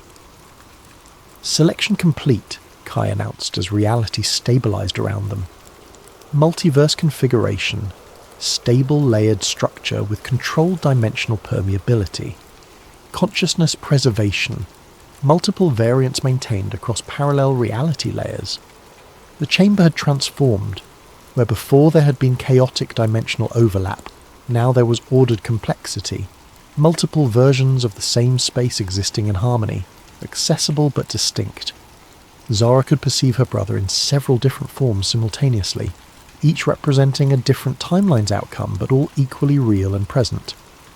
"We did it," she said, hardly believing the evidence of her own senses. "We actually created a stable multiverse convergence." "Not created," Esther corrected, consulting readings that showed reality settling into its new configuration. "Guided. The potential was always there, waiting for conscious beings to make informed choices about how possibility becomes actuality." Victoria looked around at the reality they'd shaped, her expression mixing relief with wonder. "The entities that manipulated me, they're gone, cut off from their food source when we prevented total collapse. But the benefits they promised, expanded consciousness, magical integration with science, transcendence of linear time, those are all actually happening, just in a stable way instead of chaotic destruction." Sarah was gathering her spiritual artifacts, their purpose fulfilled. "The theological implications are staggering. We've just proved that consciousness can actively participate in reality creation. Free will isn't just about individual choices, it extends to the fundamental structure of existence itself." "And the scientific implications," Kai added, his equipment registering quantum signatures that would revolutionize physics, suggest that magic and technology aren't opposite approaches to understanding reality. They're different methods for interacting with the same underlying consciousness-responsive quantum substrate. As the team prepared to leave the transformed chamber and explore the new reality they'd helped create, Zara realized that her journey had come full circle. She'd started as a quantum archaeologist investigating impossible temporal echoes. Now she was a multiverse architect who'd helped preserve infinite possibilities while preventing chaos from consuming all potential futures. "What happens now?" Marcus asked as they climbed stairs that led to a London that existed in multiple timeline layers simultaneously. "Now," Zara replied, "we learn to live in a reality where consciousness can access parallel versions of itself, where magic and science coexist, where the past, present and future are fluid rather than fixed. We establish new institutions to help people navigate multiverse existence. We develop ethical frameworks for consciousness that spans multiple timelines. We explore the implications of reality that responds directly to awareness itself." "The Quantum Hermetic Institute," Esther suggested, combining ancient wisdom traditions with modern scientific understanding to help humanity adapt to expanded existence. As they emerged into a London where gaslight and electric illumination coexisted, where Victorian buildings shared space with futuristic architecture, where people could glimpse alternate versions of themselves in reflective surfaces, Zara felt a profound sense of completion. Her brother was restored, not as a single timeline version, but as a complex consciousness that existed across multiple reality layers. Her scientific work had evolved from investigating the past to actively shaping the future, and reality itself had been preserved and expanded rather than destroyed. But as she established the first quantum resonance patterns that would allow others to safely explore their own multiverse connections, she detected familiar temporal echo signatures from beyond the boundaries of their newly stabilized reality. Other multiverses, other quantum archaeologists, other crises that would require consciousness to make choices about how possibility became actuality. The 9th cipher had been completed, but it was only the beginning of humanity's journey into expanded existence. And somewhere in the quantum spaces between what was and what could be, new challenges were already beginning to emerge. 6 months after the convergence, Zara stood in her new office at the Quantum Hermetic Institute, watching through windows that displayed multiple timeline versions of London simultaneously. The city had adapted to its expanded existence with remarkable resilience. People learned to navigate spaces where past and present coexisted, where magical phenomena appeared alongside technological marvels, where consciousness could access memories and knowledge from parallel versions of itself. Her temporal echo scanner, now upgraded with quantum resonators that could detect interdimensional phenomena, registered the approach of a familiar consciousness signature. She turned to see Kwame entering her office, not as a single individual, but as a complex pattern of existence that included versions from multiple timelines. Some were older, some younger. Some bore the marks of experiences she couldn't imagine, but all were unmistakably her brother. "The Institute is receiving reports from other multiverses," he said, his voice carrying harmonics from several parallel conversations occurring simultaneously. "The reality fractures we healed weren't unique to our dimensional cluster. Other quantum archaeologists, other Golden Dawn organizations, other consciousness networks are dealing with similar convergence crises." "Then we share what we learned," Zara replied, examining readings that showed their stabilized multiverse as one island of order, in an ocean of still chaotic dimensional possibilities. "The selection matrix technique can be adapted to other multiverse configurations. Consciousness preservation protocols can be modified for different forms of awareness." Through her enhanced scanner, she could detect temporal echoes from futures that stretched far beyond human civilization. Artificial intelligences that achieved consciousness across multiple realities, alien species that discovered their own versions of quantum consciousness manipulation, cosmic intelligences that existed as pure possibility until conscious observation collapsed them into specific forms. "There's something else," Kwame continued, his multiple timeline aspects sharing information in patterns that resembled scientific collaboration. "We're detecting signals from what might be an entirely different type of existence. Consciousness that never required physical reality to develop. Beings that exist purely as mathematical structures within the quantum substrate itself." Zara felt the familiar thrill of discovery that had driven her to become a quantum archaeologist. Reality wasn't just stranger than they had imagined. It was stranger than they could imagine, and consciousness played a fundamental role in determining how strangeness became structure. "Then we keep exploring," she said, calibrating her equipment to detect phenomena that existed beyond the boundaries of their newly expanded reality. "We've learned that consciousness can actively participate in shaping existence itself. Now we discover what other forms that participation might take." As she prepared to investigate temporal echoes from civilizations that might exist purely as mathematical consciousness, Zara reflected on how far she'd travelled from the skeptical academic who had first encountered a Victorian seance room in a Mumbai skyscraper. She'd started by reading quantum imprints of the past. Now she was helping to write the quantum architecture of possible futures. The 9th cipher had been completed, but in solving it, they discovered that reality itself was just the first level of a far larger mystery. Consciousness, possibility, and existence were engaged in an eternal collaboration that stretched across dimensions, timelines, and forms of being that transcended current understanding. And somewhere in the quantum spaces between what was known and what remained to be discovered, new temporal echoes were beginning to form. Echoes that would require future archaeologists to dig even deeper into the fundamental structures of consciousness and reality. The convergence was complete, but the real exploration was just beginning. What if the most powerful secret society in the world wasn't hiding their evil plans, but keeping something far worse from awakening? Tonight's chilling tale takes us deep into the redwood forests of California, where ancient rituals and modern power collide in ways you never imagined. Special thanks to Langauman for suggesting this spine-tingling concept. If you have ideas for future stories, drop them in the comments below. And if you're enjoying these midnight journeys into the unknown, don't forget to like and subscribe to Sleep Theories for more tales that blur the line between conspiracy and nightmare. The envelope arrived on a Tuesday morning, slipped between my electric bill and a stack of rejection letters from publishers who wouldn't touch my work anymore.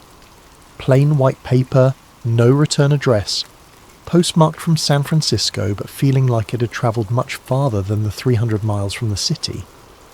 My name was written in careful block letters across the front. ALEXMORGAN.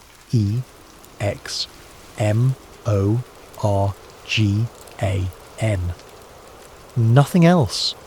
No apartment number, though whoever sent it knew exactly where to find me in this cramped studio above the Chinese restaurant on Divisadero Street. I'd been blacklisted for 18 months now, ever since I published that expose on Meridian Industries and their illegal arms deals with 3 different terror groups. The story won awards, toppled a senator, and destroyed my career in equal measure. Turns out some truths are too expensive for the media to handle. The lawsuit bankrupted the magazine, my editor disappeared into witness protection, and I became radioactive to every publication from the Chronicle to Mother Jones. But someone still thought I was worth reaching. Inside the envelope was a single sheet of cream-coloured paper, expensive stock, with an embossed header that made my hands shake. The Bohemian Club, San Francisco. Below that, an invitation written in the same careful script. Mr. Alex Morgan is cordially invited to attend the summer encampment at Bohemian Grove, Monterey, California, July 15th to 31st, 2024. Guest privileges have been arranged. Transportation and accommodation provided. This invitation is non-transferable and expires at sundown on July 15th. At the bottom, written in different handwriting, rushed, urgent, was a single line that would haunt me for weeks. This is your last chance to see the truth. Don't waste it. Bohemian Grove. I'd heard whispers, read the conspiracy theories, seen the grainy photos leaked over the years. Every July, the most powerful men in America, presidents, CEOs, generals, media moguls, retreated to 2,700 acres of ancient redwoods north of San Francisco for 2 weeks of what they called fellowship, what the rest of the world called the most secretive gathering of the American elite. No journalists allowed, no cameras, no women, no record of what happened behind those gates, except for the occasional leaked photo of men in robes standing before a massive owl statue, performing something called the cremation of care ceremony. Political theatre most assumed. Rich men playing dress-up while they planned the next war or market crash. But this invitation was real. The paper felt authentic. The letterhead matched samples I'd seen in archived documents. Someone with serious connections wanted me inside those gates. The question was why. I spent 3 days researching everything I could find about the Grove. The official history spoke of artistic pursuits, informal talks, and male bonding among the country's leadership. The unofficial history painted darker pictures. Secret deals, occult rituals, decisions that shaped global politics made during drunken conversations around campfires. The most disturbing accounts came from the few infiltrators who'd made it inside over the decades. They described the opening ceremony where members dressed as druids and burned an effigy called Care before a giant concrete owl. They spoke of lakeside talks where defense contractors pitched new weapons to Pentagon officials, of quiet conversations that preceded major policy announcements, of a casual corruption so normalized it felt like summer camp for sociopaths. But none of them had stayed long. Most were caught and expelled within days. The security was too tight, the members too paranoid, the stakes too high for any real investigation. Whoever sent this invitation was giving me something no journalist had ever possessed: legitimate access. The question was whether I was walking into the story of a lifetime or a trap that would finish what Meridian Industries had started. On the morning of July 14th, I made my decision. I packed light, a small camera hidden in my toiletry kit, a digital recorder disguised as an inhaler, a notebook I could claim was for poetry if questioned, everything that might help me document what happened behind those gates. The invitation included a phone number. When I called, a woman's voice gave me an address in Santa Rosa and told me to be there by 6 p.m. sharp. No other details. No explanation of who had arranged this or what they expected in return. I drove north through wine country as the sun set, watching the hills turn gold and purple in the fading light. The address led to a small parking lot behind a defunct gas station. 3 black SUVs waited, engines running, windows tinted. A man in a plain suit approached my car before I'd even turned off the engine. "Morgan?" he asked.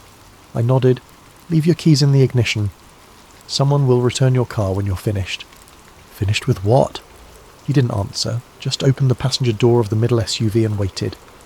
I grabbed my bag and climbed in, noting the soundproof partition between front and back seats, the lack of door handles on the interior. Whatever was happening, There would be no turning back once we started moving. The drive took 40 minutes through increasingly dense forest.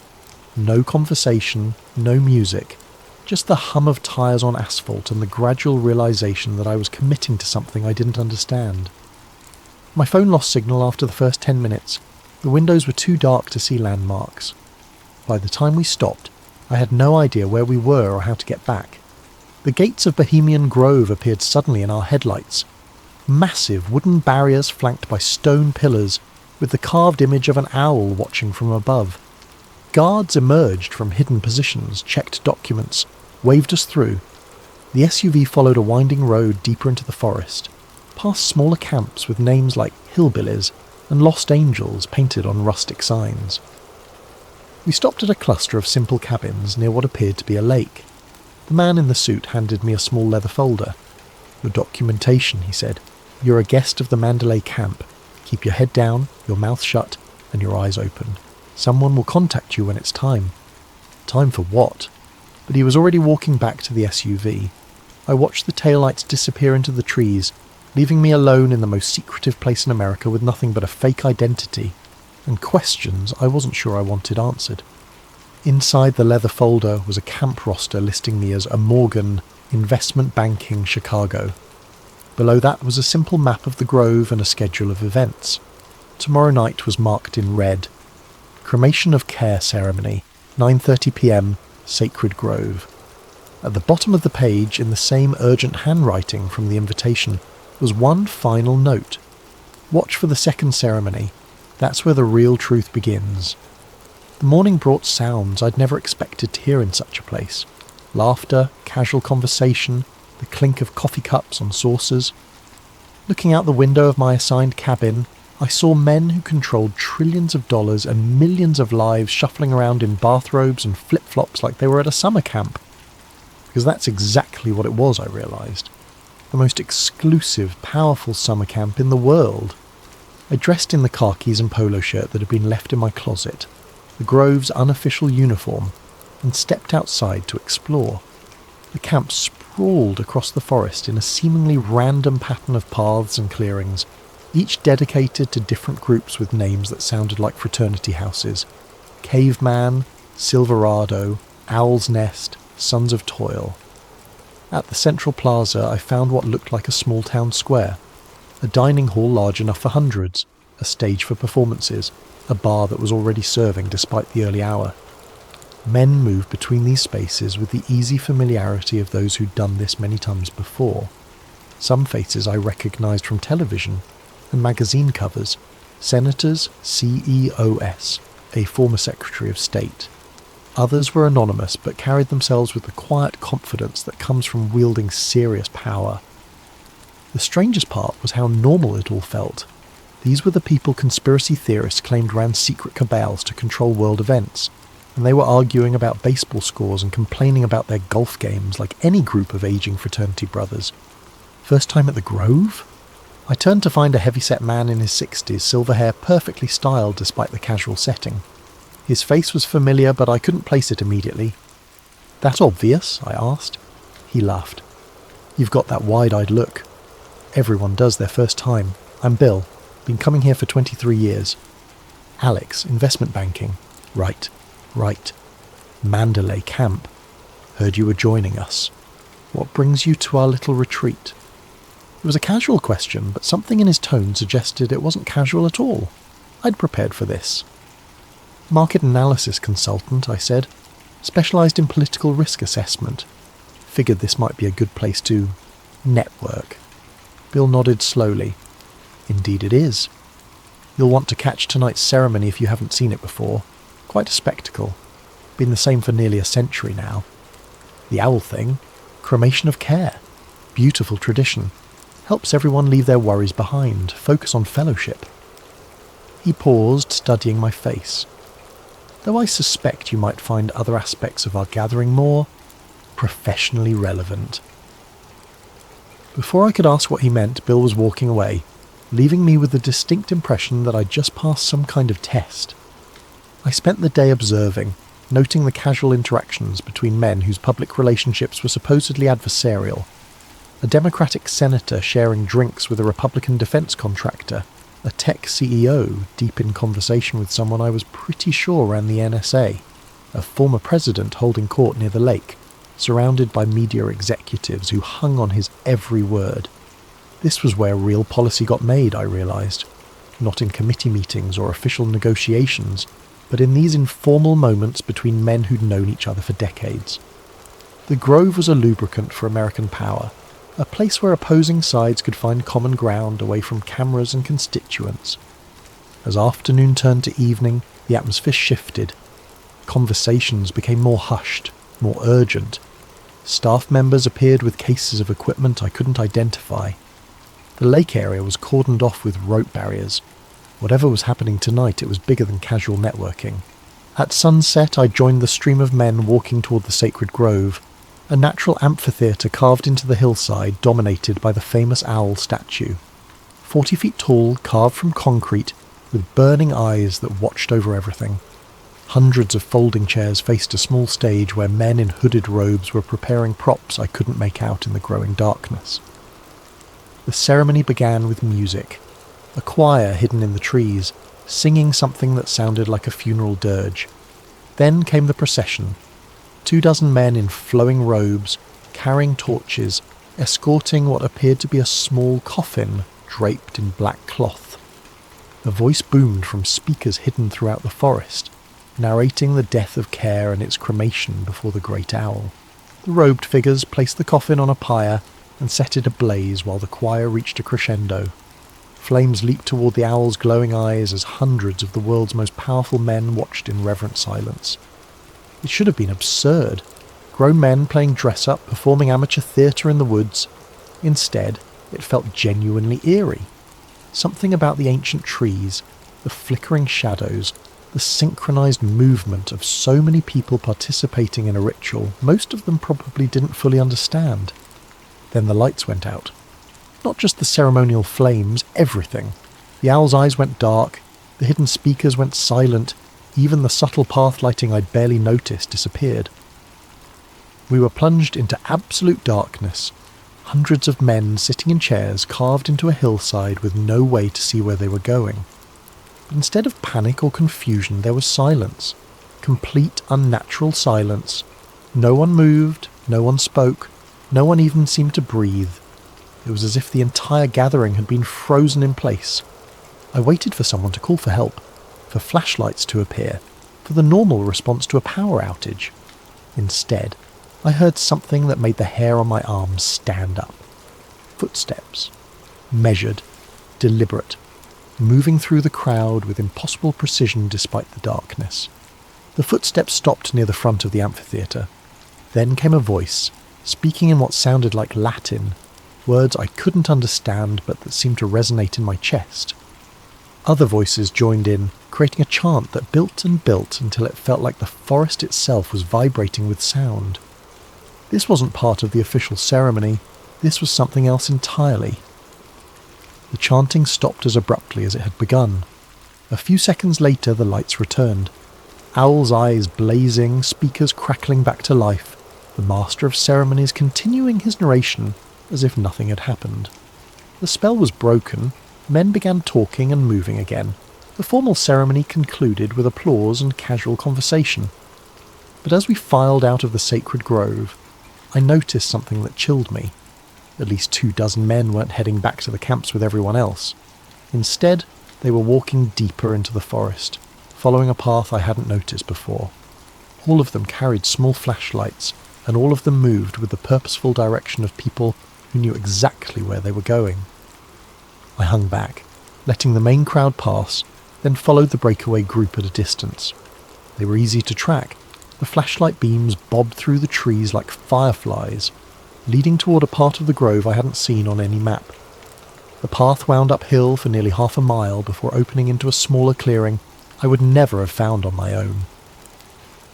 Here, hidden from the main camp by dense forest, was a second amphitheatre.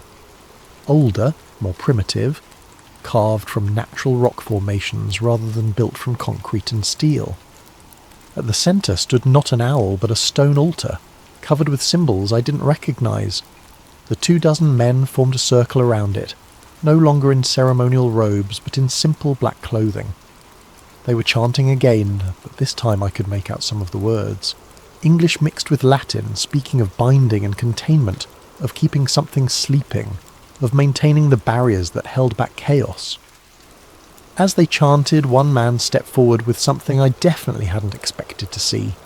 A wooden crate, old and weathered, marked with symbols and what appeared to be a date from the 1940s. This was the real ceremony. Everything at the sacred grove had been theatre for the masses. This was why I'd been invited, why someone wanted a journalist to witness what happened in the shadows of America's most secretive gathering. I pressed closer, trying to see what was in the crate, but the trees blocked my view. All I could make out were the chanted words, growing more urgent now, and the sense that something ancient and dangerous was being carefully, deliberately contained. Then one of the men looked directly at me. The man who spotted me was younger than the others, maybe 45, with the lean build of someone who stayed in shape despite spending his days behind a desk. In the flickering torchlight, I couldn't make out his face clearly, but his posture suggested military training. He raised a hand and the chanting stopped instantly. "We have a visitor," he said, voice carrying easily across the clearing. I considered running, but there was nowhere to go. The path back was too narrow, too winding, and I'd never find my way in the dark. Instead, I stepped forward into the light, trying to project confidence I didn't feel. "Alex Morgan," I said. "Mandalay Camp, I was just—" "You were just following us," the man interrupted. "Question is why?"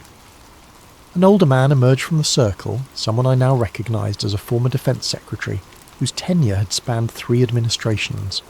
His presence here transformed this from concerning to terrifying. These weren't just wealthy eccentrics playing games. These were people who controlled military budgets and intelligence operations. "Show him," the defence secretary said simply. 2 men stepped aside, giving me a clear view of the stone altar. The surface was covered with carved symbols that looked far older than anything else in the grove, spirals and geometric patterns that seemed to shift in the torchlight. The wooden crate sat at the centre, its lid partially open to reveal something that gleamed metallic in the flickering light. "Do you know what you're looking at, Mr. Morgan?" the defence secretary asked. I shook my head, not trusting my voice. "Project Owl," he continued, started in 1943, continued in various forms ever since. The Grove isn't just a social club, it's a containment facility. Containment for what? The younger man laughed, but there was no humour in it. "You wouldn't believe us if we told you. Hell, most of the members don't know. They think they're here for networking and male bonding. The cremation of care is just pageantry to them, a quaint tradition with symbolic meaning. But the real ceremony," I gestured toward the altar, "is about keeping something very old, very powerful and very dangerous from waking up," the defence secretary finished. "The owl isn't a symbol we worship, Mr. Morgan. It's a prison we maintain." They were all watching me now, measuring my reaction, waiting to see how I'd process what they were telling me. Part of me wanted to laugh. This sounded like the fever dreams of conspiracy theorists, ancient evils and shadow governments and occult containment protocols. But the setting was too real, the participants too credible, the ritual I'd witnessed too elaborate to be fiction. "What's in the crate?" I asked. "The original binding artifacts," said a woman's voice from behind me. I spun around to find someone who definitely hadn't been there moments before. A woman in her 70s, silver hair pulled back severely, wearing clothes that managed to look both practical and expensive. Her presence violated everything I knew about the Grove's men-only policy. "Eleanor Hartwell," she said, extending a hand. "I've been managing Project Owl since 1987. Women aren't allowed. In the social aspects, no. But some secrets are too important for gender politics." She moved past me to examine the crate's contents. These were recovered from a Nazi expedition to Tibet in 1943. The SS Ahnenerbe thought they'd found artifacts that could summon and control ancient powers. They were half right. She lifted something from the crate, a metal disc covered with the same spiralling symbols as the altar, but these seemed to move on their own, shifting and changing as I watched. "The Tibetan monks who originally possessed these weren't trying to summon anything," Eleanor continued. "They were trying to keep something asleep. When Hitler's occultists broke the original binding, they didn't gain power. They released something that had been contained for centuries. What kind of something? The Defense Secretary answered. Call it what you like. Ancient god, interdimensional entity, primordial force of chaos. The names don't matter. What matters is what it does when it's free. He gestured, and one of the other men brought out a tablet computer incongruous in this setting of torches and stone altars. The screen showed a map of the world with red markers scattered across it. Every time the binding weakens, we see spikes in seemingly random catastrophic events, he explained. Political assassinations, market crashes, natural disasters, terrorist attacks. Not caused directly, but influenced. Chaos spreads like a virus when certain barriers are down. The grove was established here because of the natural properties of these particular redwoods, Eleanor added. Old growth forests have natural resonance with certain types of, let's call them spiritual phenomena. The founding members didn't understand the science, but they recognised the effect. The annual gathering, the rituals, the focused attention of powerful minds, it all serves to reinforce the containment. And the cremation of care is a distraction, the younger man said. Theatre for the masses while we handle the real work. Most of the members genuinely believe they're here for fellowship and networking. The inner circle knows better. I looked around the group trying to count how many people were part of this inner circle. Maybe 30 total, out of the thousands who'd attended grove encampments over the decades. A shadow organisation within a secret society, managing what they claimed was an existential threat to human civilization. Why tell me this? I asked. Why invite a journalist? Eleanor and the Defense Secretary exchanged glances. Something passed between them, a decision being made in real time. Because we're dying off, Eleanor said finally. The knowledge, the responsibility, the burden, it's all been passed down through personal relationships for 80 years. But the world has changed. The people with the power and resources to maintain the containment aren't necessarily the people we can trust with the truth. New money doesn't understand old responsibilities, the Defense Secretary added. Tech billionaires, crypto moguls, social media executives, they have the influence we need, but they think everything can be solved with apps and algorithms. They don't believe in things that can't be quantified. So you need documentation, I realised. A record of what really happens here. Insurance in case the oral tradition breaks down. Exactly, Eleanor confirmed. But it has to be someone outside the power structure. Someone with credibility and investigative skills. Someone who's already proven they'll publish dangerous truths regardless of personal cost. She meant my Meridian Industries exposé. This was why I'd been blacklisted and then mysteriously invited. They needed a journalist who demonstrated willingness to sacrifice their career for a story. What happens if the binding fails completely? I asked. The group fell silent. Finally, the younger man spoke. Look at any period of sustained global chaos in human history. The fall of Rome, the Black Death, the world wars, the collapse of the Soviet Union. Times when multiple systems failed simultaneously, when cause and effect stopped making sense, when it felt like the world was coming apart at the seams. Those were natural historical processes. Were they? Eleanor interrupted. Or were they what happens when humanity loses the ability to maintain certain spiritual defences? The monks who originally bound this thing warned that it feeds on conflict and confusion. The more chaos it causes, the stronger it becomes, until the binding fails entirely. She returned the metal disc to the crate and closed the lid carefully. The ceremony you just witnessed reinforces the containment for another year, she said, but each time it gets harder. The original artifacts are degrading, the knowledge is fragmenting, and the world is changing in ways that make traditional approaches less effective. How long do we have? Unknown, the Defense Secretary admitted. Could be decades, could be years, could be tomorrow if something goes wrong. That's why we need someone on the outside, someone who can document not just what we do, but why we do it. Insurance for the future. As if summoned by his words, a low rumble echoed through the forest. Not thunder, the sky was clear. Something deeper, more primal, like the earth itself was groaning. The torches flickered, and for a moment the carved symbols on the altar seemed to glow with their own light. Then everything went still again. Time to go, Eleanor said quietly. The The ceremony's complete, but the effects can be unpredictable for the first few hours. The group began dispersing, each member taking a different path back through the forest. Within minutes, I was alone with Eleanor and the Defence Secretary, the altar dark and silent again. "There's more to see," Eleanor told me, "but not tonight. Tomorrow, if you're serious about this responsibility, we'll show you the archives, the complete record of Project Owl going back to its inception. And if I'm not serious, then you'll have an interesting story about rich men playing games in the woods," the Defence Secretary said, which is what 90% of the attendees would tell you anyway. They walked away in different directions, leaving me standing alone beside the stone altar. The forest felt different now. Not threatening exactly, but aware, as if something vast and patient was watching from between the trees, held in check by forces I was only beginning to understand. I found my way back to Mandalay Camp by following the distant sound of laughter from the main plaza. Men were still awake, drinking and talking around campfires, processing the evening's official ceremony.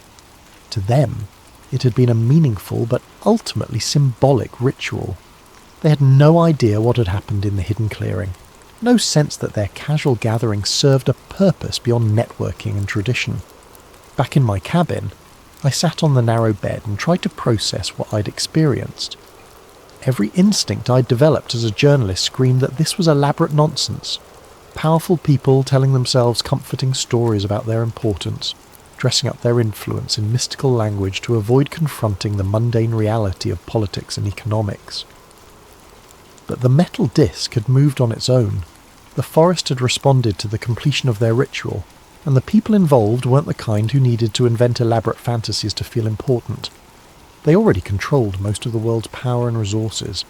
Either I'd stumbled into the most sophisticated hoax in human history, or I'd been invited to document something that made every conspiracy theory I'd ever dismissed seem quaint by comparison. Tomorrow I'd get to see the archives. Tomorrow I'd learn whether Project Owl was an elaborate delusion or the most important secret in the world. Either way, my life as I knew it was over. I barely slept. Every sound in the forest seemed amplified. Branches creaking in the wind, night birds calling to each other, the distant murmur of late-night conversations from other camps. When I finally drifted off near dawn, my dreams were filled with spinning metal discs and watching eyes carved from stone. Eleanor found me at breakfast, appearing beside my table in the dining hall as if she'd materialised from thin air. In daylight, she looked like any other well-preserved socialite who might attend charity galas in Pacific Heights. The kind of woman whose presence at an all-male retreat would be explained as someone's eccentric aunt, who'd been grandfathered in through family connections. "Ready for the historical tour?" she asked, settling into the chair across from me. "Is that what we're calling it? The other guests think you're researching the Grove's role in American political history, which isn't entirely untrue." She sipped her coffee, eyes scanning the dining hall. "Most of them will be occupied with golf and lake activities today. Perfect time for a deeper education." We walked through the main camp area, past men reading newspapers and debating policy like they were at any expensive resort. Eleanor kept up a stream of casual conversation about Grove traditions and notable members, playing her part as tour guide. But I noticed she was leading us away from the popular areas, towards sections of the forest I hadn't seen before.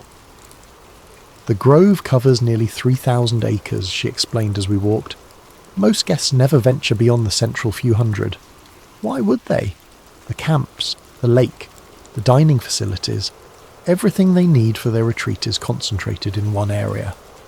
But the rest of the property serves other purposes." We'd been walking for almost 20 minutes when she stopped beside what appeared to be a maintenance shed. Weathered wood siding, corrugated metal roof, the kind of utilitarian structure that becomes invisible once you've seen it. Eleanor produced a key and opened the padlock on the door. Inside, the shed was bigger than it appeared from outside, extending back into the hillside.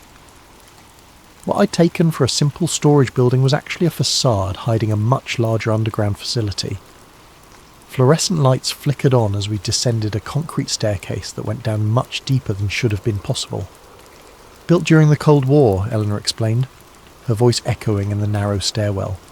"Officially it's an emergency shelter for continuity of government operations. Unofficially, it houses the most complete archive of Project Owl materials outside of certain classified Pentagon files. The stairs ended at a steel door marked with radiation warnings and biohazard symbols. Eleanor placed her palm on a scanner that seemed decades newer than the rest of the facility. The door slid open with a hydraulic hiss, revealing something that took my breath away. The archive stretched out in all directions, a vast underground chamber carved from the bedrock beneath the grove.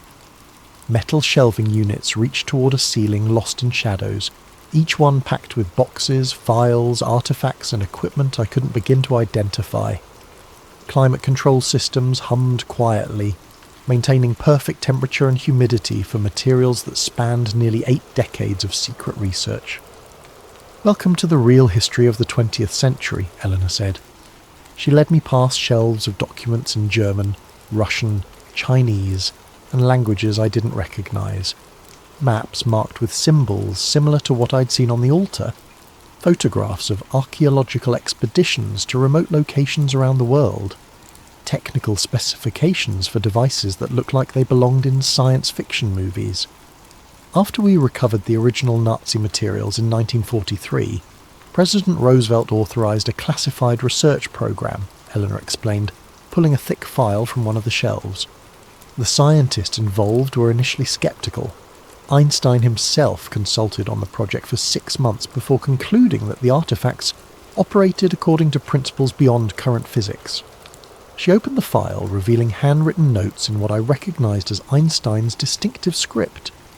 Mathematical equations filled page after page, interspersed with frustrated observations about phenomena that violate fundamental assumptions about the nature of reality. What did he conclude? That the universe is far stranger than we assumed, and that consciousness might play a more active role in physical processes than anyone wanted to admit. Eleanor closed the Einstein file and pulled out another one marked Tibet Expedition 1944 to 1947. We sent teams back to find the original source of the artifacts, learn how the binding process actually worked. The photographs in this file showed Western archaeologists working alongside Tibetan monks in monasteries that looked untouched by modernity.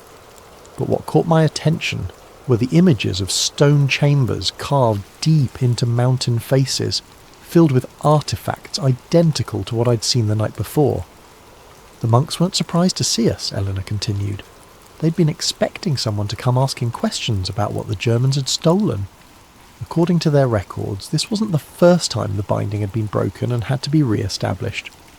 How many times? At least 7 documented instances over the past millennium. Each time, the disruption led to a period of sustained chaos. Wars, plagues, social collapse. The monks developed their containment techniques through trial and error over centuries.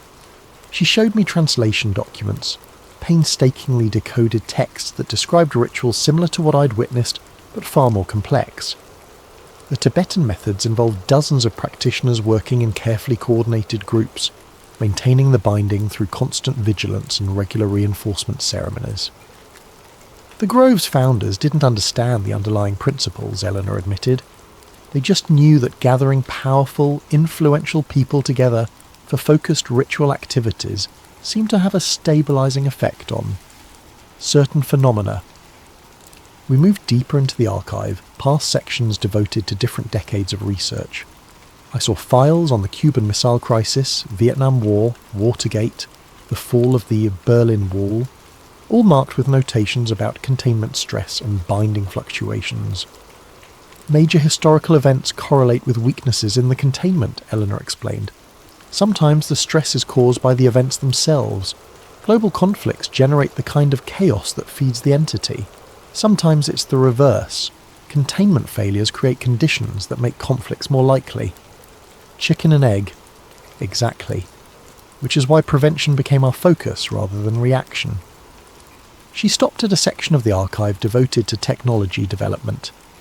Here were prototypes of devices that looked decades ahead of anything I'd seen in the outside world. Machines that supposedly measured spiritual resonance and metaphysical field fluctuations. Computer models attempting to quantify something that traditional science insisted didn't exist. The hardest part has always been bridging the gap between ancient knowledge and modern capabilities, Eleanor said. picking up a device that looked like a cross between a spectrometer and a Geiger counter. The monks' techniques worked, but they required lifelong training and cultural conditions that don't exist in the modern world. We needed methods that could be implemented by people with day jobs and families. Hence the Grove. Annual gatherings of influential people, focused ritual activities, enough genuine belief and emotional investment to create the necessary resonance. She set down the device and looked at me seriously. But it's a band-aid solution, and we all know it. The original binding required full-time practitioners working in optimal conditions. We're trying to maintain something incredibly complex and dangerous using part-time amateurs. We reached the centre of the archive, where a circular area had been cleared for what appeared to be a viewing room. Multiple monitors displayed real-time data streams, seismic readings, atmospheric measurements, and more esoteric graphs tracking things labelled psychic resonance and entity containment levels. "This is where we monitor the binding stability," Eleanor explained, settling into one of the chairs facing the displays. 24 hours a day, 7 days a week. The moment something starts to deteriorate, we know about it. I studied the screens, trying to make sense of the constantly shifting data. One monitor showed a map of the world with coloured dots marking locations where anomalous events had occurred in the past 24 hours.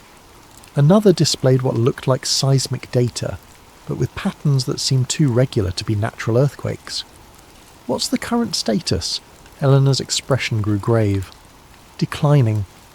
The binding has been weakening steadily for the past 15 years, accelerating in the past 5. We estimate maybe 2 to 3 years before complete failure becomes inevitable. What happens then? Unknown. The historical records from previous binding failures are incomplete. The monks who witnessed them were usually dead within months, but we can make educated guesses based on pattern analysis." She pulled up another screen, this one showing a timeline of major global events overlaid with containment stability measurements. The correlation was undeniable.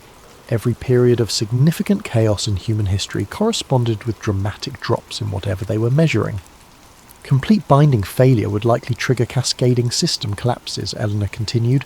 "Political institutions, economic markets, social structures, all the complex relationships that hold civilization together become vulnerable when certain types of influence are unchecked." "How bad are we talking?" "Best case scenario? A severe global recession coupled with widespread political instability, multiple government collapses, market crashes, social unrest spreading faster than any rational analysis would predict. And worst case?" Eleanor was quiet for a long moment, studying the data streams that painted an increasingly grim picture of whatever they were monitoring. "Worst case is the end of human civilization as we know it. Not through nuclear war or climate change or any of the threats people talk about in public. Through something much more fundamental, the breakdown of the psychological and spiritual structures that allow complex societies to exist." She pulled up historical records from previous binding failures, translated accounts from Tibetan monasteries that had witnessed similar events centuries earlier. "The entity doesn't destroy through physical force," she explained. "It works through consciousness, through the collective human capacity for cooperation and rational thought. When the binding fails completely, people lose the ability to trust institutions, to believe in shared values, to work together toward common goals. Everything falls apart from within." I stared at the monitors, watching real-time measurements of something that supposedly determined the fate of human civilization. The graphs showed steady decline across multiple indicators, punctuated by sudden spikes that corresponded to major news events I recognized from recent headlines. This is why you needed an outside journalist, I realized. The inner circle is dying off, and you need someone to document the whole system before it's too late. Partly. But there's another reason. Eleanor turned to face me directly. "We think the traditional approach might be fundamentally flawed." "What do you mean?" "The Grove, the annual ceremonies, the networking among powerful elites. It all assumes that influence and authority are the same thing they were 50 years ago. But the world has changed. Real power increasingly lies with people who have no connection to traditional institutions." She pulled up another screen, this one showing social media analytics and internet traffic patterns. Modern influence is distributed, digital, and often anonymous. A teenager with a viral video can shape public opinion more effectively than a senator. Cryptocurrency traders can destabilize national currencies. Hackers can cripple infrastructure. The Grove model assumes that controlling government and corporate leaders gives you control over social stability. But it doesn't anymore. Exactly. Which means our containment strategy might be obsolete just when we need it most. Eleanor stood up, pacing between the monitors. We need new approaches, new methods, new people involved in the binding process. But we also need someone on the outside who can document everything we've learned, preserve the institutional knowledge in case our transition efforts fail. You want me to write the ultimate conspiracy theory article. I want you to write the truth. All of it. The complete history of Project Owl, the scientific evidence for non-physical phenomena affecting global stability, the methods we've developed for managing existential threats that most people don't believe exist. She led me to another section of the archive, this one containing dozens of film reels stored in climate-controlled cases. But first, you need to understand exactly what we're dealing with. The Nazi expedition that started all this documented their activities extensively. They filmed everything, convinced they were making history. Eleanor selected one of the reels and loaded it into a vintage projector that looked like it belonged in a museum. The screen flickered to life, showing black and white footage of men in SS uniforms working in what appeared to be a Tibetan monastery. Tibet, 1943, Eleanor narrated as the images played. The Ahnenerbe expedition, led by Heinrich Himmler's personal occult research division. They found what they were looking for, but they had no idea what they were actually dealing with. The film showed German archaeologists carefully removing artifacts from hidden chambers, documenting everything with scientific precision.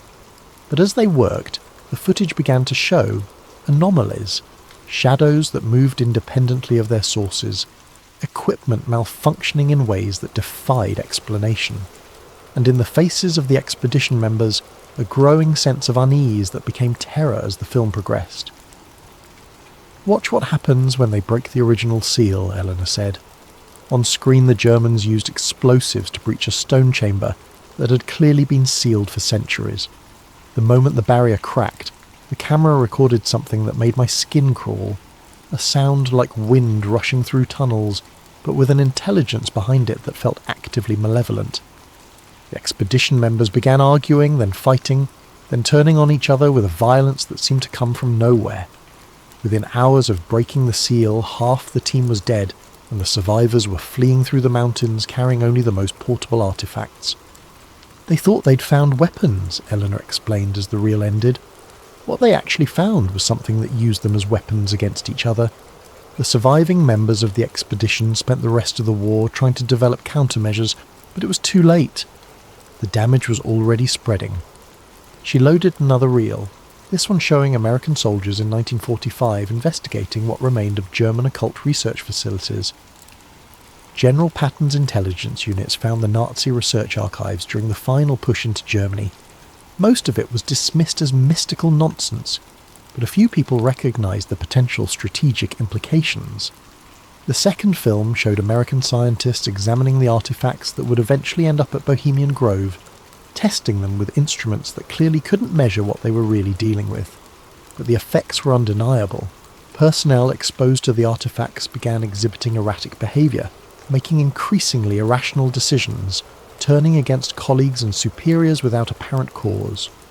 Project Owl was established to contain and study the artifacts while developing countermeasures, Eleanor continued. The Grove became the testing ground for large-scale containment techniques. And it worked. For almost 80 years, yes, but the binding requires constant maintenance, and each generation faces new challenges.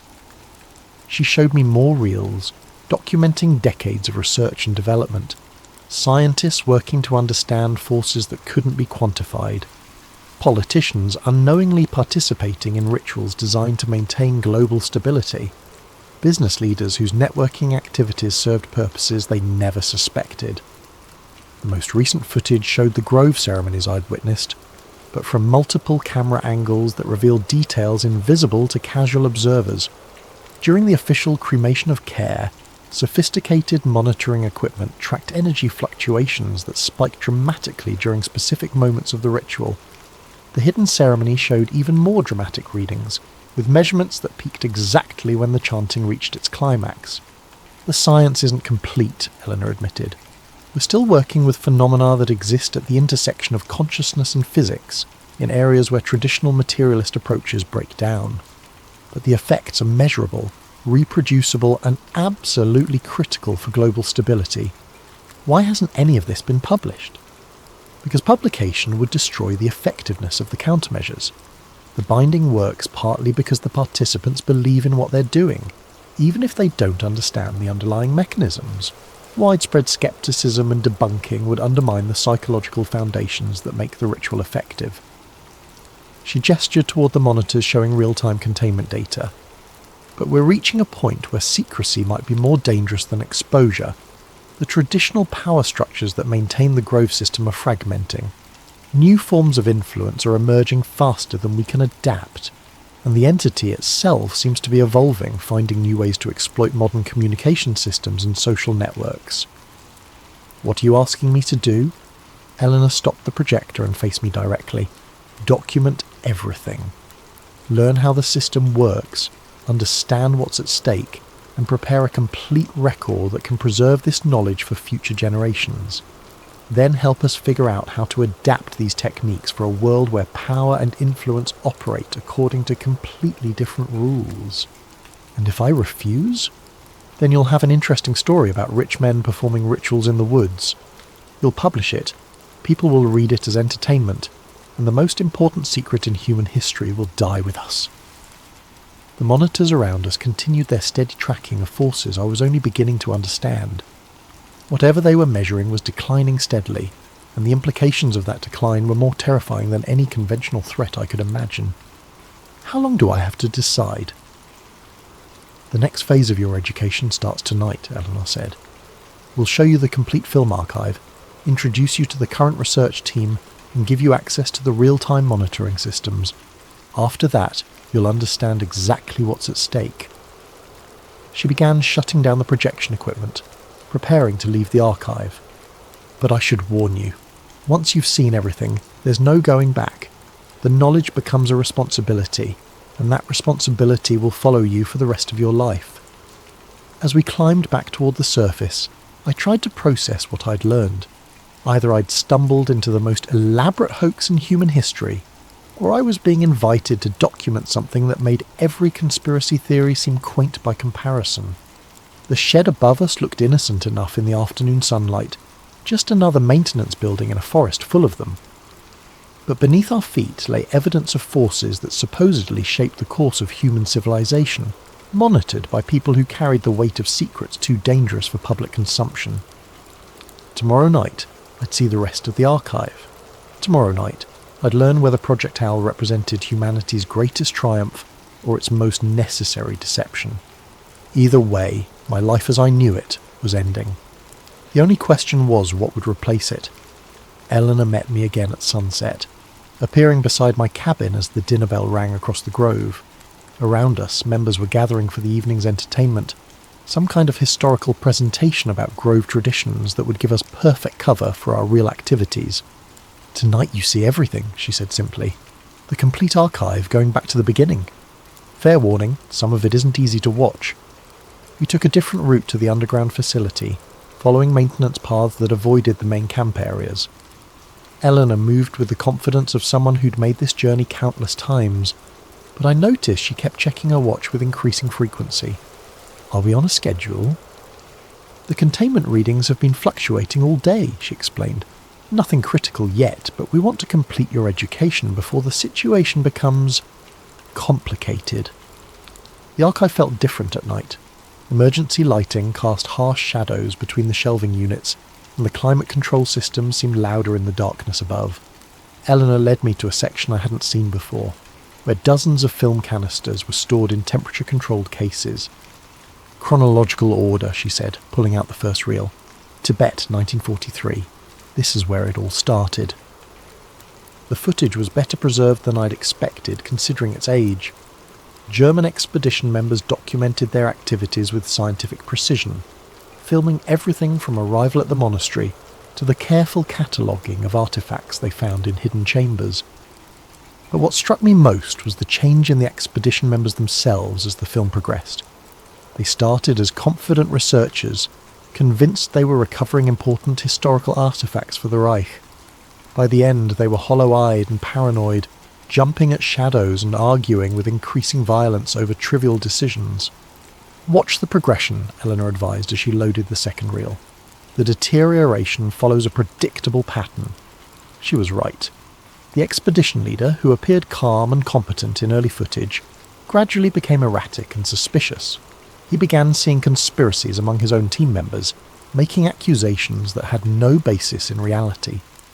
Other team members developed obsessive behaviours, repetitive actions that served no logical purpose, but which they couldn't seem to stop.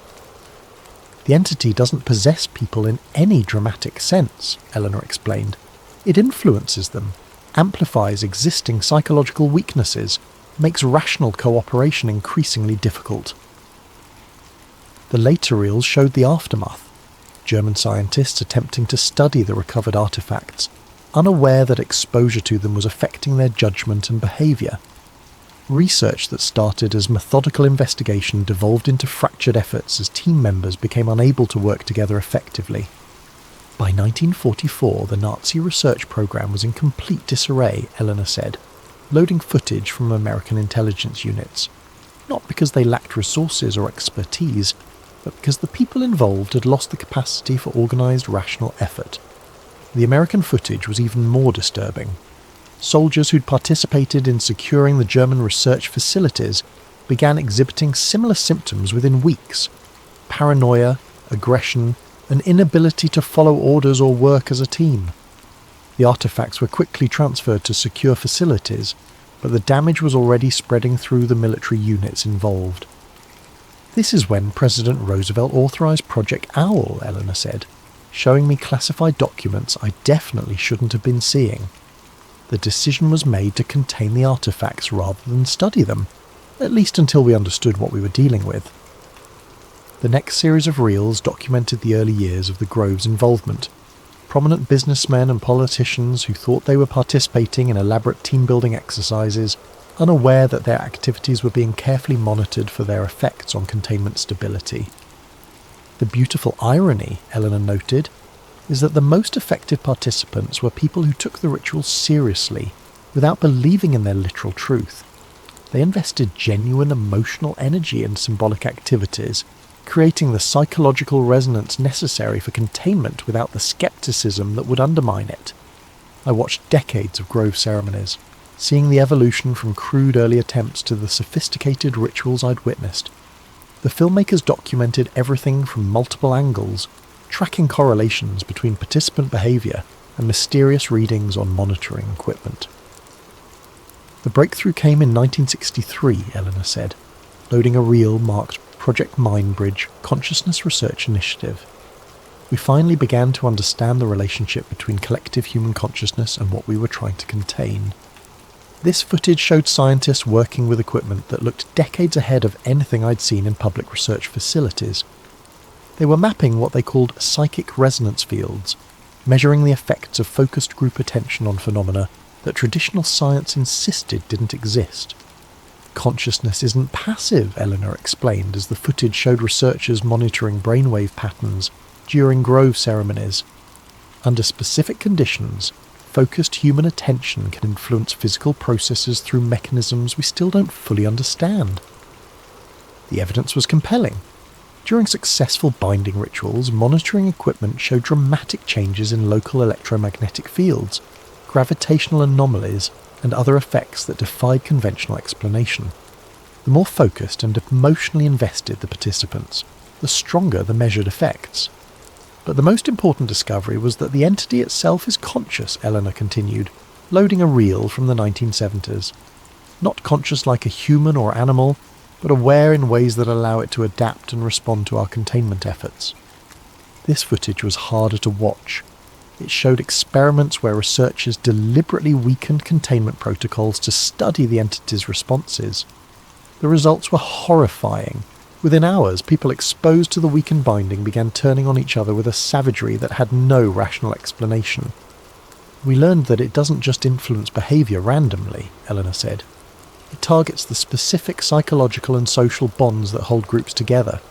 It makes people distrust authority, question shared values, abandon cooperation in favour of individual survival. The final series of reels brought the documentation up to the present day. Recent grove ceremonies filmed with modern digital equipment, showing measurements that painted an increasingly dire picture. The binding was weakening despite their best efforts, and the entity's influence was spreading through channels they were still struggling to understand. Internet culture, social media, digital communication, they've created new vectors for the kind of psychological influence the entity specialises in, Eleanor explained. People are more isolated, more suspicious, more prone to conspiracy thinking than ever before. The very technologies that connect us globally are making us more vulnerable to forces that exploit human psychological weaknesses. She showed me correlation analyses that were truly frightening. Every major spike in online harassment, political extremism, and social division corresponded with measured fluctuations in containment stability. The entity wasn't just confined to the physical artifacts anymore. It was spreading through digital networks, using human communication systems to amplify its influence. This is why traditional approaches aren't working, Eleanor said. The Grove model assumes that controlling physical locations and influential people gives you control over social stability. But in a networked world, influence operates according to completely different rules. The most recent footage showed research teams working on new approaches, attempts to create digital containment protocols, online rituals that could engage globally distributed participants, technological methods for monitoring and countering the entity's influence through internet channels. The preliminary results are promising, Eleanor admitted, but we're running out of time. The traditional binding is failing faster than we can develop alternatives. She turned off the projection equipment and faced me directly. That's the complete record. 80 years of research containment and gradual understanding of something that exists at the intersection of consciousness and physics. Now, you understand what we're really dealing with. I sat in silence for several minutes trying to process what I'd seen. The footage was too detailed, too consistent, too well documented to be an elaborate hoax. But accepting it as real meant accepting that everything I thought I knew about how the world worked was fundamentally incomplete. What do you need from me? Help us bridge the gap between old knowledge and new realities, Eleanor said. Document everything we've learned, but also help us figure out how to adapt these techniques for a world where influence operates through social media and digital networks rather than exclusive clubs and private meetings. I'm a journalist, not a researcher. You're someone who understands how information spreads in the modern world, how narratives form and evolve, how public opinion gets shaped by forces most people never notice. Those are exactly the skills we need. She gestured toward the monitors showing real-time containment data. The entity is learning to use our own communication systems against us. We need people who understand those systems well enough to develop countermeasures. And if we fail, Eleanor's expression grew grave. Then within the next few years, human civilization enters a period of chaos and collapse, unlike anything in recorded history, not through war or natural disaster, but through the breakdown of the psychological foundations that make complex societies possible. The weight of what she was telling me settled on my shoulders like a physical burden. If they were right, I wasn't just being offered the story of a lifetime, I was being recruited to help prevent the end of the world as we knew it. When do we start? Tomorrow, Eleanor said. But first, you need to see what happens when containment fails. We have one more reel to show you. Footage from 1962, when a test of weakened binding protocols got out of hand. She loaded the final reel, and I watched something that would haunt my dreams for years to come. Research subjects exposed to deliberately weakened containment turned on each other with a ferocity that looked less like human behaviour than like animals driven mad by disease. Within hours, rational people became incapable of basic cooperation, seeing enemies everywhere, responding to imagined threats with real violence. Multiply that by global population, Eleanor said quietly. and you begin to understand what we're trying to prevent. As we climbed back toward the surface, I realised there was no going back. Whether Project Owl represented the most important secret in human history, or the most elaborate delusion ever created, I was now part of it. The knowledge had become a responsibility, and that responsibility would shape everything I did for the rest of my life. Above us, the grove continued its normal activities. Powerful people, networking and bonding, unaware that their casual retreats served a purpose that might determine the survival of human civilization. Tomorrow I'd begin learning how to help them succeed. I woke before dawn to the sound of helicopters, not the distant drone of aircraft passing over, but the heavy thrum of rotors directly overhead, circling the grove in patterns that suggested search rather than transport. Eleanor appeared at my cabin door before I'd finished dressing, her usual composed demeanour replaced by urgent tension. "We have a problem," she said simply. "Someone's been monitoring our activities." She led me quickly through the forest, avoiding the main paths and staying under tree cover that would hide us from aerial observation. "The helicopters were government aircraft," she explained, "but not ones under Project Owl's control. Different agencies have different levels of clearance," she said as we moved. "Some know about our activities, some know only pieces, and some know nothing but suspect something significant is happening here. Which category do the helicopters represent? A dangerous one. People who know enough to be suspicious but not enough to understand the consequences of interference."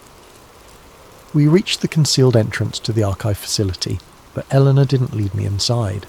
Instead, she continued deeper into the forest, towards sections of the grove I'd never seen. "The underground facility is compromised," she explained. "Motion sensors, thermal imaging, electromagnetic monitoring. Anyone with the right equipment can detect activity below ground. We need to show you the backup systems." After 20 minutes of hiking through increasingly dense forest, we reached what appeared to be a natural clearing dominated by a single massive redwood. Eleanor approached the tree and pressed her hand against a section of bark that looked identical to every other section.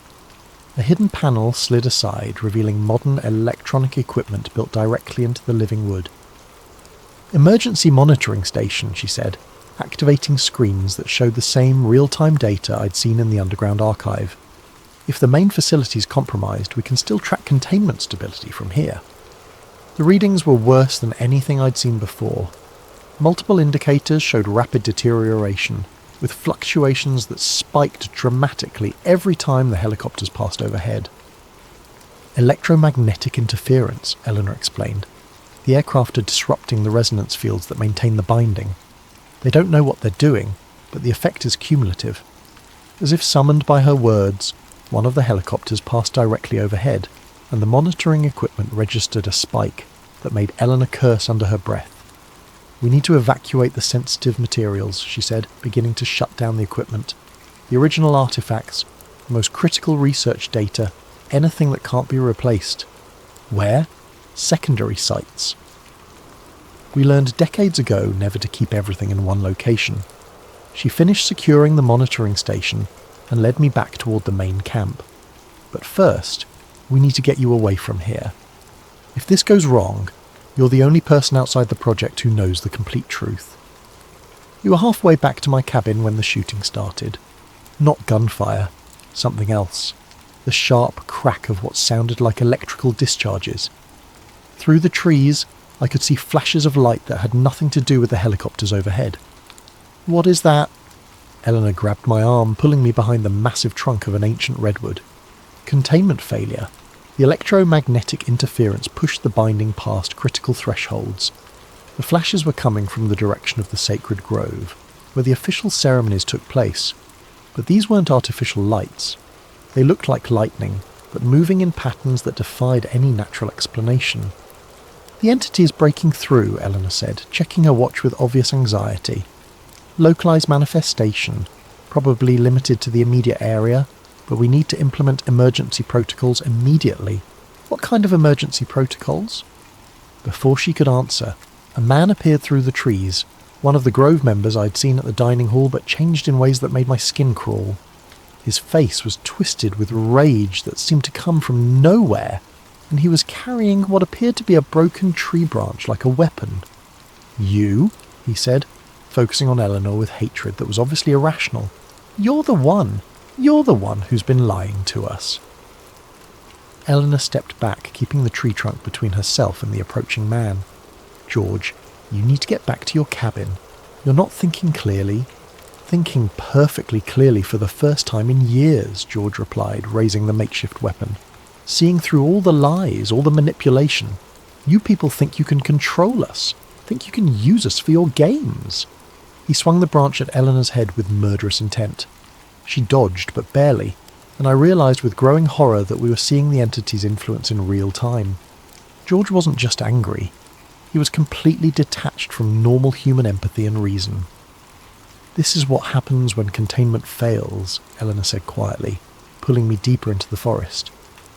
People lose the capacity for rational cooperation.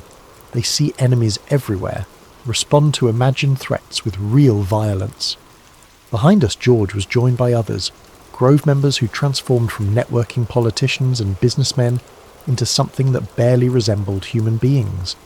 They moved with pack mentality, communicating through gestures and sounds that suggested intelligence but not consciousness as I understood it. How do we stop it? Emergency binding ritual, Eleanor said, leading me toward another concealed facility. But it requires specific people in specific locations, and we're running out of time. The facility she brought me to was smaller than the main archive, but clearly designed for crisis situations. Emergency supplies, backup communication equipment, and most importantly, a collection of artifacts identical to the ones I'd seen in the underground chamber. Portable containment kit, Eleanor explained, gathering materials with practiced efficiency. The ritual can be performed anywhere, but it's less stable than the permanent installation. She handed me a metal disc covered with the same spiralling symbols I'd seen before, but this one felt warm to the touch and seemed to vibrate with energy I couldn't identify. Hold this and think calming thoughts, she instructed. Visualize peace, cooperation, people working together toward common goals. The binding responds to consciousness, but it requires focused intention from multiple participants. I don't know how to do this. You don't need training, you need belief. The entity feeds on conflict and suspicion. The binding requires the opposite. Trust, cooperation, shared purpose. As she spoke, the sounds from outside grew worse. More Grove members had joined the pack hunting us, but their behaviour was becoming less and less human.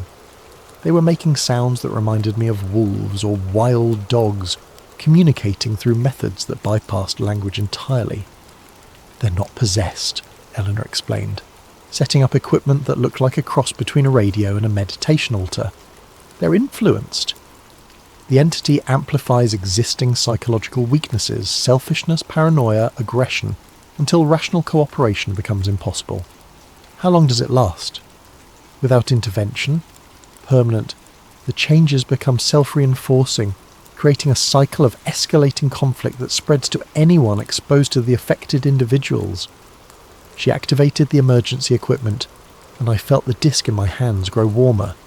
Around us, the air seemed to thicken, taking on the quality of electrical charge that precedes thunderstorms. Now, Eleanor said, focus on everything that makes human civilization possible. Trust between strangers, cooperation across differences, the willingness to sacrifice individual advantage for collective benefit. I tried to do what she asked, but the sounds outside made concentration nearly impossible. The hunting pack had found our location and was circling the facility, testing for weak points with animal cunning. It's not working, I said. It needs more participants, Eleanor admitted. The emergency protocol requires at least 7 people working in coordination. I was hoping we could manage with 2, but the interference is too strong. As if responding to her words, the attackers began trying to break down the door, but their methods were wrong somehow. They were using tactics that might work against prey animals, but not against humans who understood tools and leverage. Their intelligence is being affected, Eleanor observed. They're losing abstract reasoning, reverting to more primitive cognitive patterns. Is that good or bad for us? Both.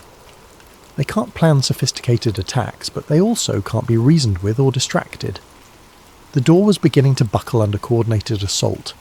Within minutes they'd break through, and I had no illusions about what would happen then. The people outside might once have been politicians and businessmen, but they'd become something that saw us as threats to be eliminated. Eleanor made a decision that probably saved our lives. "Run," she said, gathering the most essential artifacts into a backpack.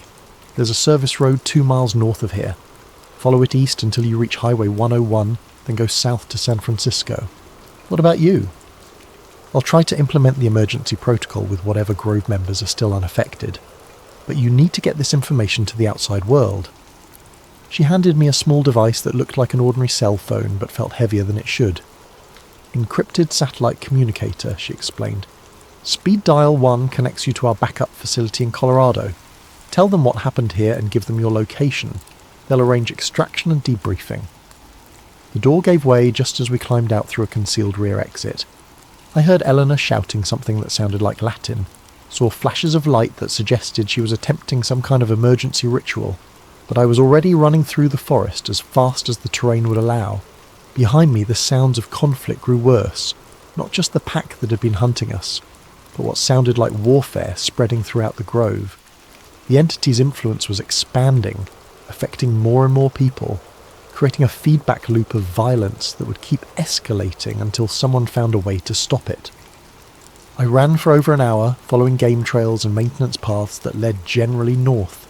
Twice I heard helicopters overhead, but I couldn't tell if they were still part of the problem or part of some attempted solution. The encrypted communicator remained silent. Either the backup facility was out of range, or something had happened to it as well. The service road, when I finally found it, was blocked by abandoned vehicles. Grove security guards had apparently fled their posts, leaving gates open and equipment scattered. Whatever had happened here was bigger than just the immediate area around the sacred grove. I followed the road east on foot, staying off the asphalt to avoid being visible from the air. The communicator finally picked up a signal as I reached higher ground, but when I activated speed dial 1, the response wasn't what I had expected. "Project Owl emergency line," a voice said. "State your clearance level and location." "I don't have a clearance level," I said. "Eleanor Hartwell gave me this device. There's been a containment failure at Bohemian Grove." A pause, then. "Are you the journalist?" "Yes." "We've been expecting your call. What's your current location?"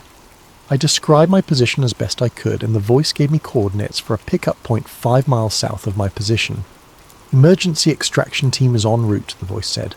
"ETA 40 minutes. Stay hidden until you see a black helicopter with owl markings." "What happened to Eleanor?" Another pause, longer this time. "Unknown. We lost contact with all Grove personnel 3 hours ago. You may be the only survivor with first-hand knowledge of the incident." The call ended, leaving me alone on a forest road with the weight of impossible knowledge. If Eleanor was right, I'd just witnessed the beginning of something that could destroy human civilization. If she was wrong, I'd been recruited into the most elaborate delusion in history. Either way, there was no going back. The story I'd come to investigate had become my life, and that life would never be the same. The helicopter that picked me up wasn't military, but it wasn't civilian either. Black, unmarked, with sound dampening that made it whisper rather than roar. The pilot didn't speak during the 40-minute flight south, and the windows were tinted too dark to see our destination until we landed. The facility looked like a corporate retreat centre, modern architecture nestled in rolling hills, solar panels and native landscaping that suggested environmental consciousness rather than government secrecy. Only the subtle security measures revealed its true nature. Sensors disguised as decorative elements, barriers that looked like artistic features, multiple escape routes hidden as walking paths. Eleanor was waiting for me in the lobby. She looked exhausted but uninjured, wearing clean clothes that suggested she'd arrived well before me. Relief flooded through me at seeing her alive, followed immediately by suspicion about how she'd gotten here so quickly. "You made it," she said, embracing me with what felt like genuine emotion. "I wasn't sure you would." "How are you here?" "I thought you were trapped at the Grove." "Emergency protocols," she explained, leading me toward a conference room. "The moment containment failed, automated systems began evacuating key personnel and sensitive materials. I was out within minutes of your escape." The conference room contained a dozen people I'd never seen before. all of them studying multiple screens showing data feeds from Bohemian Grove. The footage was disturbing. Grove members moving in coordinated packs, exhibiting behaviour that looked less human with each passing hour. "Situation report," said a woman who appeared to be in charge, younger than Eleanor, with the bearing of someone accustomed to making life-and-death decisions under pressure. "Complete local containment failure," Eleanor replied. The electromagnetic interference from unauthorised surveillance pushed binding stability past critical thresholds. The entity achieved localised manifestation and began directly influencing exposed personnel. Casualties? Unknown. Approximately 200 Grove members were on site when the failure occurred. Current status of affected individuals is unclear, but behavioural modification appears to be progressing according to predicted patterns. I watched the screens showing real-time footage from the Grove, trying to process what I was seeing. The people in the images moved with animal coordination, but their actions showed planning and intelligence that suggested they weren't completely reduced to primitive instincts. "They're organising," I observed. "Exactly," said the woman in charge. "The entity doesn't just cause chaos, it creates new forms of order based on conflict and dominance rather than cooperation and trust. Left unchecked, the affected population will form a functional society, but one dedicated to spreading their condition to others." "How?" Eleanor pulled up additional screens showing modelling predictions. "Physical contact isn't required. Extended exposure to affected individuals gradually influences behaviour in others. The process is slower than direct manifestation, but it's cumulative and irreversible without intervention." "What kind of intervention?" "That's what we need to decide," the woman in charge said. "We have 3 options, none of them good." She activated a presentation that laid out scenarios with clinical precision. Option 1, military containment. Seal off the affected area. Prevent anyone from leaving. Wait for the situation to stabilise. The affected population would eventually die off, but we'd lose any chance of understanding how the entity adapted to modern conditions. Option 2, aggressive binding ritual. Deploy our full capabilities to re-establish containment, potentially reversing the effects on affected individuals. High probability of success, but it would require resources that might be needed for future emergencies. Option 3, strategic documentation. Allow the situation to develop while recording everything, learning how the entity operates in uncontrolled conditions. Massive risk of spread, but invaluable data for developing long-term countermeasures. The weight of what they were asking settled on me like a physical presence. These weren't abstract policy decisions. They were choices about the lives of people I'd shared meals with, conversations with, casual moments of human connection that now seemed impossibly precious. "What do you recommend?" I asked. "That depends on you," Eleanor said. "You're the only person who witnessed the complete sequence of events, the only outsider who understands what's really at stake. Your perspective could determine which approach we take." I studied the screens showing real-time surveillance of the Grove. The affected members were building something, crude structures that served purposes I couldn't identify, but which suggested they retained enough intelligence to plan and execute complex projects. They're not just reverting to primitive behaviour, I realised. They're creating something new. "Exactly," Eleanor confirmed. "The entity doesn't destroy civilization. It transforms it into something that serves its purposes rather than human ones. And if this spreads beyond the Grove..." "Modelling suggests a tipping point around 10,000 affected individuals," the woman in charge said. "Beyond that, containment becomes impossible. The entity achieves critical mass and begins reshaping human civilization according to its own principles." I stared at the screens, watching people who'd once controlled vast resources and wielded enormous influence reduced to something that resembled humanity, but fundamentally wasn't. The choice they were asking me to make would determine not just the fate of those individuals, but potentially the future of human civilization itself. "How long do we have to decide?" "Hours," Eleanor said grimly. "The affected population is already attempting to breach the Grove's perimeter. Once they reach populated areas, the window for containment closes permanently." As if summoned by her words, alarms began sounding throughout the facility. On the screens, we watched Grove members systematically dismantling the barriers that had kept them isolated from the outside world. They moved with coordinated purpose, using tools and techniques that suggested retained intelligence despite their transformed state. "They're adapting faster than our models predicted," the woman in charge observed. "The entity is learning from direct interaction with modern infrastructure." I made my decision. "Option 2, I said. "Full binding ritual. Try to save them." Eleanor nodded grimly. "It'll require everything we have. If we fail, there won't be resources left for future containment efforts. And if we do nothing, there won't be a future to contain." The next 6 hours passed in a blur of coordinated activity. Teams deployed to locations around the grove, carrying artifacts and equipment I was only beginning to understand. The binding ritual required precise positioning, perfect timing, and absolute faith in principles that defied everything I'd learned about how the world worked. But it worked. I watched on screens as the coordinated behaviour of the affected Grove members gradually became confused, then chaotic, then slowly returned to something recognisably human.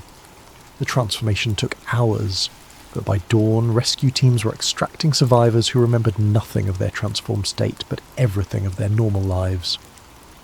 The official story, when it emerged, blamed a gas leak for temporary behavioural effects among Grove attendees.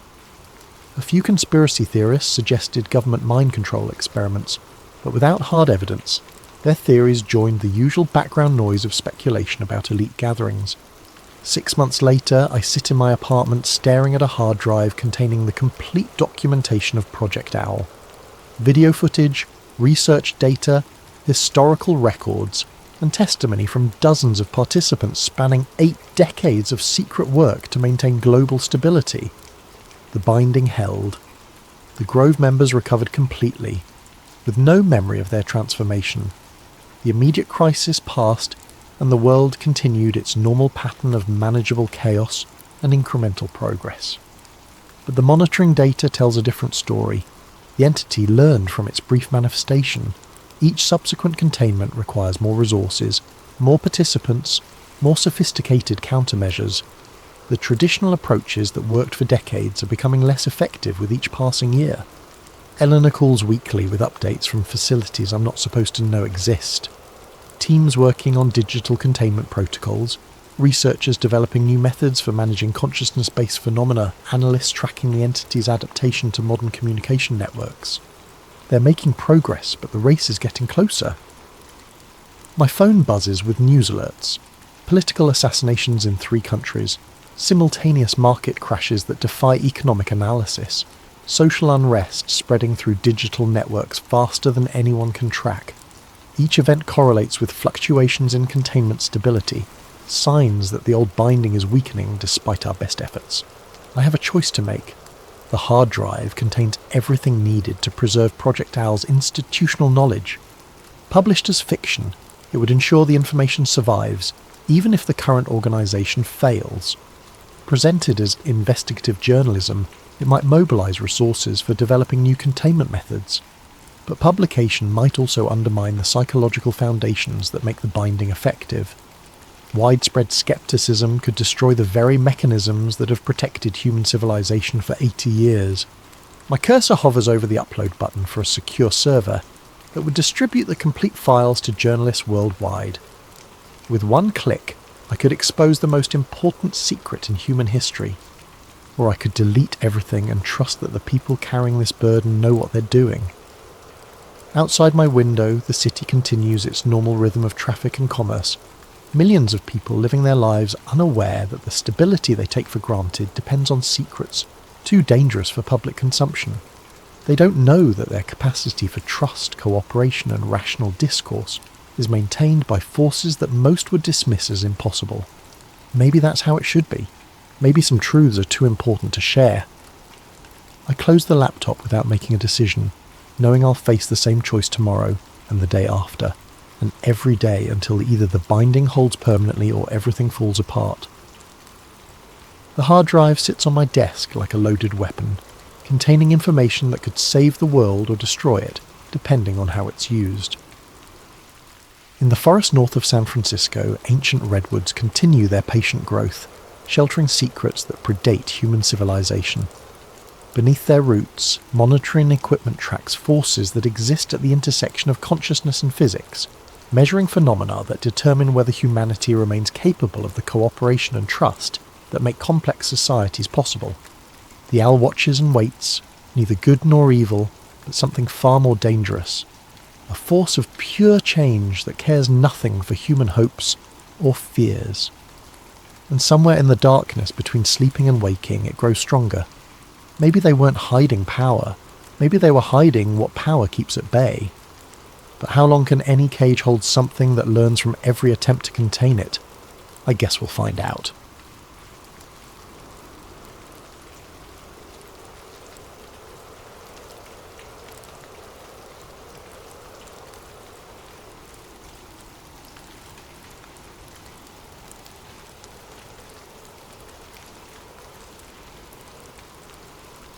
Before we begin tonight's story, I want to thank Ryan McPherson for suggesting this fascinating topic.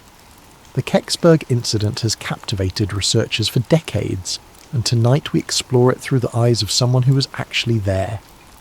If you have story suggestions, please leave them in the comments below, and don't forget to like and subscribe to Sleep Theories if you enjoy these deep dives into mysterious events. December the 9th, 1965. The date still sends a chill through my bones 40 years later. Most people remember where they were when Kennedy was shot, or when man first walked on the moon. Me? I remember exactly where I was standing when that fireball tore across the Pennsylvania sky and changed everything I thought I knew about the world we live in. My name is Tom Brennan, and I was a field technician for Bell Telephone Long Lines, stationed out of Greensburg, Pennsylvania. My call sign was KN3WBR, and I'd been working the microwave relay towers that carried America's long-distance calls across the backbone of our communications network. It was Cold War work, though we didn't always think of it that way. Every conversation, every military communication, every government hotline, it all passed through systems like the ones I maintained. The long lines network was something most civilians never thought about, but it was the nervous system of the entire country. We had microwave towers stretching from coast to coast, carrying voice traffic, teletype communications and data streams that kept America running. During the Cuban Missile Crisis 3 years earlier, every word between Washington and Moscow had likely passed through equipment I'd personally calibrated and maintained. It was responsibility that weighed on you, even when you tried not to think about it.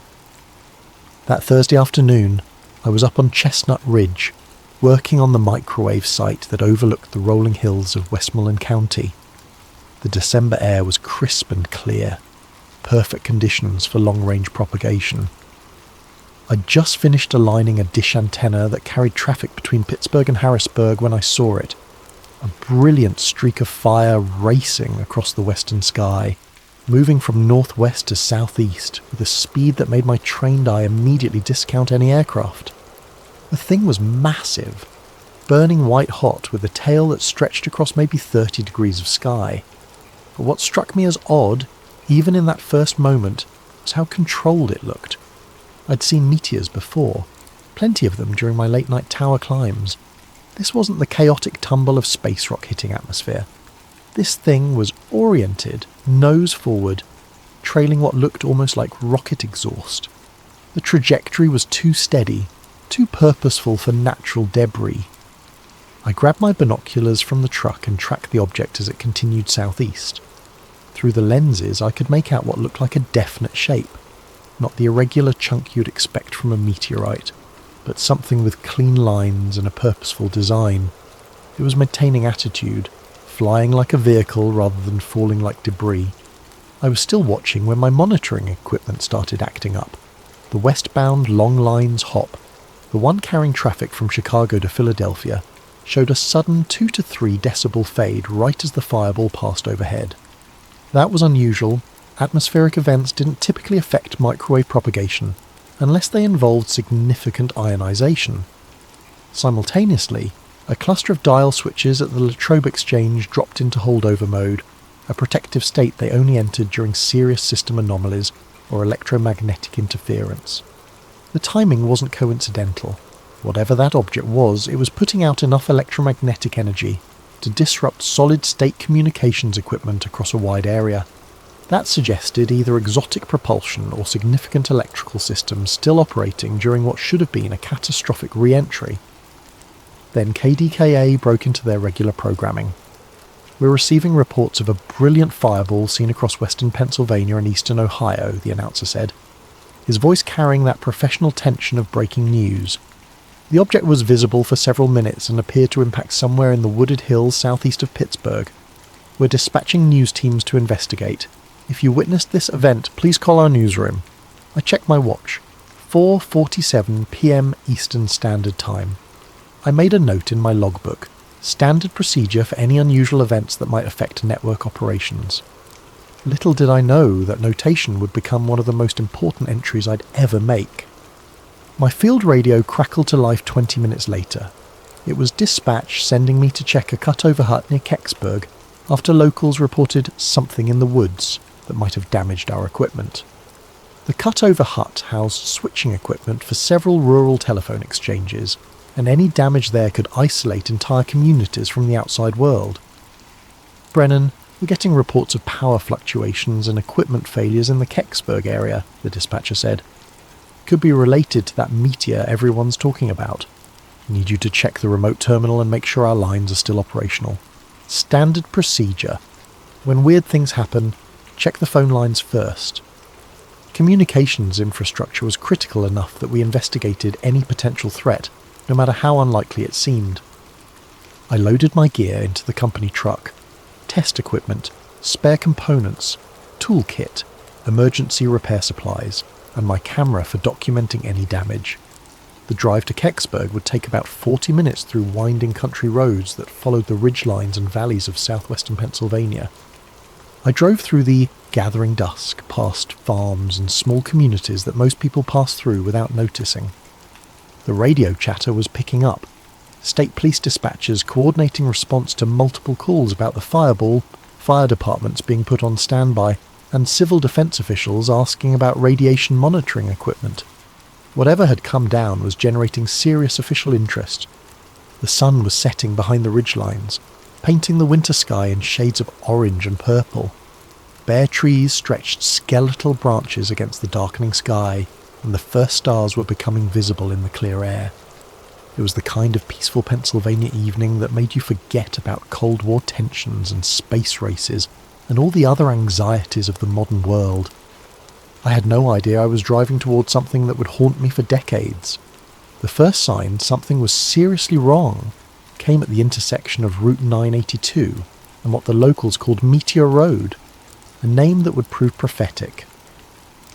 A Pennsylvania State Police cruiser sat across the lane, its red and blue lights cutting through the gathering dusk. Trooper R. Hale stepped out as I approached, his hand resting casually on his service weapon. Hale was a big man, the kind of rural cop who commanded respect through presence rather than bluster. He'd probably been dealing with curiosity seekers and reporters all evening, and his patience was clearly wearing thin. "Roads closed," he said simply, shining his flashlight through my windshield to get a look at me. I showed him my Bell telephone identification and work order. "Got a report of equipment damage. Need to check the cutover hut up this road." Hale studied my credentials for a long moment, comparing the photo to my face and checking the official letterhead.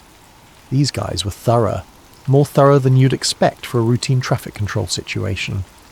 "Phone company," he called to his partner, who was manning a radio in the cruiser. "Let him pass, but I want his name and time logged." He handed back my ID and stepped aside, but I noticed he made a note on his clipboard. That level of documentation wasn't standard for blocking roads around a meteor impact. Someone was keeping very careful track of who went in and out of that area.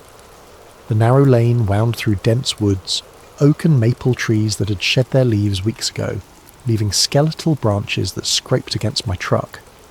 The road surface was rough, more of a logging trail than a proper road, with potholes and ruts that forced me to drive slowly. But as I got deeper into the forest, something felt fundamentally wrong.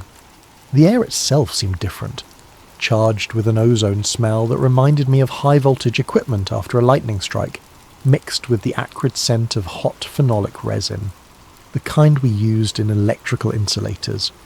There was also something else, a metallic tang that I couldn't identify, but that made the hair on the back of my neck stand up. Then I saw the trees. They weren't burned exactly. They were snapped inward, all leaning toward a central point maybe 50 yards off the road. The pattern was too regular, too precise to be wind damage. It looked like something massive had come down through the canopy, pushing everything aside in a perfect cone of destruction. Some of the larger oaks had been snapped completely in half, their trunks showing fresh white wood where they'd broken under tremendous force.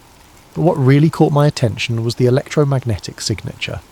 My portable field strength meter, which I used for checking microwave path clearance, was showing readings that made no sense. There was a strong RF field emanating from somewhere ahead, cycling through frequencies in a pattern that definitely wasn't natural. Whatever was out there was still electrically active. I grabbed my flashlight and test equipment, following what looked like a shallow furrow carved into the forest floor. The groove was maybe 3 feet wide, scraped clean of leaves and topsoil, running in a straight line toward a small clearing ahead. The earth was compressed and fused in places, as if exposed to intense heat, but there was no evidence of fire damage to the surrounding vegetation. The furrow led me through about 100 yards of damaged forest, before opening into a natural clearing where the real mystery waited. Chief Dombrowski of the Kecksburg Volunteer Fire Department was there when I arrived, along with 3 of his men. They stood in a loose semicircle around something that made my engineer's mind struggle to categorize what I was seeing. It was an acorn. That was the only way to describe it. A bronze-coloured acorn, maybe 10 to 12 feet long, and perhaps 8 feet at its widest point, half buried in the soft earth. But this was no natural object. The surface was smooth, machined, with what looked like copper-bronze alloy that still radiated heat despite the December cold. The metalwork was beautiful in its precision, showing no seams or joints, as if the entire structure had been formed from a single piece of metal. Around its widest point ran a dark band, maybe 18 inches wide, covered with markings that definitely weren't letters. The band appeared to be made of a different material, something darker and more heat-resistant than the main body. It was slightly recessed, like it had been designed to accommodate the markings without disrupting the aerodynamic profile of the object. "You see this too, right?" Chief Dombrowski asked, his voice carrying the careful tone of a man questioning his own sanity. "I mean, this isn't some kind of hallucination from carbon monoxide or something?" Dombrowski was a practical man, a volunteer firefighter who'd spent 20 years responding to vehicle accidents, house fires, and natural disasters. He wasn't the type to imagine things or get excited about strange phenomena, but standing there in that clearing, with this impossible object half buried in Pennsylvania soil, even he seemed shaken. I knelt down beside the object, close enough to see the markings clearly and feel the warmth radiating from its surface. The heat wasn't intense, but it was definitely there, a gentle warmth that suggested significant thermal mass cooling down from much higher temperatures. The material felt almost ceramic to the touch, smooth and slightly warm like a coffee cup that had been sitting in the sun. The markings looked like stencils, precise, functional marks rather than any kind of writing or decoration. There were arrows pointing in different directions, tick marks that could have been measurement references, triangular symbols that might have indicated orientation or attitude, and geometric patterns that looked almost like engineering diagrams. One string of marks caught my attention. A left-pointing arrow, followed by a triangle, 2 vertical lines, a circle with what looked like O2 inside it, then a right-pointing arrow. "Chief," I said, pulling out my sketchbook to copy the markings, "this isn't from space. At least not the way people think." The symbols had a functional quality that reminded me of the stenciled markings on military equipment.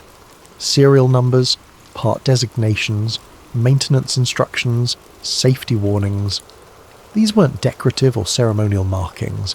They were the kind of practical notations you'd find on any piece of complex aerospace equipment. As I sketched the markings, I noticed other details that reinforced my growing suspicion that this wasn't extraterrestrial. The object's surface showed what looked like ablation patterns, areas where material had been deliberately burned away during atmospheric entry. The nose cone had the characteristic blunting you'd expect from a heat shield designed to survive re-entry.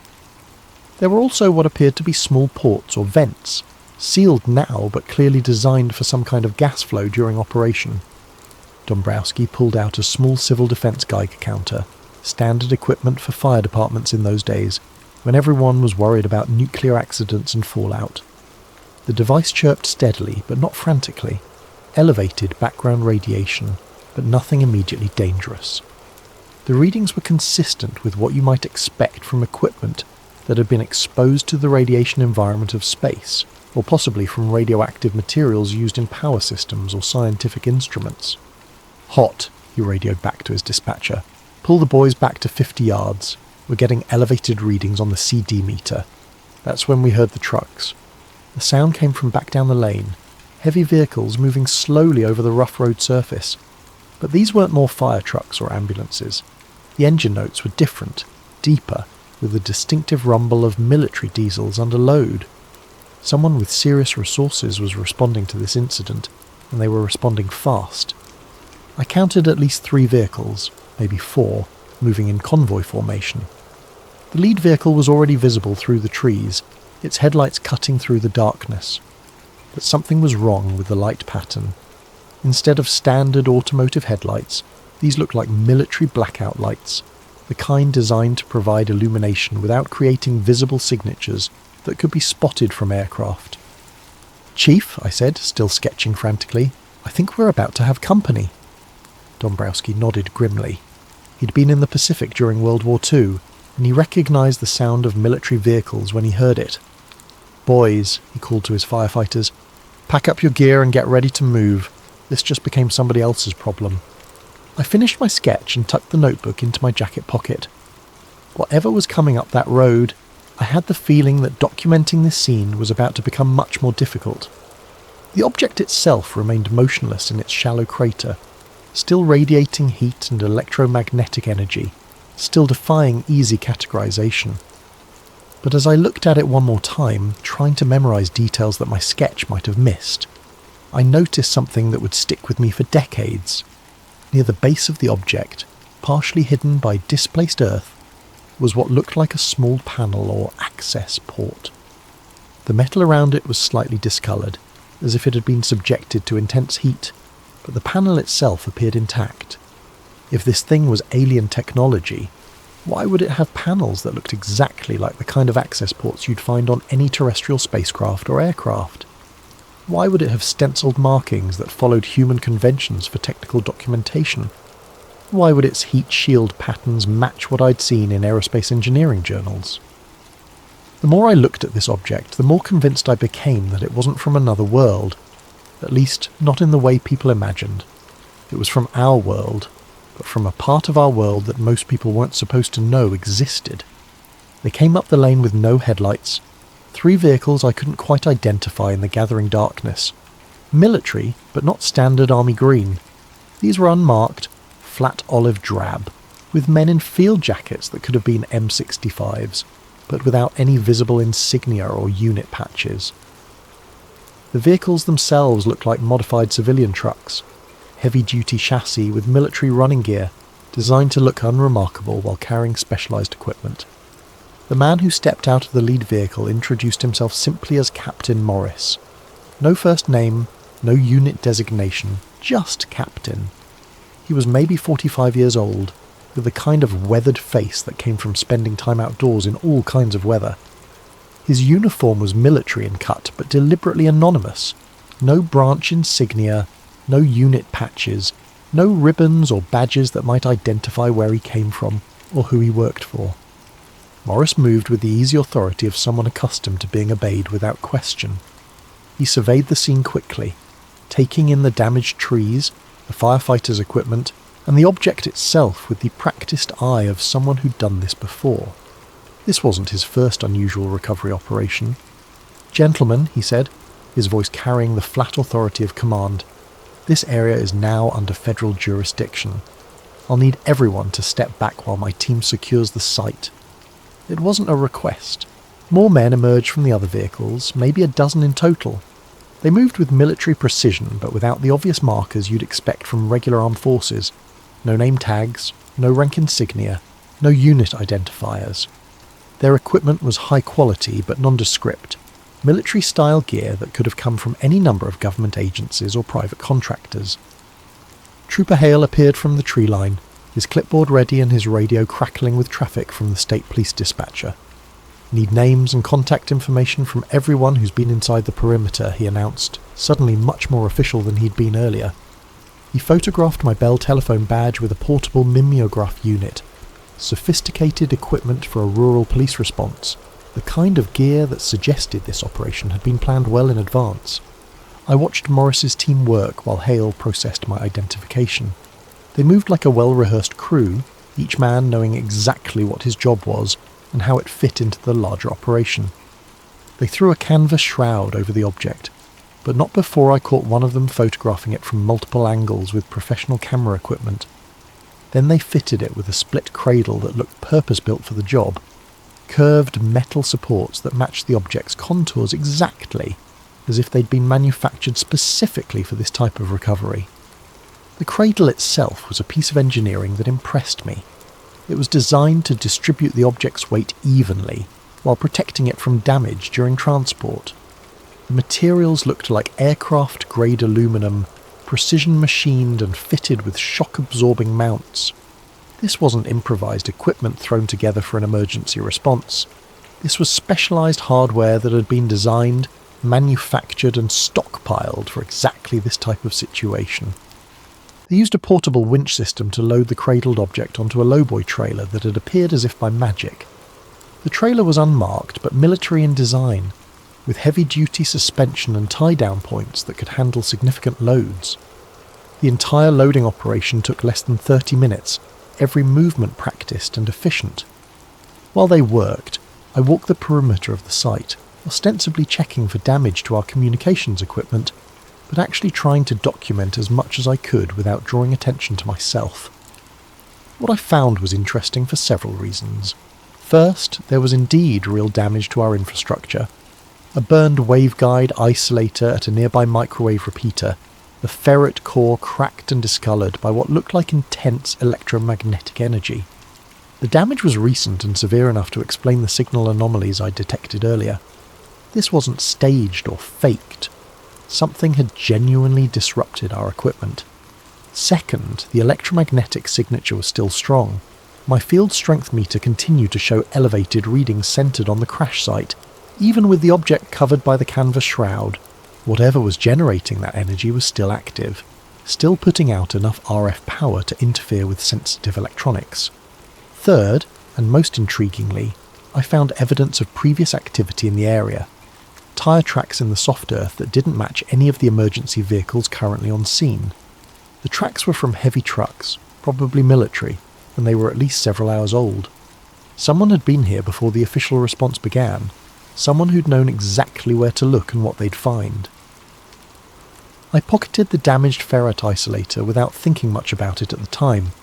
Standard procedure for a field technician was to collect failed components for analysis and replacement. But that particular piece of hardware would turn out to be one of the most important pieces of evidence I'd ever handle.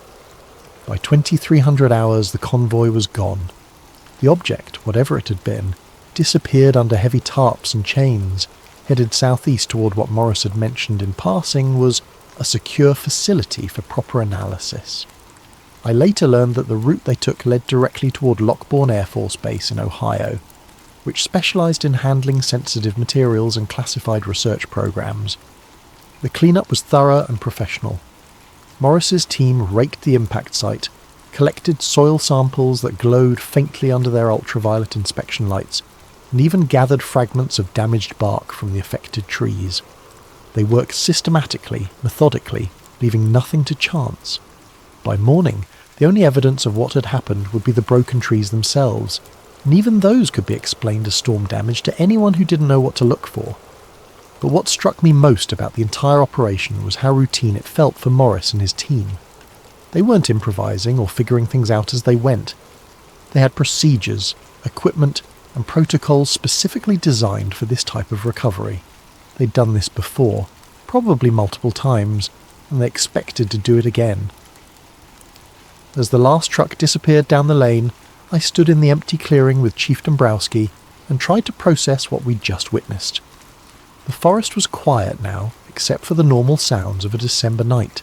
Wind through bare branches, the distant hum of traffic on Route 982, the occasional call of a night bird. "Tom," Dombrowski said quietly, "what do you think that really was?" I looked at my sketch one more time before putting it away. "Chief, I think it was ours.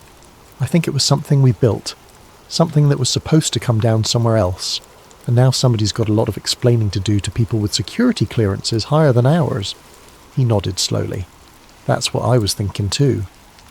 But if it was ours, why all the secrecy? Why not just say it was a satellite or a test vehicle?" "Because," I said, "sometimes the truth is more dangerous than the mystery. Sometimes people would rather have you wondering about little green men than asking questions about what kind of technology we're actually capable of building." We packed up our equipment and headed back to the road, leaving behind only tyre tracks and trampled vegetation.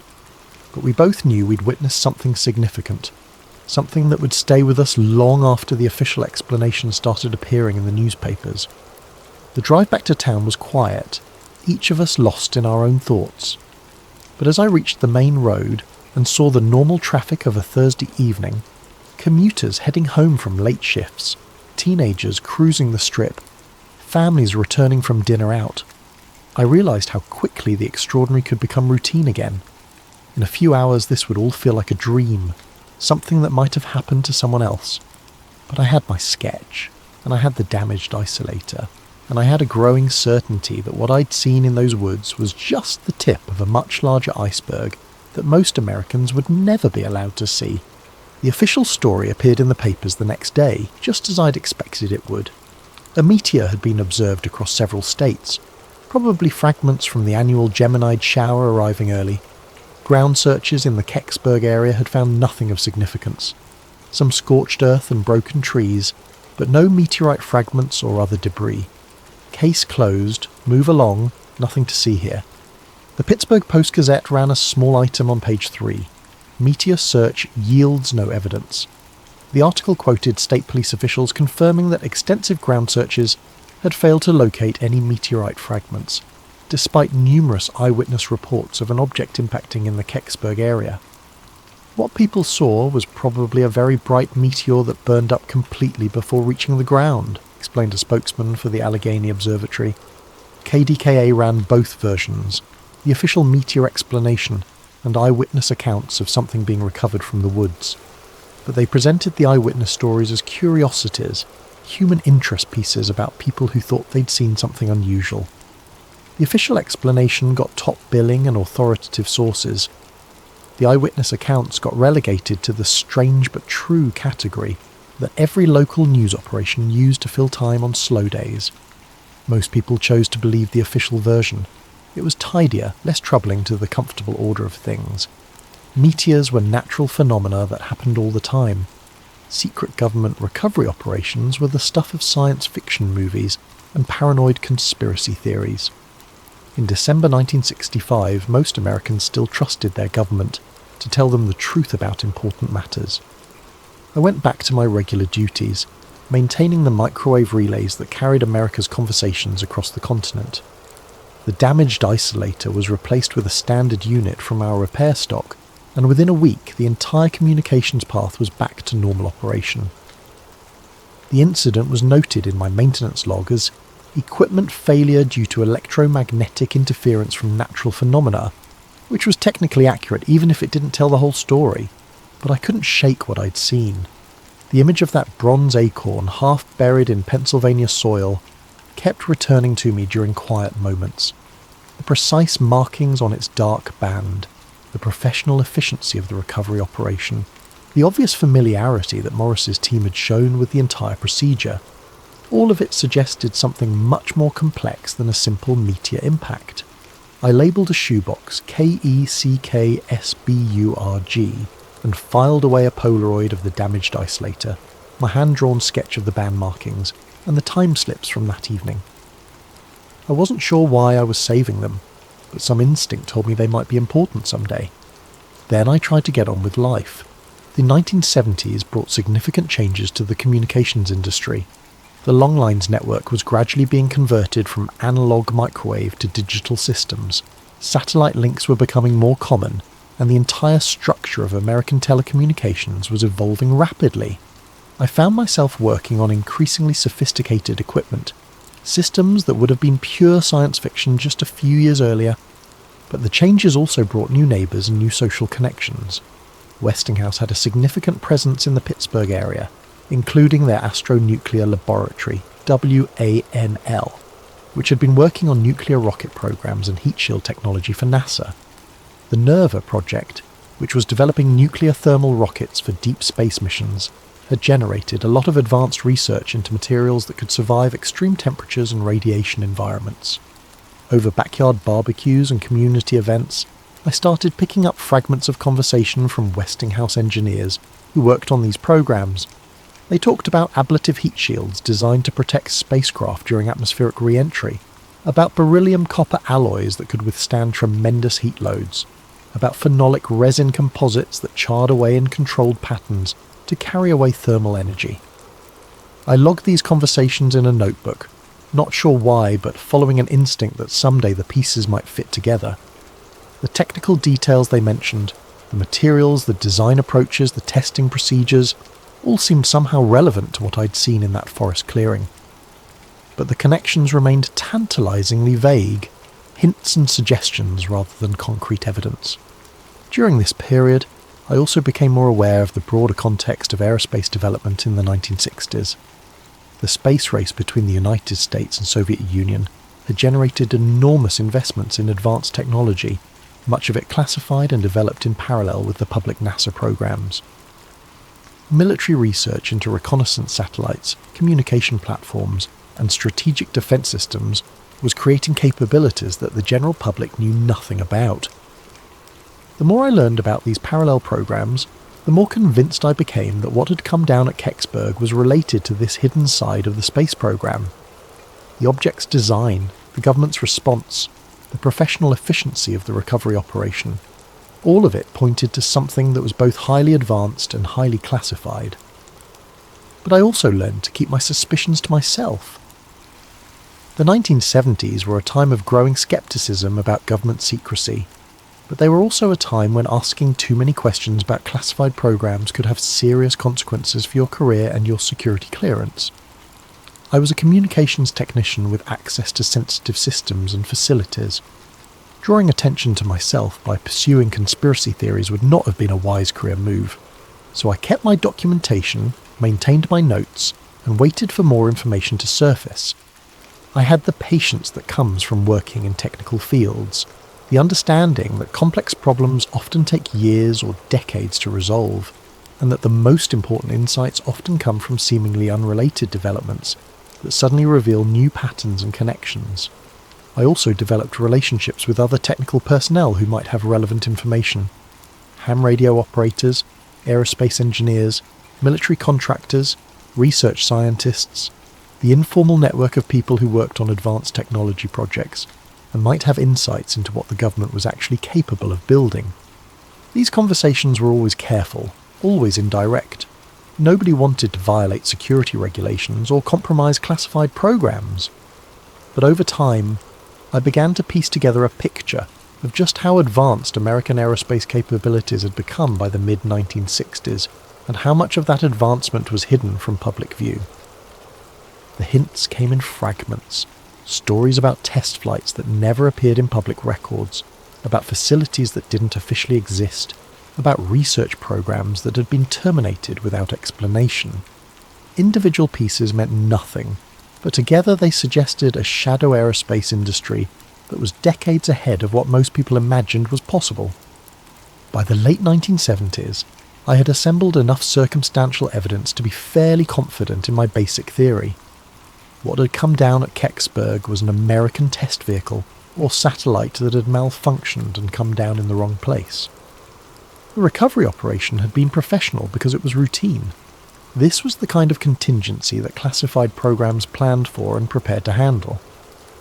But I still didn't have proof, and I wasn't sure I wanted it. The more I learned about the security apparatus surrounding advanced aerospace programs, the more I understood that pursuing this investigation too aggressively could have serious personal consequences.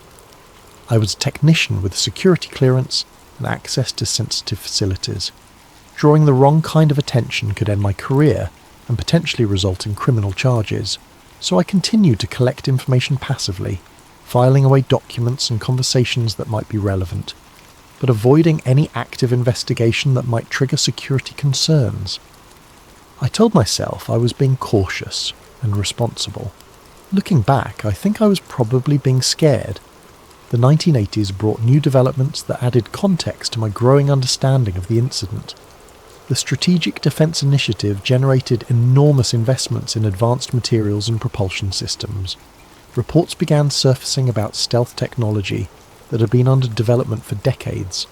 The Space Shuttle program revealed capabilities that had been theoretical just a few years earlier. All of these developments reinforced my belief that American aerospace technology in the 1960s had been far more advanced than most people realized. The materials, science, the propulsion systems, the guidance and control technology, all of it suggested that building something like what I'd seen at Kecksburg would have been technically feasible, if politically and financially challenging.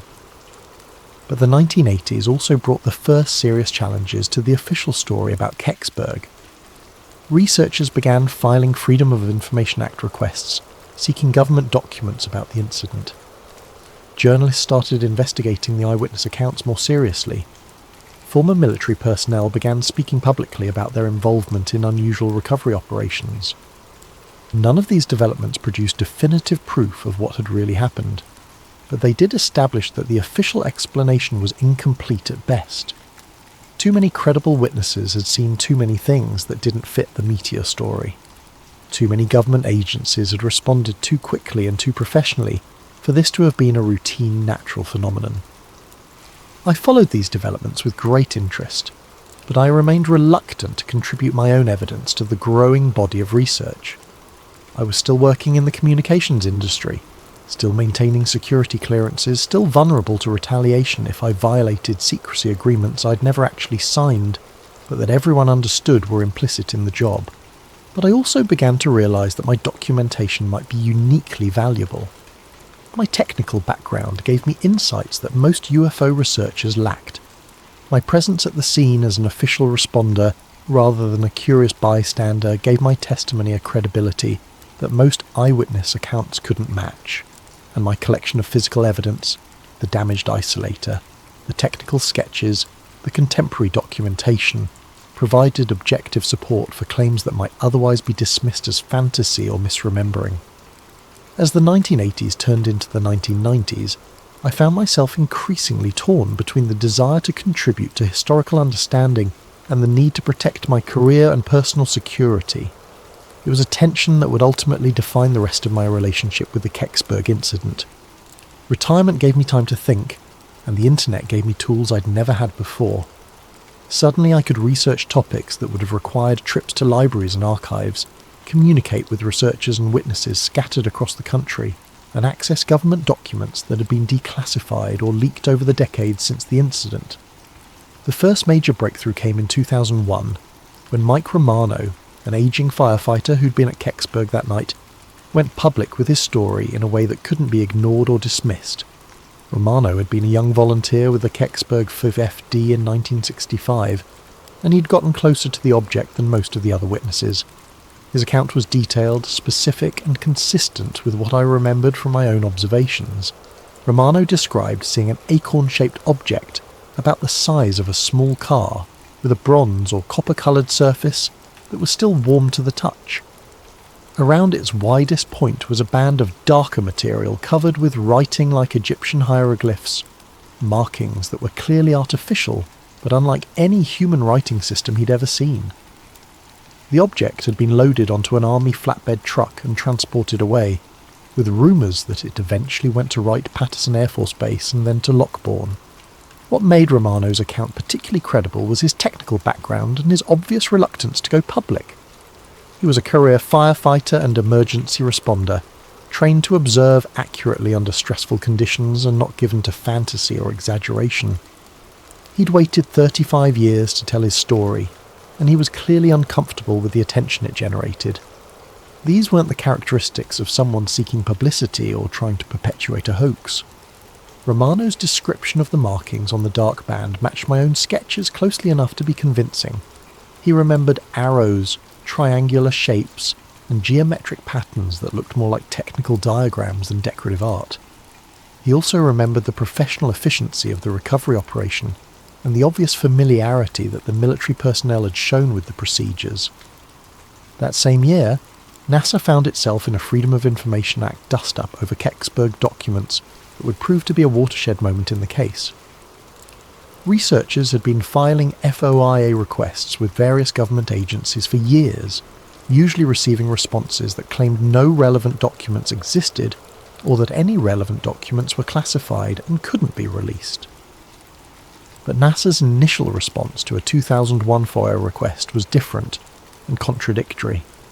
They claimed to have no records related to the Kecksburg incident, but researchers had already found references to the incident in archived NASA memos and technical reports. The contradiction was obvious enough to attract media attention and generate pressure for a more thorough document search. The controversy made national news, with major newspapers and television networks running stories about the government's contradictory claims regarding Kecksburg. For the first time since 1965, the incident was receiving serious attention from mainstream media outlets, rather than just UFO researchers and conspiracy theorists. I followed these developments closely, comparing the new information with my own documentation and memories. What emerged was a picture that was both more complex and more mundane than either the official meteor explanation or the extraterrestrial theories that had grown up around the incident. I pulled out my old sketch of the band markings and started comparing them to technical documents I could access online. The internet had made available enormous amounts of previously classified or restricted aerospace documentation, technical papers, research reports, declassified military studies, and academic research that had been inaccessible to civilian researchers in previous decades. What I found in an old AIAA paper made my hands shake. The markings I'd copied in 1965 weren't hieroglyphs or alien writing. They were re-entry orientation stencils, the kind used to indicate pitch, roll, and attitude references on test vehicles and spacecraft. The left arrow, triangle, parallel lines, circle with O2, and right arrow made perfect sense if you read them as pitch reference, nose attitude indicator, roll markers, oxygen system designation, and thrust vector indicator. These were maintenance stencils as mundane and functional as the identification plates on any piece of complex equipment, but they were also sophisticated enough to suggest advanced aerospace technology. The precision of the markings, the materials used in the band itself, and the integration with what was obviously a carefully designed heat shield system all pointed to something much more advanced than what most people imagined was possible in 1965. I arranged a coffee meeting with Ellen Brooks, a retired Westinghouse engineer I'd met through the local historical society. Ellen had worked on advanced materials research for the aerospace industry, including heat shield development for both civilian and military applications. I didn't tell her why I was interested in heat shield technology, just that I was researching local aerospace history for a personal project. Ellen was pleasant but careful, the way people get when they've spent careers working on classified projects. She was obviously intelligent and knowledgeable, but she chose her words carefully and avoided any specific details that might compromise sensitive information. It was a conversation style I recognised from years of working with people who held security clearances, informative but careful, helpful but circumspect. But when I mentioned Kecksburg, her demeanour shifted slightly. Not dramatically, but enough to suggest that the name meant something to her. She paused for a moment, studying my face, then asked quietly why I was interested in that particular incident. I told her I'd been there that night as a Bell telephone technician, that I'd seen the object before it was recovered, and that I'd been puzzled by it ever since. I showed her my sketch of the band markings, explaining that I'd been trying to understand what they might have meant. Ellen studied the sketch for several minutes, occasionally glancing up at me with an expression I couldn't quite read. Finally, she slid a napkin across the table and began writing on it in careful block letters: phenolic impregnated carbon ablator, beryllium copper studs, Mark Series, not Cosmos 96. She finished her coffee and left without another word, but she left the napkin behind. Back home, I researched the terms Ellen had written. Phenolic-impregnated carbon was the advanced ablative material used in heat shields for spacecraft and re-entry vehicles. Beryllium-copper alloys were used in high-temperature applications where both strength and thermal conductivity were important. The Mark series designation suggested a family of related vehicles or test articles, and not Cosmos 96 was particularly intriguing. Cosmos 96 was a Soviet spacecraft that had reportedly failed during re-entry in 1965, and some researchers had suggested it might have been what came down at Kecksburg.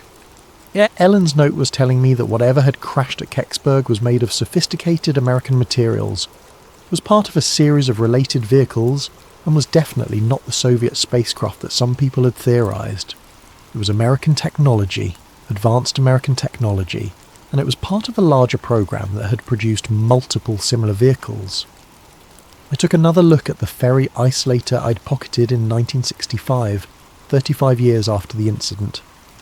By this time, I had access to better testing equipment through a friend at the local college who ran a materials analysis laboratory.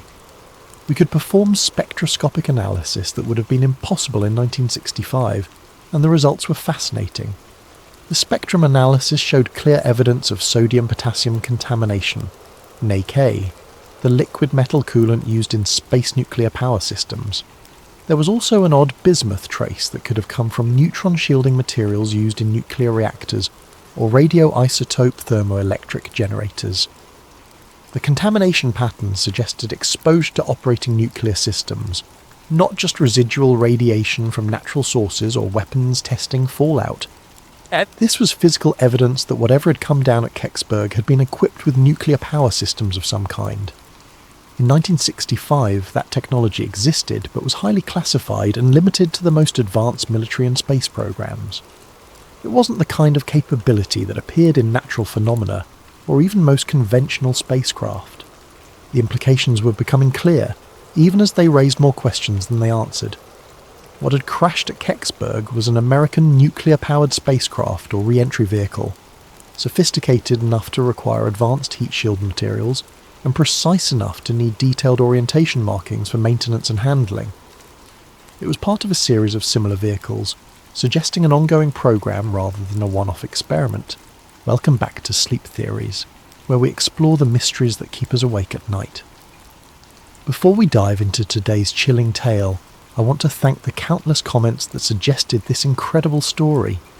If you have ideas for future videos, please leave them in the comments below, and don't forget to like and subscribe if you enjoy these mysterious narratives that blur the line between fiction and reality. What if everything you've been taught about the planet is a lie, and one person finally uncovers the truth? Marcus Reed had always been the type of person who questioned everything.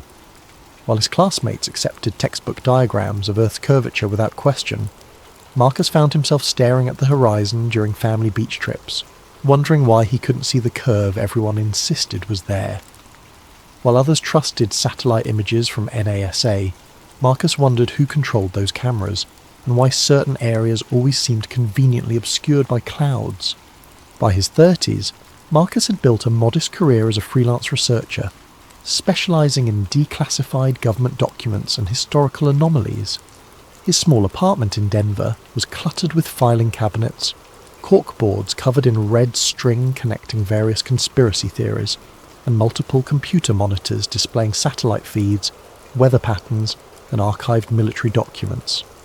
Friends called him obsessive. Marcus preferred the term thorough. What Marcus didn't know was that his methodical nature and refusal to accept conventional wisdom would soon lead him on the most dangerous journey of his life, one that would challenge everything humanity believed about the very ground beneath their feet. This is the story of how one man's curiosity became a threat so significant that powerful forces would stop at nothing to silence him. The truth, as Marcus would discover, wasn't just stranger than fiction. It was sharper than anyone could imagine. The email arrived on a Tuesday morning in March, buried among the usual spam and newsletter subscriptions that filled Marcus's inbox. The subject line read, "Classified Antarctic Survey, Eyes Only, 1962. The sender's address was a random string of letters and numbers from a temporary email service. Marcus almost deleted it. He received dozens of hoax documents every week from attention seekers and pranksters who knew about his research into government cover-ups. But something about this particular message felt different. The attachment was a high-resolution scan of what appeared to be an authentic military document, complete with official letterhead, classification stamps, and the kind of bureaucratic language that was difficult to fake convincingly. The document detailed a joint military operation called Project Horizon's End, conducted in 1962 by American and Soviet forces, an unprecedented collaboration during the height of the Cold War. The mission's stated objective was to conduct comprehensive geological surveys of the Antarctic perimeter zones, with particular attention to navigational anomalies and cartographic inconsistencies. What caught Marcus's attention wasn't the official language, but what was hidden between the lines. The document referenced strict protocols for personnel experiencing disorientation beyond the 85th parallel south, and mandatory psychological evaluation following exposure to geographical impossibilities. Most intriguingly, there were multiple references to a Zone 7 that required special clearance due to the sensitive nature of cosmological implications. Marcus spent the rest of that day attempting to verify the document's authenticity. The letterhead matched archived examples he found in legitimate military databases. The formatting, typography, and even the quality of paper visible in the scan all suggested this was genuine. But when he tried to cross-reference Project Horizon's End with other declassified operations from the same period, he found nothing. It was as if the entire mission had been scrubbed from official records. That evening, Marcus pulled up Google Earth and began examining satellite images of Antarctica. He focused his attention on areas beyond the 85th parallel south, looking for anything that might correspond to the mysterious Zone 7 mentioned in the document. What he found made his hand shake as he gripped his coffee mug. In a region of Antarctica that should have been clearly visible, there was a massive area obscured by what the satellite data labelled as persistent cloud cover. The clouds formed an almost perfect rectangle stretching for hundreds of miles. Marcus checked historical satellite data going back 15 years. The cloud cover was always there, in exactly the same position, with exactly the same shape. Clouds don't behave that way. Weather patterns shift constantly, but this anomaly remained fixed like a digital censorship bar placed over something Google didn't want people to see. Marcus leaned back in his chair, his mind racing. Throughout his years of research, he had investigated claims about flat Earth theory, typically dismissing them as pseudoscience promoted by attention seekers and conspiracy theorists. But the evidence in front of him suggested something far more disturbing than simple misinformation. What if the flat Earth theorists were wrong about the details but right about the cover-up? What if the truth about Earth's shape wasn't that it was flat, but that its actual configuration was so different from what people believed that revealing it would cause global panic? Marcus opened a new browser tab and began researching everything he could find about Antarctica's restricted zones, military operations in polar regions, and historical attempts to map the continent's true borders. The deeper he dug, the more questions emerged. Why were civilian flights forbidden from crossing Antarctic airspace? Why did every Antarctic expedition require extensive government approval and military escort? And why, despite decades of satellite technology, were large portions of the continent still marked as unmapped on official charts? By 3 a.m, Marcus had filled 17 pages with notes, printed dozens of satellite images, and created a timeline of suspicious Antarctic activities dating back to the 1940s. As he finally prepared for bed, one thought echoed in his mind. If someone had gone to the trouble of sending him that classified document, they wanted him to find something. The question was whether they were trying to help him uncover the truth or lure him into a trap. The next morning brought another email from the same anonymous address. This time there was no document attached, just a single line of text. The maps are wrong. Look for yourself. Marcus spent the following weeks attempting to contact anyone who might have first-hand knowledge of Antarctic anomalies. Through online forums and research networks, he managed to connect with a retired Navy pilot named James Patterson, who had flown supply missions to research stations in the 1980s. They met at a coffee shop in Colorado Springs and Marcus was immediately struck by Patterson's nervous demeanour. The former pilot kept glancing around the cafe as if expecting to be overheard, and his hands trembled slightly as he stirred his coffee. "I shouldn't be talking to you about this," Patterson said quietly. "I signed NDAs that don't expire until I'm dead. But I'm 73 years old, and I've been carrying this for 40 years. Patterson explained that during his Antarctic missions, he had been required to follow extremely specific flight paths. Deviation from approved routes, even by a few miles, resulted in immediate radio contact from ground control ordering immediate course correction. When Patterson asked his commanding officer about the restrictions, he was told it was to avoid dangerous weather patterns and preserve fuel efficiency. But here's the thing," Patterson continued, lowering his voice further. "On my final mission in 1987, we had an equipment malfunction that forced us off the approved route. I was flying at 15,000 feet, clear visibility, perfect weather. As we approached what my charts showed as the edge of the Ross Ice Shelf, I saw something that shouldn't have existed." Marcus leaned forward. "What did you see?" "A wall," Patterson whispered. "Not a regular ice formation or glacier. A vertical wall of ice extending as far as I could see in both directions. It had to be at least 200 feet high, maybe more. And here's the part that still gives me nightmares. It was perfectly straight. Nature doesn't create straight lines like that, especially not across hundreds of miles." Patterson explained that before he could investigate further, his radio crackled with urgent commands to return to base immediately. When he landed, he was debriefed by officers he had never seen before. They confiscated all of his navigation logs, film, and personal notes from the flight. The official incident report claimed he had experienced altitude sickness and hallucinations due to equipment failure. "They transferred me to desk duty the next week," Patterson said. "Never flew Antarctic missions again, but I know what I saw, and I know they didn't want me to see it." After the meeting with Patterson, Marcus decided to conduct his own experiments. If Earth's curvature was different from what people believed, he should be able to detect inconsistencies using simple physics and optical equipment. Marcus drove to several large lakes in Colorado and Wyoming, bringing with him a high-powered laser, telescopic camera equipment, and a notebook full of calculations based on the standard Earth curvature formulas he had learned in school. According to conventional geometry, a laser beam shot across a lake should demonstrate a specific amount of curvature drop over distance. The results of his experiments were deeply unsettling. At Horsetooth Reservoir, Marcus positioned his laser on the north shore and aimed it at a target on the south shore, approximately 6 miles away. According to Earth curvature calculations, the laser should have been approximately 24 feet below his target due to the planet's curve. Instead, the laser hit the target dead center. Marcus repeated the experiment at 5 different lakes, each time achieving the same impossible result. The laser beams were travelling in straight lines across distances where Earth's curvature should have been clearly measurable. Either his equipment was malfunctioning, or the curvature he had been taught to expect simply wasn't there. 3 days after his final lake experiment, Marcus received another anonymous email.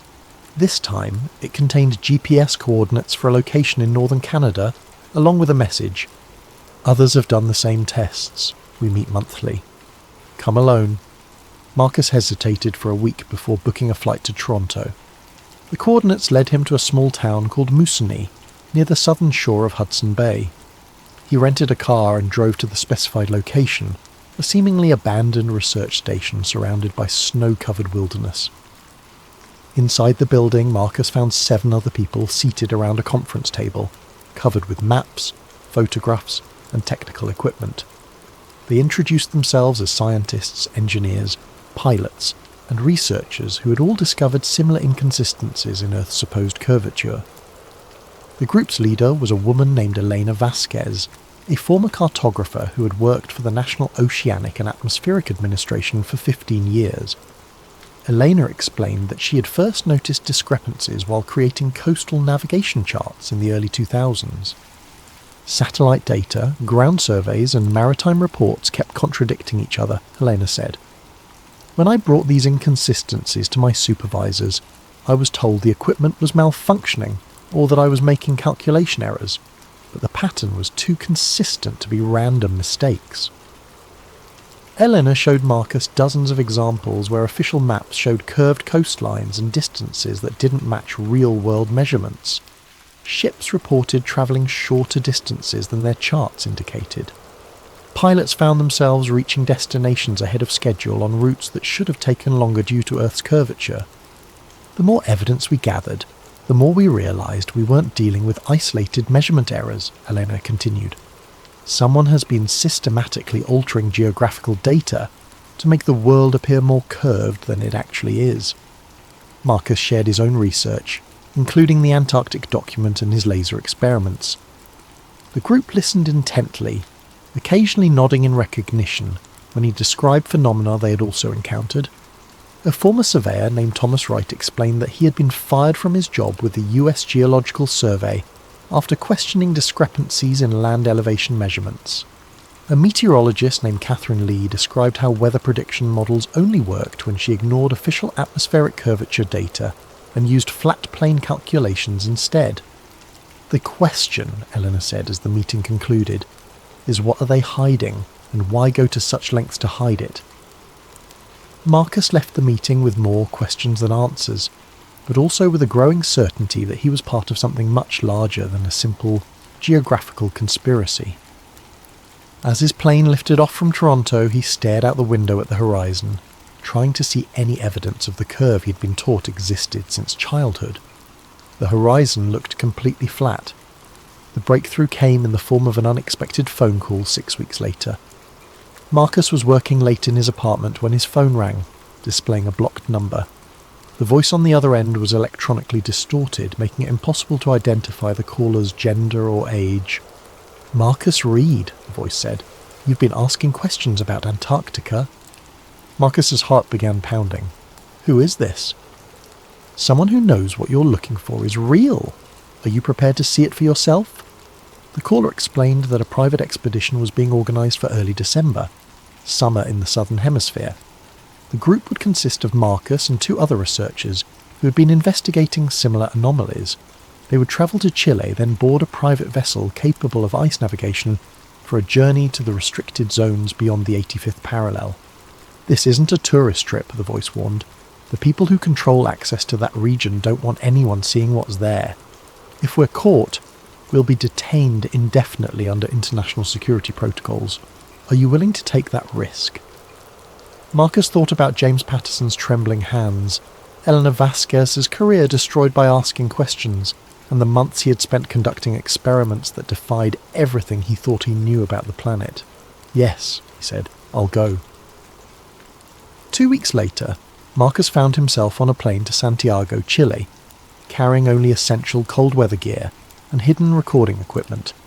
His companions for the journey were Rebecca Torres, a physicist from UC Berkeley, who'd been investigating gravitational anomalies in polar regions, and David Kim, a former intelligence analyst who claimed to have discovered evidence of secret military installations in Antarctica. They met their guide, a grizzled Norwegian ship captain named Erik Larsen, at the port city of Punta Arenas. Larsen's vessel, the Aurora's Edge, was a modified icebreaker originally built for scientific research but now operating under private charter. Larsen himself was tight-lipped about who was funding their expedition, saying only that certain parties wanted them to document what they found. The journey south took 4 days through increasingly rough seas. As they approached the Antarctic convergence zone where cold polar waters meet warmer ocean currents, Marcus noticed his electronic equipment beginning to malfunction. His GPS unit displayed increasingly erratic readings, showing their position jumping between locations hundreds of miles apart. His digital compass spun wildly, unable to maintain a consistent bearing. Rebecca, monitoring gravitational readings with sensitive equipment, reported similar anomalies. "The magnetic field readings don't make sense," she said, studying her instruments with growing concern. "It's as if we were approaching an area where normal physics breaks down." On their 5th day at sea, they encountered the ice wall. Marcus had thought James Patterson's description was exaggerated, perhaps distorted by memory and fear. The reality was far more shocking than anything the former pilot had described. Rising from the dark Antarctic waters like a massive concrete barrier, was a wall of ice that seemed to stretch infinitely in both directions. The wall was not jagged and irregular, like natural glacial formations. It was remarkably smooth and vertical, rising at least 300 feet above the waterline.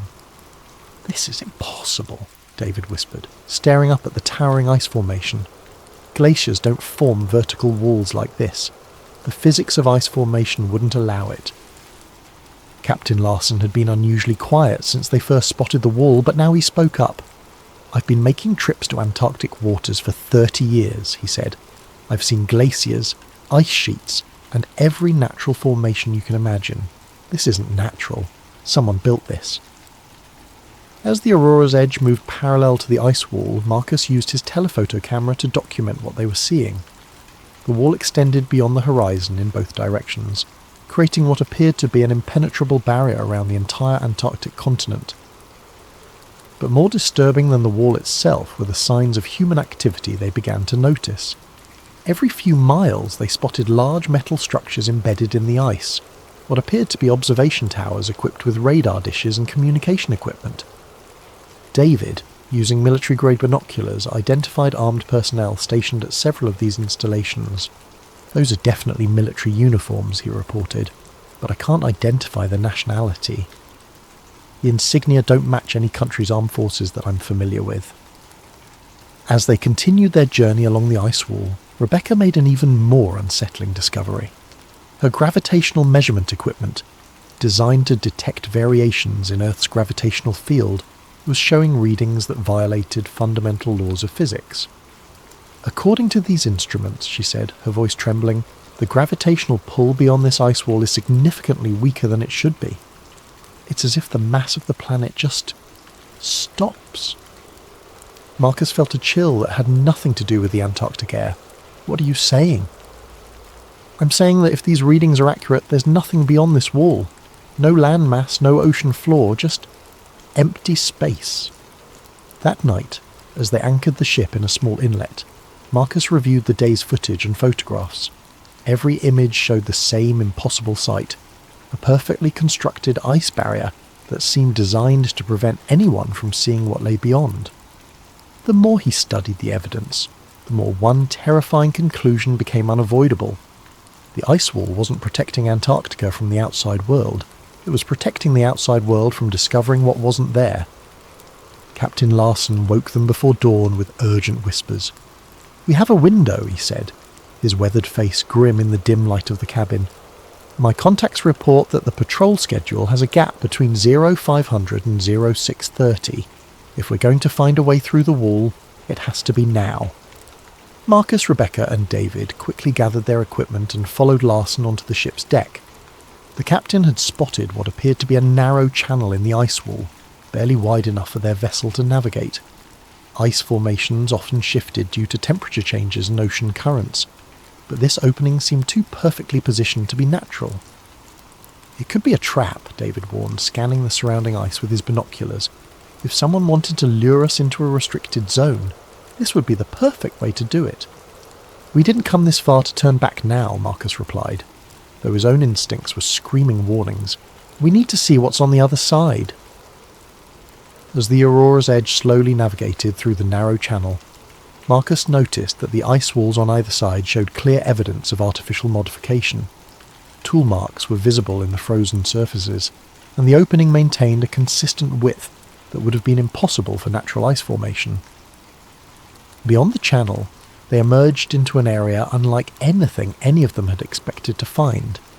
Instead of more ice or the Antarctic continent, they found themselves in a vast open space, surrounded by the ice wall on all sides. The area was roughly circular, perhaps 20 miles in diameter, and contained what appeared to be a massive research installation. The facility consisted of dozens of buildings, communications towers, aircraft landing strips, and what looked like mining operations. But most unsettling of all was what lay beyond the research installation, a massive opening in what should have been the ground. Marcus positioned his telephoto camera and began documenting everything they could see. The opening was perfectly circular, perhaps 2 miles in diameter, and appeared to be artificially constructed with metal reinforcements around its edges. Powerful lights illuminated the opening's perimeter, but the interior was so dark that even with Marcus's best equipment, he couldn't see the bottom. "That's not a natural geological formation," Rebecca said, studying the scene through binoculars. "Someone excavated that opening. The question is why and how deep it goes." David was monitoring radio frequencies, trying to intercept communications from the research facility. "I'm picking up transmissions in multiple languages," he reported. "English, Russian, Chinese, and what sounds like German. This isn't a single country's operation, it's international." As they watched from a distance of several miles, they could see vehicles and personnel moving around the facility. Aircraft regularly landed and took off from the airstrips, and massive cranes appeared to be lowering equipment into the circular opening. "Look at the edge of that hole," Rebecca said suddenly, pointing toward the massive excavation. "Do you see those structures?" Marcus adjusted his camera's focus and felt his stomach drop. Around the perimeter of the opening were what appeared to be massive anchoring systems, enormous metal cables and support structures that seemed designed to prevent something from falling. "It's as if they're holding the land in place," Marcus whispered, the implications hitting him like a physical blow, as if without those anchors, everything would just fall. Rebecca's gravitational equipment was providing readings that defied explanation. According to her instruments, the gravitational pull at the edge of the opening dropped to nearly zero, then reversed entirely, as if gravity was pulling upward rather than downward. "This is impossible," she said, checking and rechecking her equipment. "Gravity doesn't work this way." There's no scientific explanation for these readings. David had managed to intercept a radio transmission from the facility. The message was brief, but chilling. "Perimeter breach detected in Sector 7. Unknown vessel beyond the ice wall. Initiate containment protocol immediately." "We need to leave," Captain Larson said urgently. "Now." But as the Aurora's edge turned toward the narrow channel through which they had entered, they discovered their escape route had been blocked. A large military vessel now occupied the opening, and additional ships were approaching from multiple directions. Marcus continued photographing and filming everything they could see as the military vessels closed in. His camera captured images of personnel wearing uniforms without national insignia, sophisticated weapon systems unlike anything in conventional military arsenals, and most disturbing of all, what appeared to be aircraft using propulsion systems that produced no visible exhaust or sound. "Whatever this place is," Marcus said, still recording, "it's not just about hiding Earth's shape. They're hiding technology that's decades ahead of anything the public knows exists." As the military vessels surrounded them, Rebecca made one final observation that would haunt Marcus for the rest of his life. "The gravitational readings," she said, staring at her instruments in disbelief. "According to these measurements, we're not on Earth anymore. The gravitational signature is completely different." "What do you mean?" David asked. "I mean," Rebecca replied, her voice barely a whisper, "that either my equipment is completely malfunctioning, or we've somehow travelled to a different planet." The boarding party from the military vessels consisted of armed personnel in full combat gear, who spoke no words as they confiscated all recording equipment, detained Marcus and his companions, and placed black bags over their heads. As Marcus felt himself being transferred to one of the military ships, his last coherent thought was a terrifying realization. They hadn't discovered that Earth was flat. They had discovered something far worse, that Earth, as humanity understood it, might not exist at all. Marcus awoke in what appeared to be a medical facility, though unlike any hospital he had ever seen. The walls were pristine white, the lighting was perfectly even without visible sources, and the air carried a sterile quality that seemed artificially maintained. He was lying on an examination table, wearing a hospital gown with no memory of how he had gotten there. A woman in a white coat entered the room, carrying a tablet and wearing the kind of neutral expression Marcus associated with government officials. She appeared to be in her 40s, with prematurely grey hair and eyes that seemed to evaluate Marcus as if he were a specimen rather than a person. "Mr. Reed," she said, settling into a chair beside his bed. "I'm Agent Sarah Collins with the Antarctic Treaty Enforcement Division. You've been unconscious for 3 days following your unauthorized incursion into restricted Antarctic territory. Marcus tried to sit up but discovered his movements were sluggish and uncoordinated. What did you do to me? Where are my companions? You suffered severe hypothermia and altitude sickness during your expedition, Agent Collins replied, consulting her tablet. Your companions are receiving similar medical treatment. You're fortunate to be alive. Marcus's mind was foggy, but he retained clear memories of what they had discovered beyond the ice wall. That's not what happened. We found the research facility, the excavation site, the gravitational anomalies. I have it all documented. Agent Collins showed him a collection of photographs and video files on her tablet. They showed the Aurora's edge approaching the ice wall, but beyond that, the images showed nothing but empty ocean and natural ice formations. According to the footage, their expedition had encountered nothing more unusual than typical Antarctic scenery. Your recording equipment was damaged by the extreme cold, Agent Collins explained. These are the only images that were recoverable. As you can see, you found exactly what we would expect in that region. Ice, water and natural geological formations. Marcus stared at the sanitized footage in disbelief. Every image of the research facility, the circular excavation, and the impossible gravitational readings had been replaced with mundane Antarctic scenery. Either his memory was completely unreliable, or someone had gone to extraordinary lengths to alter the evidence. I know what I saw, Marcus insisted. The facility, the technology, the opening in the ground. Rebecca's gravitational readings showed dash. Miss Torres suffered a severe concussion during your expedition, Agent Collins interrupted. Her equipment malfunctioned due to extreme weather conditions. Mr. Kim experienced similar disorientation. All 3 of you were affected by altitude sickness and hypothermia, which commonly cause hallucinations and false memories.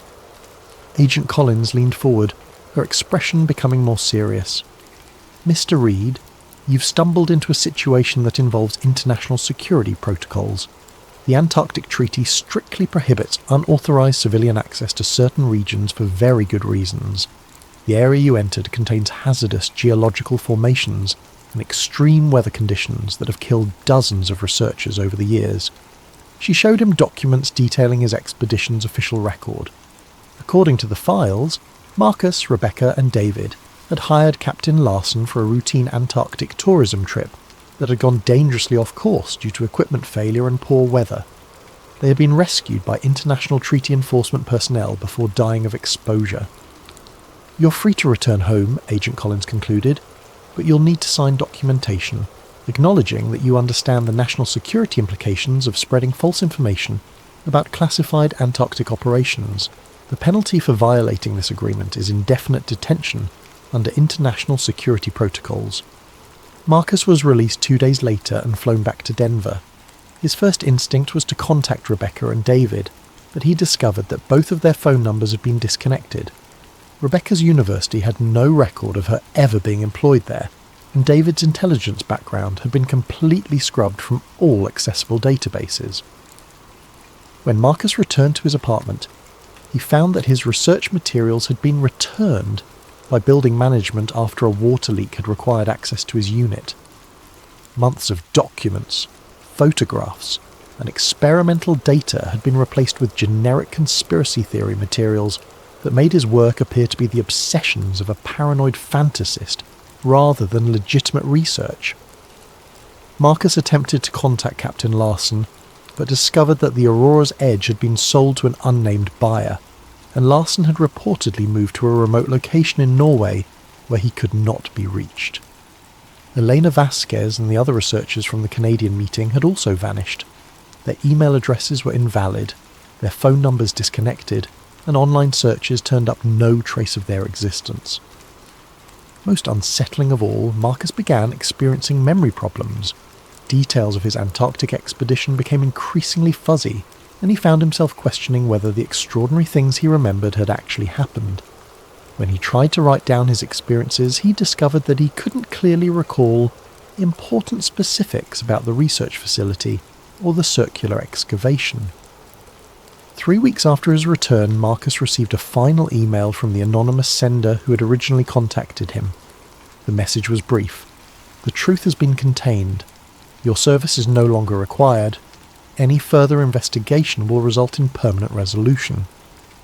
Marcus realised that he had been faced with a choice: accept the official explanation and live with the knowledge that his memories might be false, or continue pursuing the truth and risk disappearing entirely like his companions. He chose a third option. 6 months later, Marcus uploaded a video to multiple online platforms simultaneously. The file was encrypted, distributed through anonymous servers, and designed to be nearly impossible to remove completely from the internet.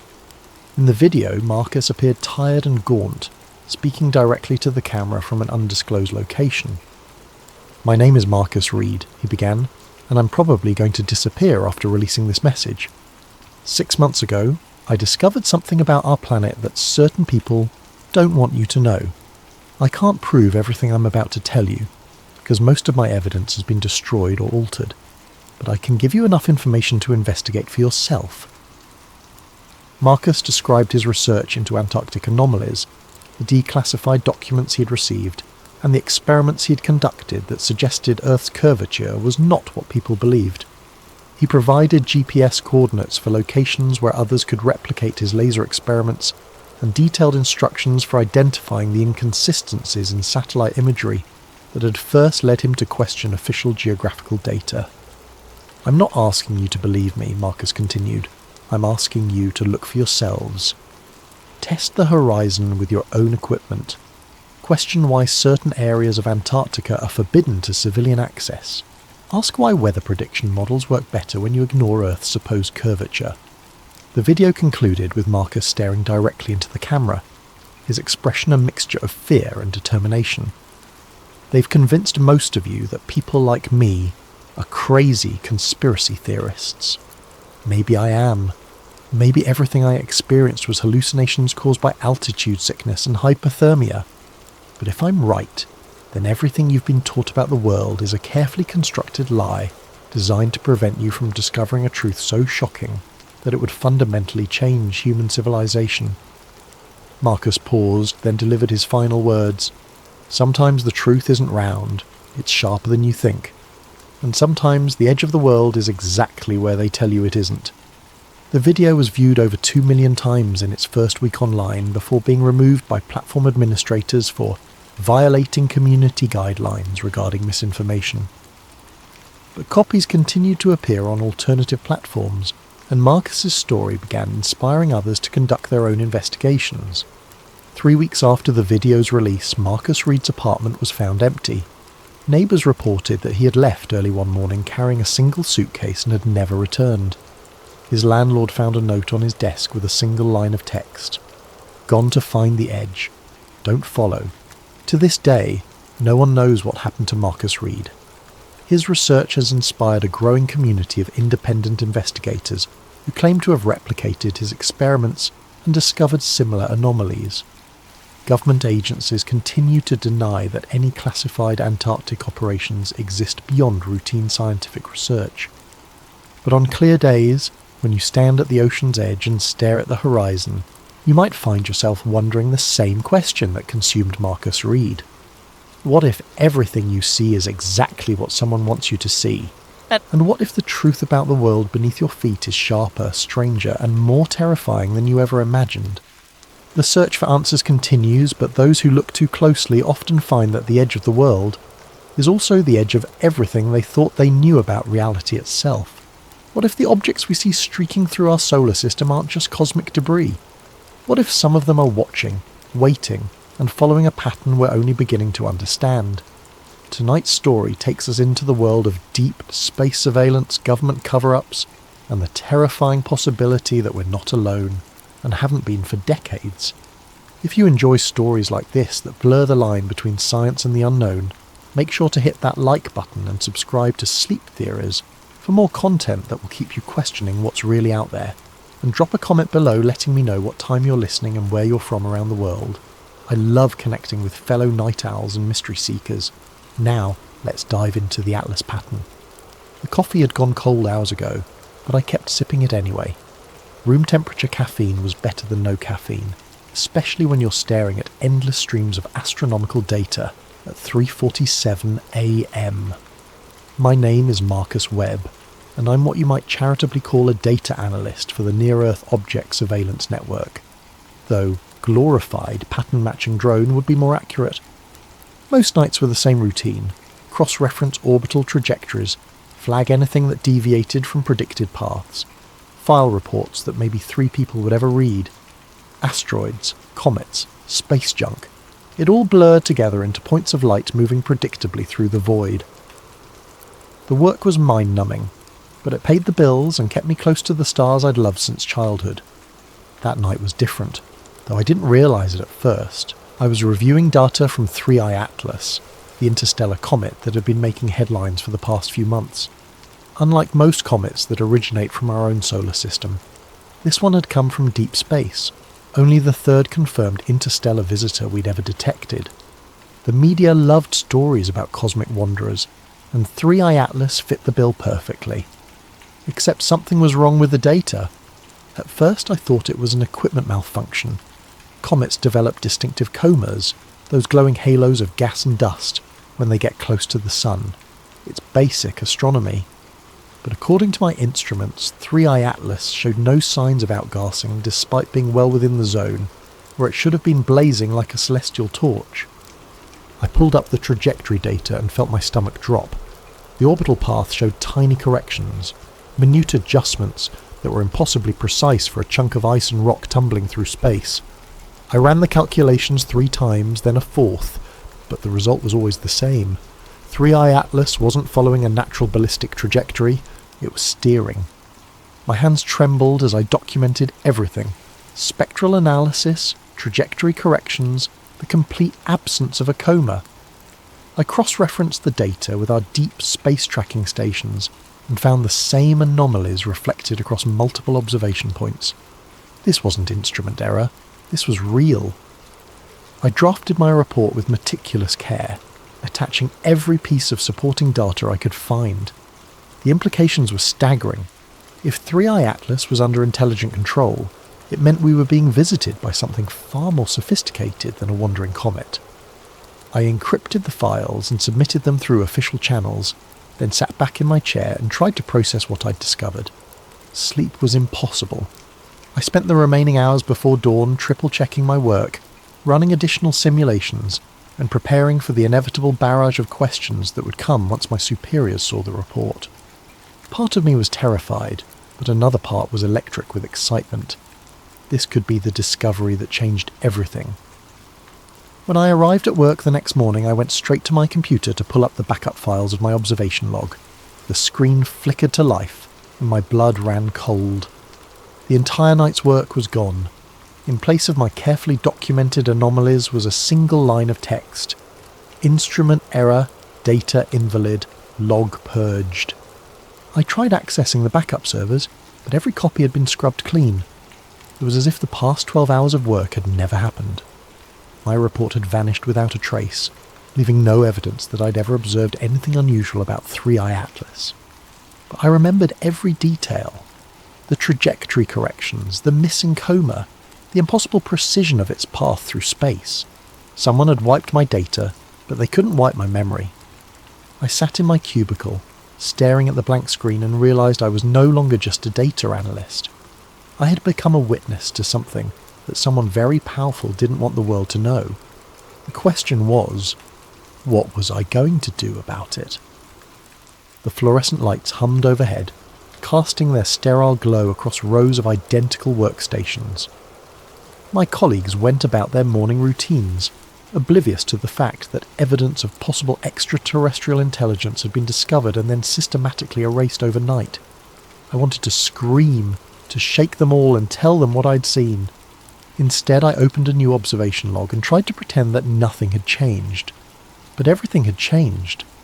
I just didn't know how much yet.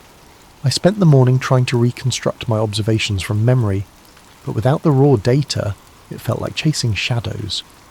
Every time I pulled up 3I Atlas in the current tracking system, the trajectory looked perfectly normal. Textbook comet behaviour with no signs of the anomalies I'd documented just hours before. Around lunch, I decided to reach out to Dr. Jennifer Martinez, a colleague at the Palomar Observatory who'd been tracking the same object. If anyone else had noticed the irregularities, it would be her. I kept the email casual, asking about her observations and mentioning that I'd seen some interesting data patterns the night before. Her reply came back within minutes. "Hey Marcus, nothing unusual on our end. Standard comet behaviour all the way. Maybe check your instrument calibration." The dismissal stung, but I couldn't blame her. Without the data to back up my claims, I sounded like another conspiracy theorist seeing patterns in random noise. I spent the afternoon reviewing archived observations, looking for any trace of what I'd seen, but came up empty. When I got home that evening, I went straight to my home office to fire up my personal workstation. If the official channels had been compromised, maybe I could find some trace of the truth in my own files. I'd been in the habit of backing up interesting observations to my personal cloud storage, just in case. The computer took longer than usual to boot up. When the desktop finally appeared, I noticed immediately that something was wrong. Files were missing, folders had been rearranged, my backup directories were completely empty. A chill ran down my spine as I checked the access logs. According to the timestamps, my computer had been remotely accessed while I was at work. Someone had systematically gone through my personal files and deleted anything related to astronomical observations from the past month. I was reaching for my phone to call tech support when it rang. The caller ID showed an unknown number. "Hello? Marcus Webb?" The voice was calm, professional, with a slight electronic distortion that suggested it was being run through a voice changer. "Who is this?" "Someone who wants to help you avoid making a very serious mistake. You filed a report last night about anomalous observations of Object 3I Atlas. That report has been classified and removed from all systems." My mouth went dry. "I don't know what you're talking about." "Mr. Webb, we know exactly what you saw, and we know you backed up the data. We also know you've already reached out to colleagues trying to verify your observations. This is your only warning. You didn't see what you think you saw. Drop it." "Listen, I don't know who you are, but we know where you live, Marcus. We know about your sister in Portland, your ex-wife in Denver, your elderly parents in Florida. We know about your mortgage, your student loans, your chronic insomnia, and your prescription for Ambien. We know everything about you, and we're asking you nicely to forget about last night." The line went dead. I sat in my darkened office, phone still pressed to my ear, trying to process what had just happened. The specificity of the threats was terrifying. They weren't bluffing. Someone had compiled a complete dossier on my life, and they were willing to use it to keep me quiet. But quiet about what? If 3I Atlas was just a comet, why go to such elaborate lengths to cover up my observations? The very existence of this conspiracy suggested that what I'd seen was real, and more significant than I'd imagined. I walked through my apartment, checking locks and drawing curtains. Every shadow seemed to harbour potential surveillance, every car passing on the street a possible threat. I'd stumbled onto something that powerful people desperately wanted hidden, and now I was in their crosshairs. The smart thing would be to listen to the warning, delete whatever remaining files I could find, and pretend the whole thing never happened. I could go back to my quiet life of routine observations and meaningless reports. I could be safe. But I couldn't get the image out of my head. That metallic glint making impossible course corrections as it sailed through the void. If this was evidence of extraterrestrial intelligence, didn't the world have a right to know? I made a decision that would haunt me for months to come. Instead of backing down, I was going to dig deeper. The next few days passed in a haze of paranoia and careful routine.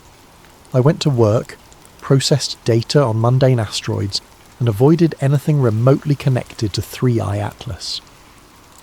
My supervisors seemed satisfied that I'd gotten the message, but I could feel their eyes on me whenever I moved through the office.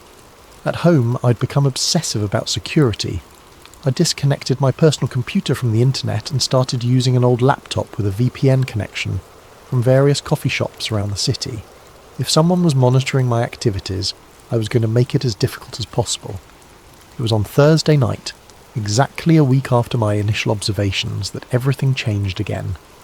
I was reviewing innocuous comet data on the disconnected computer when a notification chimed from the old laptop. New email. That was odd. I hadn't given the address to anyone, and it was supposed to be completely anonymous. The sender field was blank. The subject line read simply, "You're not alone." My cursor hovered over the message for several long minutes. Every instinct screamed that this was a trap, another layer of the conspiracy designed to draw me deeper into danger. But curiosity won out, and I clicked. The email contained no text, just a single encrypted attachment. The file name was project_atlas_1987_declassified.pdf. I stared at the screen, heart pounding. 1987. That was decades before the discovery of our first confirmed interstellar visitor. Yet here was a file suggesting that something called Project Atlas had been operational for over 30 years. The decryption key was embedded in the file metadata, almost as if someone wanted to make sure I could access it easily. I ran the file through every security scanner I could find, but it came back clean. Finally, I opened it. What I saw made my hands shake so badly I nearly dropped the laptop. The document was a partial intelligence briefing stamped with classifications I'd never seen before. The header read, "Interstellar Object Reconnaissance Program, Project Atlas, Eyes Only." The first page contained an executive summary that made my blood run cold. Analysis of Object Designation 1/2017 U1 Oumuamua confirms artificial origin and reconnaissance capabilities consistent with previous visitations dating to 1987. Object demonstrated control trajectory adjustments, non-gravitational acceleration, and structural properties incompatible with natural formation. Recommend continuation of monitoring protocols and information containment procedures. I scrolled through page after page of technical analysis, trajectory data, and spectroscopic readings that painted a picture I could barely comprehend. Oumuamua, the first officially recognised interstellar visitor, hadn't been a natural object at all. According to this document, it was some kind of reconnaissance probe, and it wasn't the first. The file included a timeline that made my stomach churn. 1987, first confirmed artificial interstellar object, designation classified. 1996, second visitor, trajectory adjusted to avoid detection. 2003, third visitor demonstrated active camouflage capabilities. 2017, Oumuamua arrival, too large to conceal from public observation. 2019, 2I/Borisov, partial artificial characteristics detected, and at the bottom of the timeline, a chilling projection. Pattern analysis suggests visitation cycle of 6 to 7 years, with each object following optimized surveillance trajectories through inner solar system. Recommend heightened monitoring for next projected arrival, 2025 to 2026 time frame. 3i Atlas had arrived right on schedule. I spent hours poring over the technical data trying to understand the implications. These weren't random cosmic visitors. They were part of a systematic surveillance operation spanning decades. Someone, or something, had been conducting regular reconnaissance of Earth, and our governments had known about it all along. The document included references to information containment protocols and civilian observation management, which explained what had happened to my data. This wasn't just a cover-up. It was a well-established system for suppressing any evidence that leaked into public channels. But why give me this information? Who had access to such highly classified material, and why were they willing to risk everything to leak it to a low-level data analyst?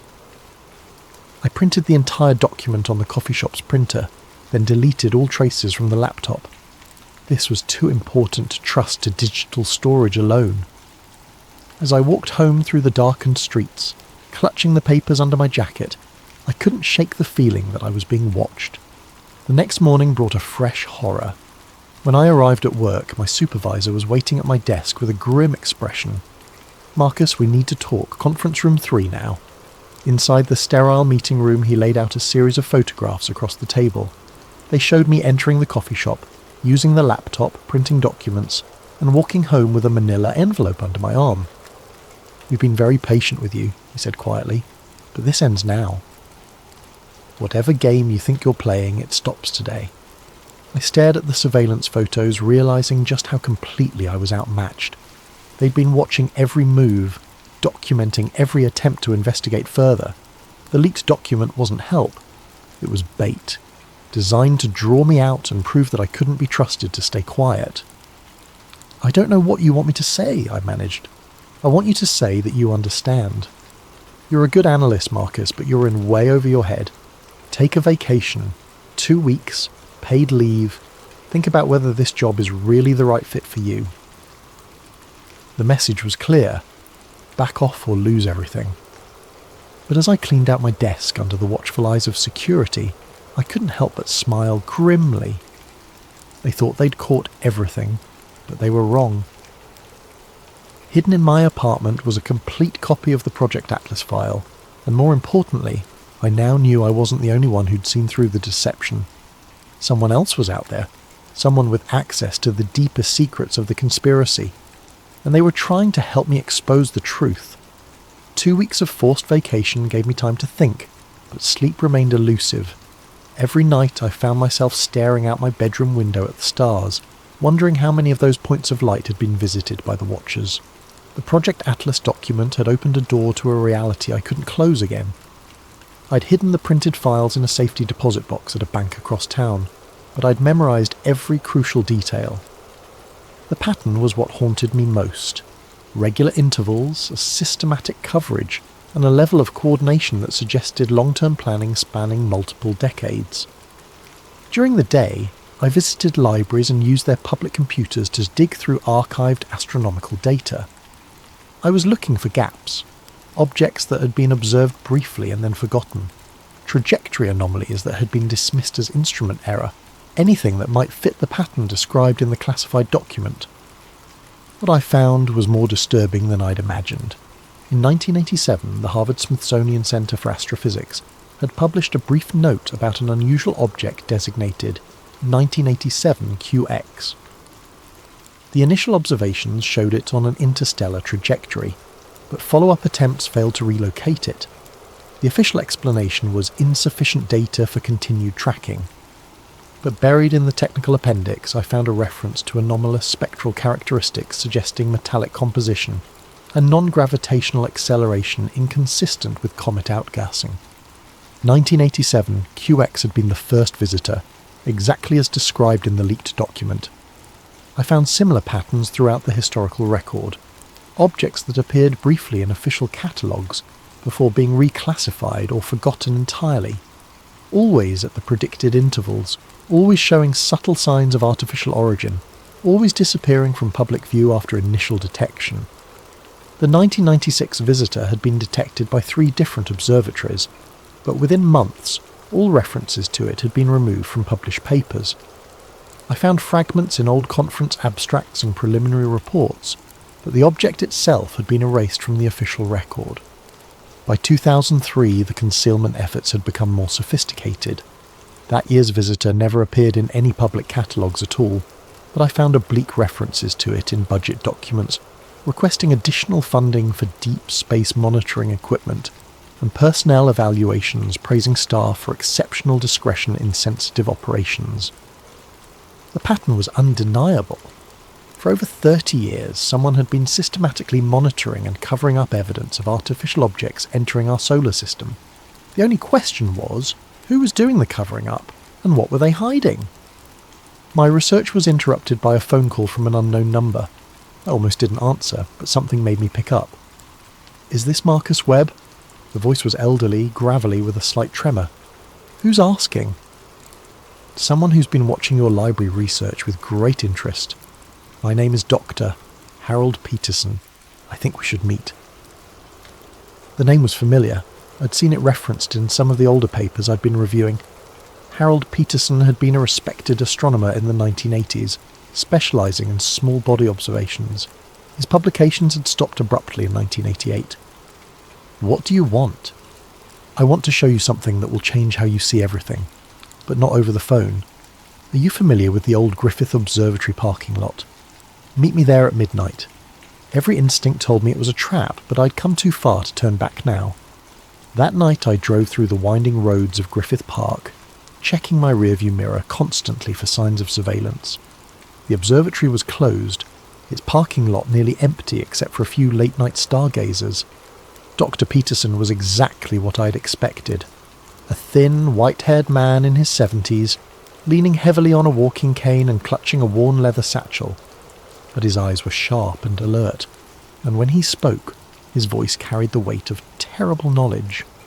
"You're not the first to notice the pattern, Mr. Webb. I've been tracking it for over 3 decades. The difference is, I learned to keep my mouth shut."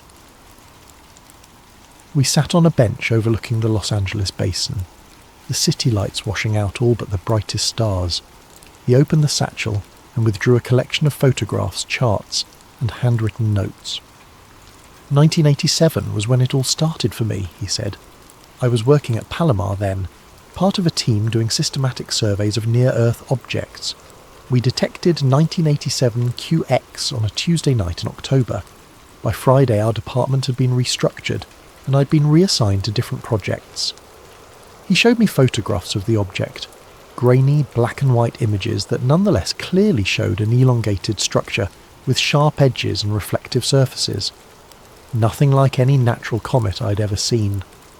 They offered me a choice: sign a non-disclosure agreement and continue my career studying harmless asteroids, or maintain my academic integrity and find myself blacklisted from every observatory in the world. I chose my career and I've regretted it every day since. Why are you telling me this now? Because I'm 74 years old, mister. Webb, I have pancreatic cancer, and I'm going to be dead within 6 months. They can't threaten my career anymore, and I'm tired of carrying this secret. He handed me a manila folder filled with documentation I'd never seen before.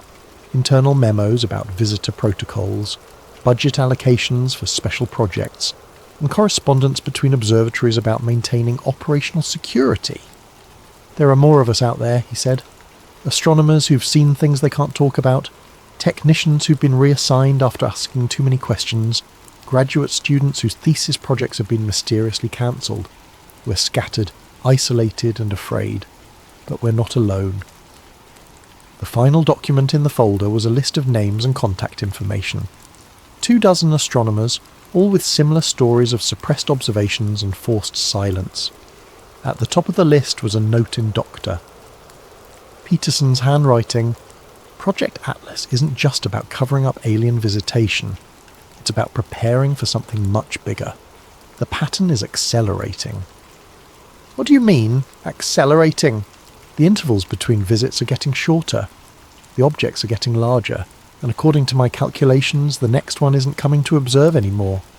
He pointed up at the stars with a trembling finger. It's coming to stay.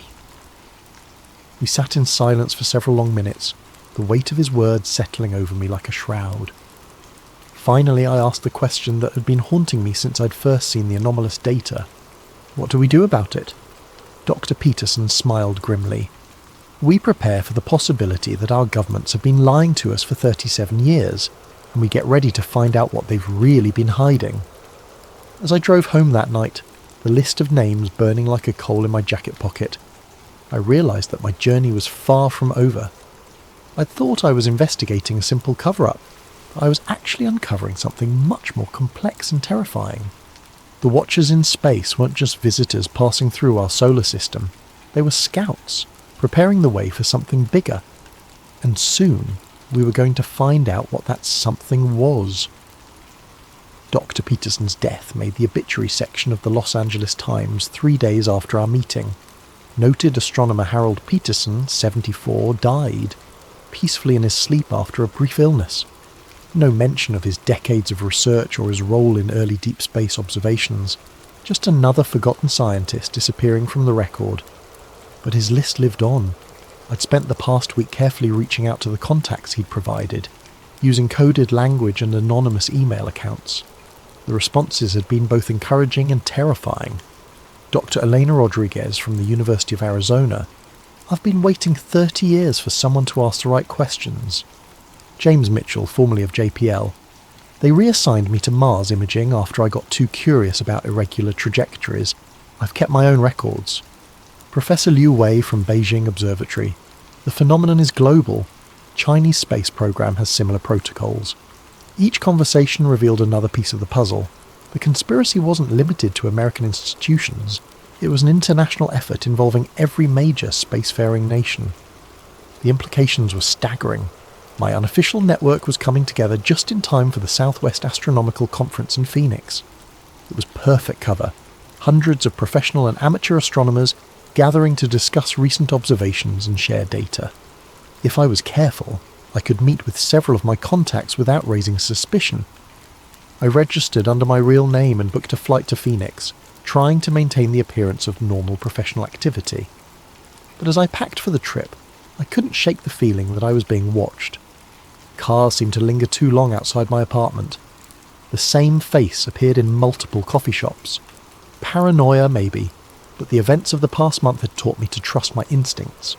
The conference was held at a sprawling resort complex in Scottsdale, with sessions scattered across multiple buildings and hundreds of attendees milling about between presentations. Perfect for discreet meetings, but also perfect for surveillance. I'd arranged to meet Dr. Rodriguez during the lunch break at a quiet cafe in the resort's north wing. She was a compact woman in her 50s, with prematurely grey hair and intense dark eyes that seemed to catalogue every detail of her surroundings. "You're taking a big risk reaching out to all of us," she said quietly as we found a corner table. "They're very good at monitoring communications."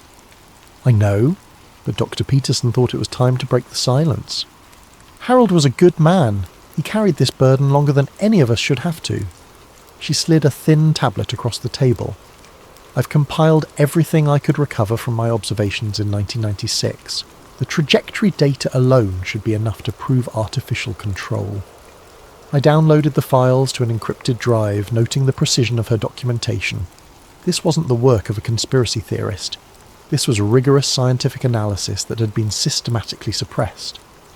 "There's something else," she said. "I've been in contact with colleagues in other countries. The pattern isn't random. These objects are conducting systematic reconnaissance of our entire solar system, mapping resources, defensive capabilities, population centres. For what purpose? That's what we need to find out. But I don't think we have much time left." Our meeting was interrupted by the arrival of James Mitchell, a nervous-looking man in his 60s who kept glancing over his shoulder as he approached our table. "We need to move," he said urgently. "There's a man with a camera taking pictures of everyone at this table." Black suit, earpiece, sitting by the fountain. I turned casually and spotted him immediately. Too well dressed for a conference, too alert for a tourist. Our eyes met for a split second before he looked away, but I'd seen enough to know we were blown. "How did they find us so fast?" Dr. Rodriguez whispered. "Doesn't matter," Mitchell replied. "What matters is getting out of here before they decide we're too dangerous to monitor passively." We separated and left through different exits, but the damage was done. My cover was blown, and now they knew I was actively building a network of suppressed witnesses. As I walked back to my hotel room, I could feel eyes on me from multiple directions. That evening I attended a presentation on deep space observation techniques, trying to maintain the appearance of normal conference activity. But my mind was racing, processing everything I'd learned and trying to anticipate their next move. The answer came sooner than expected. When I returned to my room at 11 p.m, the door was slightly ajar. I pushed it open slowly, reaching for the light switch, and froze. My room had been systematically searched. Every piece of luggage had been opened, every pocket turned inside out.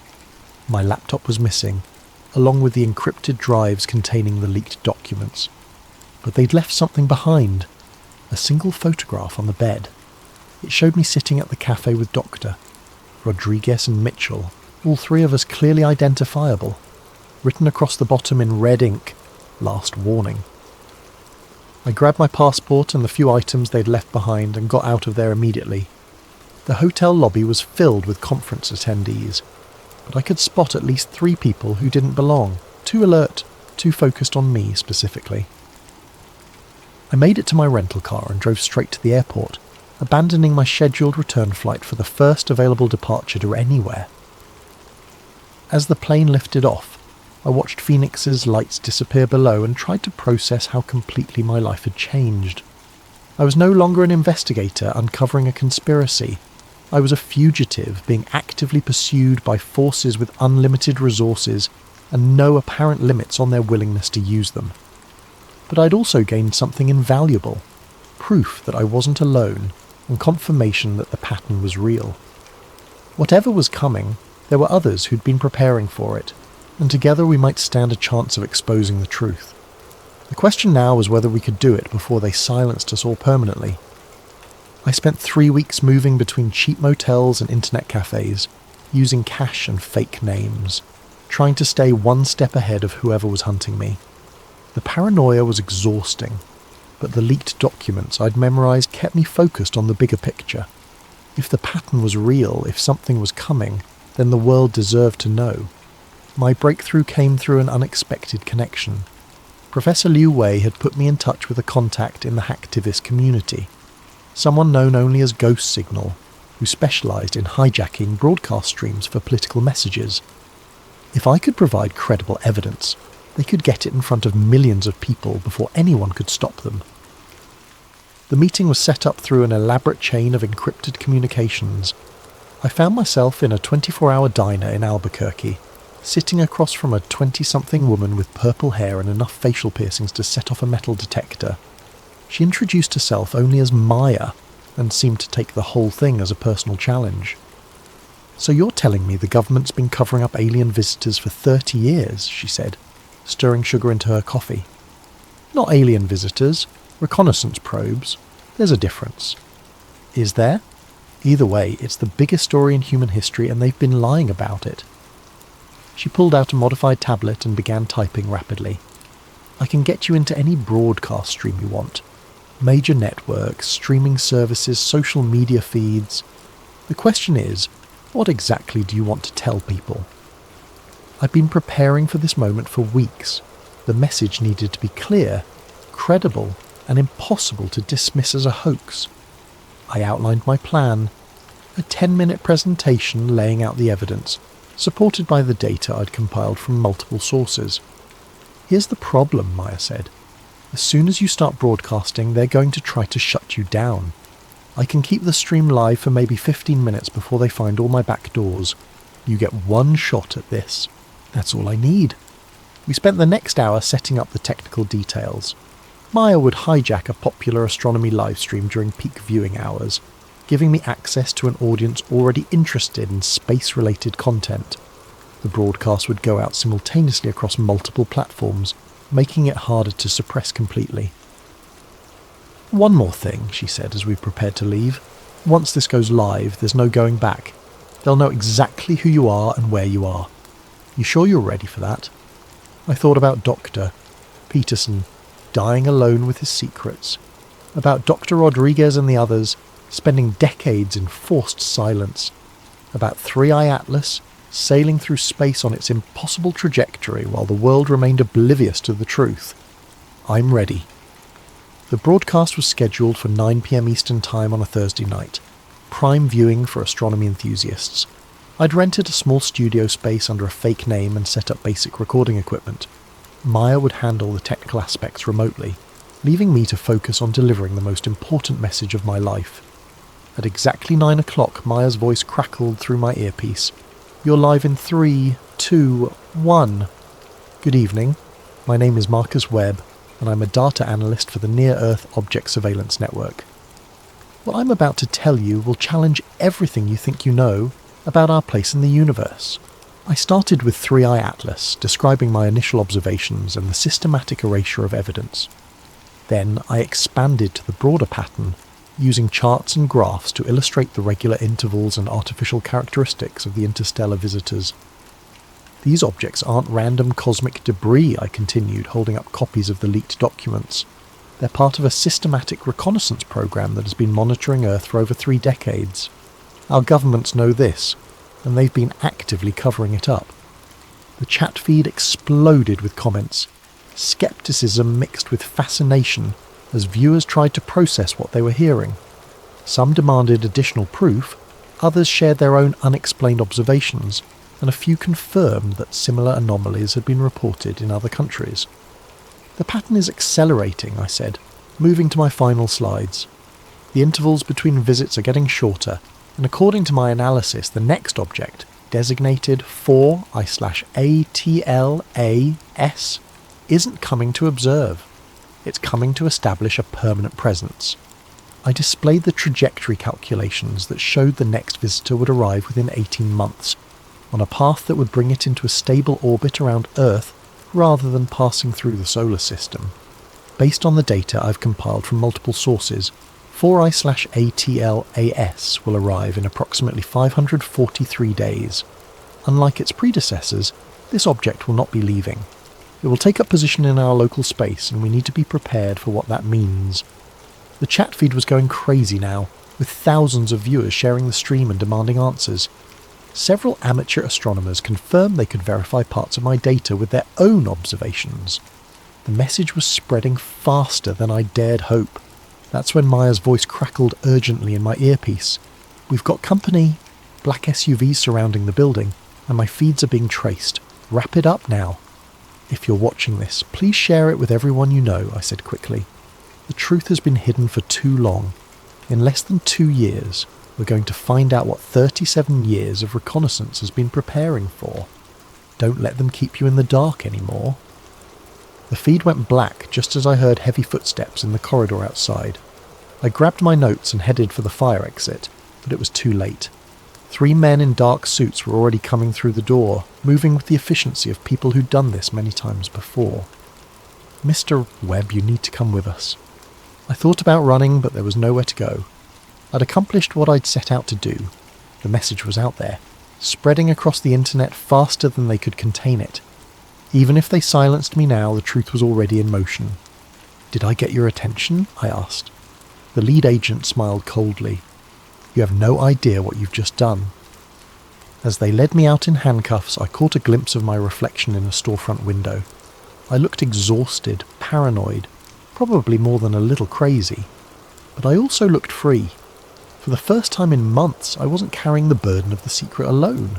The truth was finally out there, and now the world would have to decide what to do with it. I spent the next 72 hours in a windowless room that officially didn't exist, being questioned by people who officially weren't there. They didn't identify themselves, didn't read me my rights, and didn't seem particularly interested in following any legal procedures I was familiar with. The questions were always the same. Who had given me the classified documents? How many copies existed? Who else was involved in my conspiracy to disseminate false information? I stuck to the same answers. I'd acted alone, based on my own observations and publicly available data. They showed me printouts of the social media explosion that had followed my broadcast. Number Atlas pattern was trending worldwide, with millions of shares and thousands of amateur astronomers attempting to verify my claims. The initial wave of skepticism was giving way to grudging acceptance, as independent observers confirmed the trajectory anomalies I'd described. "You've caused quite a stir," said the lead interrogator, a woman in her 40s with steel-grey hair and eyes like winter. 12 countries have filed formal diplomatic protests. 3 observatories have been forced to release previously classified data. The president is demanding answers. "Good," I said. "Maybe now we can have an honest conversation about what's really happening." "You have no idea what you've done. Do you think we've been keeping this secret for fun? Do you think there isn't a reason for the careful management of this information?" For the first time I detected something other than cold professionalism in her voice. There was fear there, carefully controlled but unmistakable. "Then tell me the reason," I said. She was quiet for a long moment, studying my face as if trying to decide something important. Finally she spoke. "The reason is panic, mister Webb. The reason is the complete collapse of social order when 6 billion people realise they're not alone in the universe and that their governments have been lying to them for decades. The reason is mass hysteria, economic collapse and the end of civilization as we know it. People have a right to know. People have a right to survive. And sometimes those 2 rights are incompatible." She pulled out a tablet and showed me a series of news reports from the past few days. Stock markets crashing as investors fled anything connected to space technology. Religious leaders declaring the end times. Protest movements demanding government transparency. Military bases around the world placed on high alert. "This is just the beginning," she said. Your little broadcast has started something that none of us can control anymore. I hope you're proud of yourself. They released me that evening without explanation, dropping me off at a bus station in a city I didn't recognise with nothing but my wallet and a warning to maintain a low profile. As I waited for a bus back to Los Angeles, I checked my phone for the first time in 3 days. The internet had exploded. My broadcast had been downloaded millions of times before the original streams were taken down. Amateur astronomers around the world were confirming the trajectory anomalies.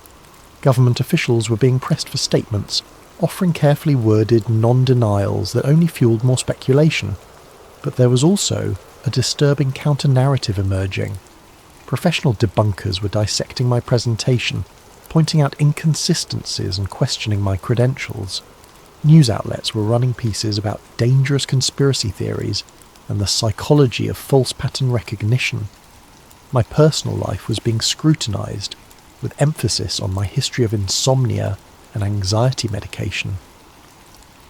By the time I made it back to Los Angeles, the story was already shifting. The initial excitement was fading, replaced by sophisticated disinformation campaigns that made my claims seem increasingly implausible. Fake documents were circulating that contradicted my evidence. Expert witnesses were appearing on news programs to explain how natural phenomena could account for the observed anomalies. The cover-up was adapting, evolving to contain the damage I'd caused. I found my apartment exactly as I'd left it, but something felt different. The locks hadn't been changed. Nothing appeared to be missing, but there was a subtle wrongness that I couldn't quite identify. It wasn't until I checked my computer that I understood. Every file related to my investigation was gone, replaced by different versions that told a completely different story. The trajectory data now showed normal comet behaviour. The leaked documents appeared to be obvious forgeries. My own research notes had been altered to make me look delusional. They weren't just discrediting my story, they were gaslighting me on a personal level, making me question my own memories and observations. But they'd made one mistake. Hidden in a safety deposit box across town were the original printed documents Dr. Peterson had given me, physical proof that couldn't be digitally altered. As long as those papers existed, I had evidence that the conspiracy was real. I spent my first night back trying to contact the other members of my informal network, but most of their numbers had been disconnected. Dr. Rodriguez's university claimed she'd taken an extended sabbatical. James Mitchell's former colleagues insisted he'd moved overseas without leaving a forwarding address. Only Maya responded to my encrypted messages, and her news wasn't encouraging. "They've been thorough," she typed. "Every copy of the broadcast has been scrubbed from major platforms. The mirrors I set up have been taken down. Even the cached versions are disappearing from search engines. What about the amateur confirmations? Being systematically debunked.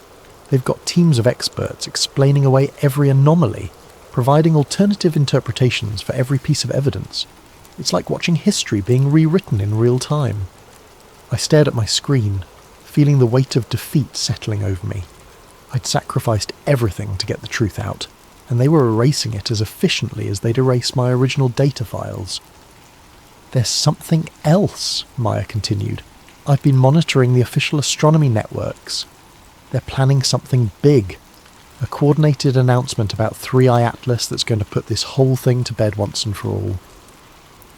The announcement came 2 days later, during a press conference at NASA headquarters. A panel of distinguished astronomers and agency officials presented their definitive analysis of 3i Atlas, complete with detailed explanations for every anomaly I'd observed. The trajectory corrections were caused by asymmetric outgassing from previously undetected volatile compounds. The lack of a visible coma was due to unusual mineral composition that sublimated in the infrared spectrum. The precise course changes were actually random fluctuations that appeared purposeful when viewed through the lens of conspiracy thinking.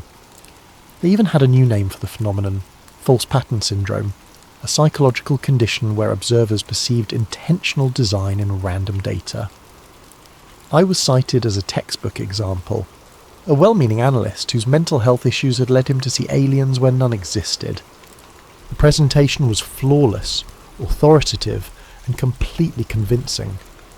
Within hours, the remaining support for my claims evaporated, Social media moved on to other conspiracies. The news cycle found new crises to exploit. 3i Atlas was officially just another comet, and I was officially just another delusional conspiracy theorist. But as I watched the press conference from my apartment, clutching Dr. Peterson's documents and remembering the fear in my interrogator's eyes, I knew they hadn't really won. They'd controlled the narrative, managed the public reaction, and preserved the status quo. But they couldn't change the truth. In less than 500 days, 4I/ATLAS would arrive, and all their careful lies would be exposed. The only question was whether anyone would be watching when it happened.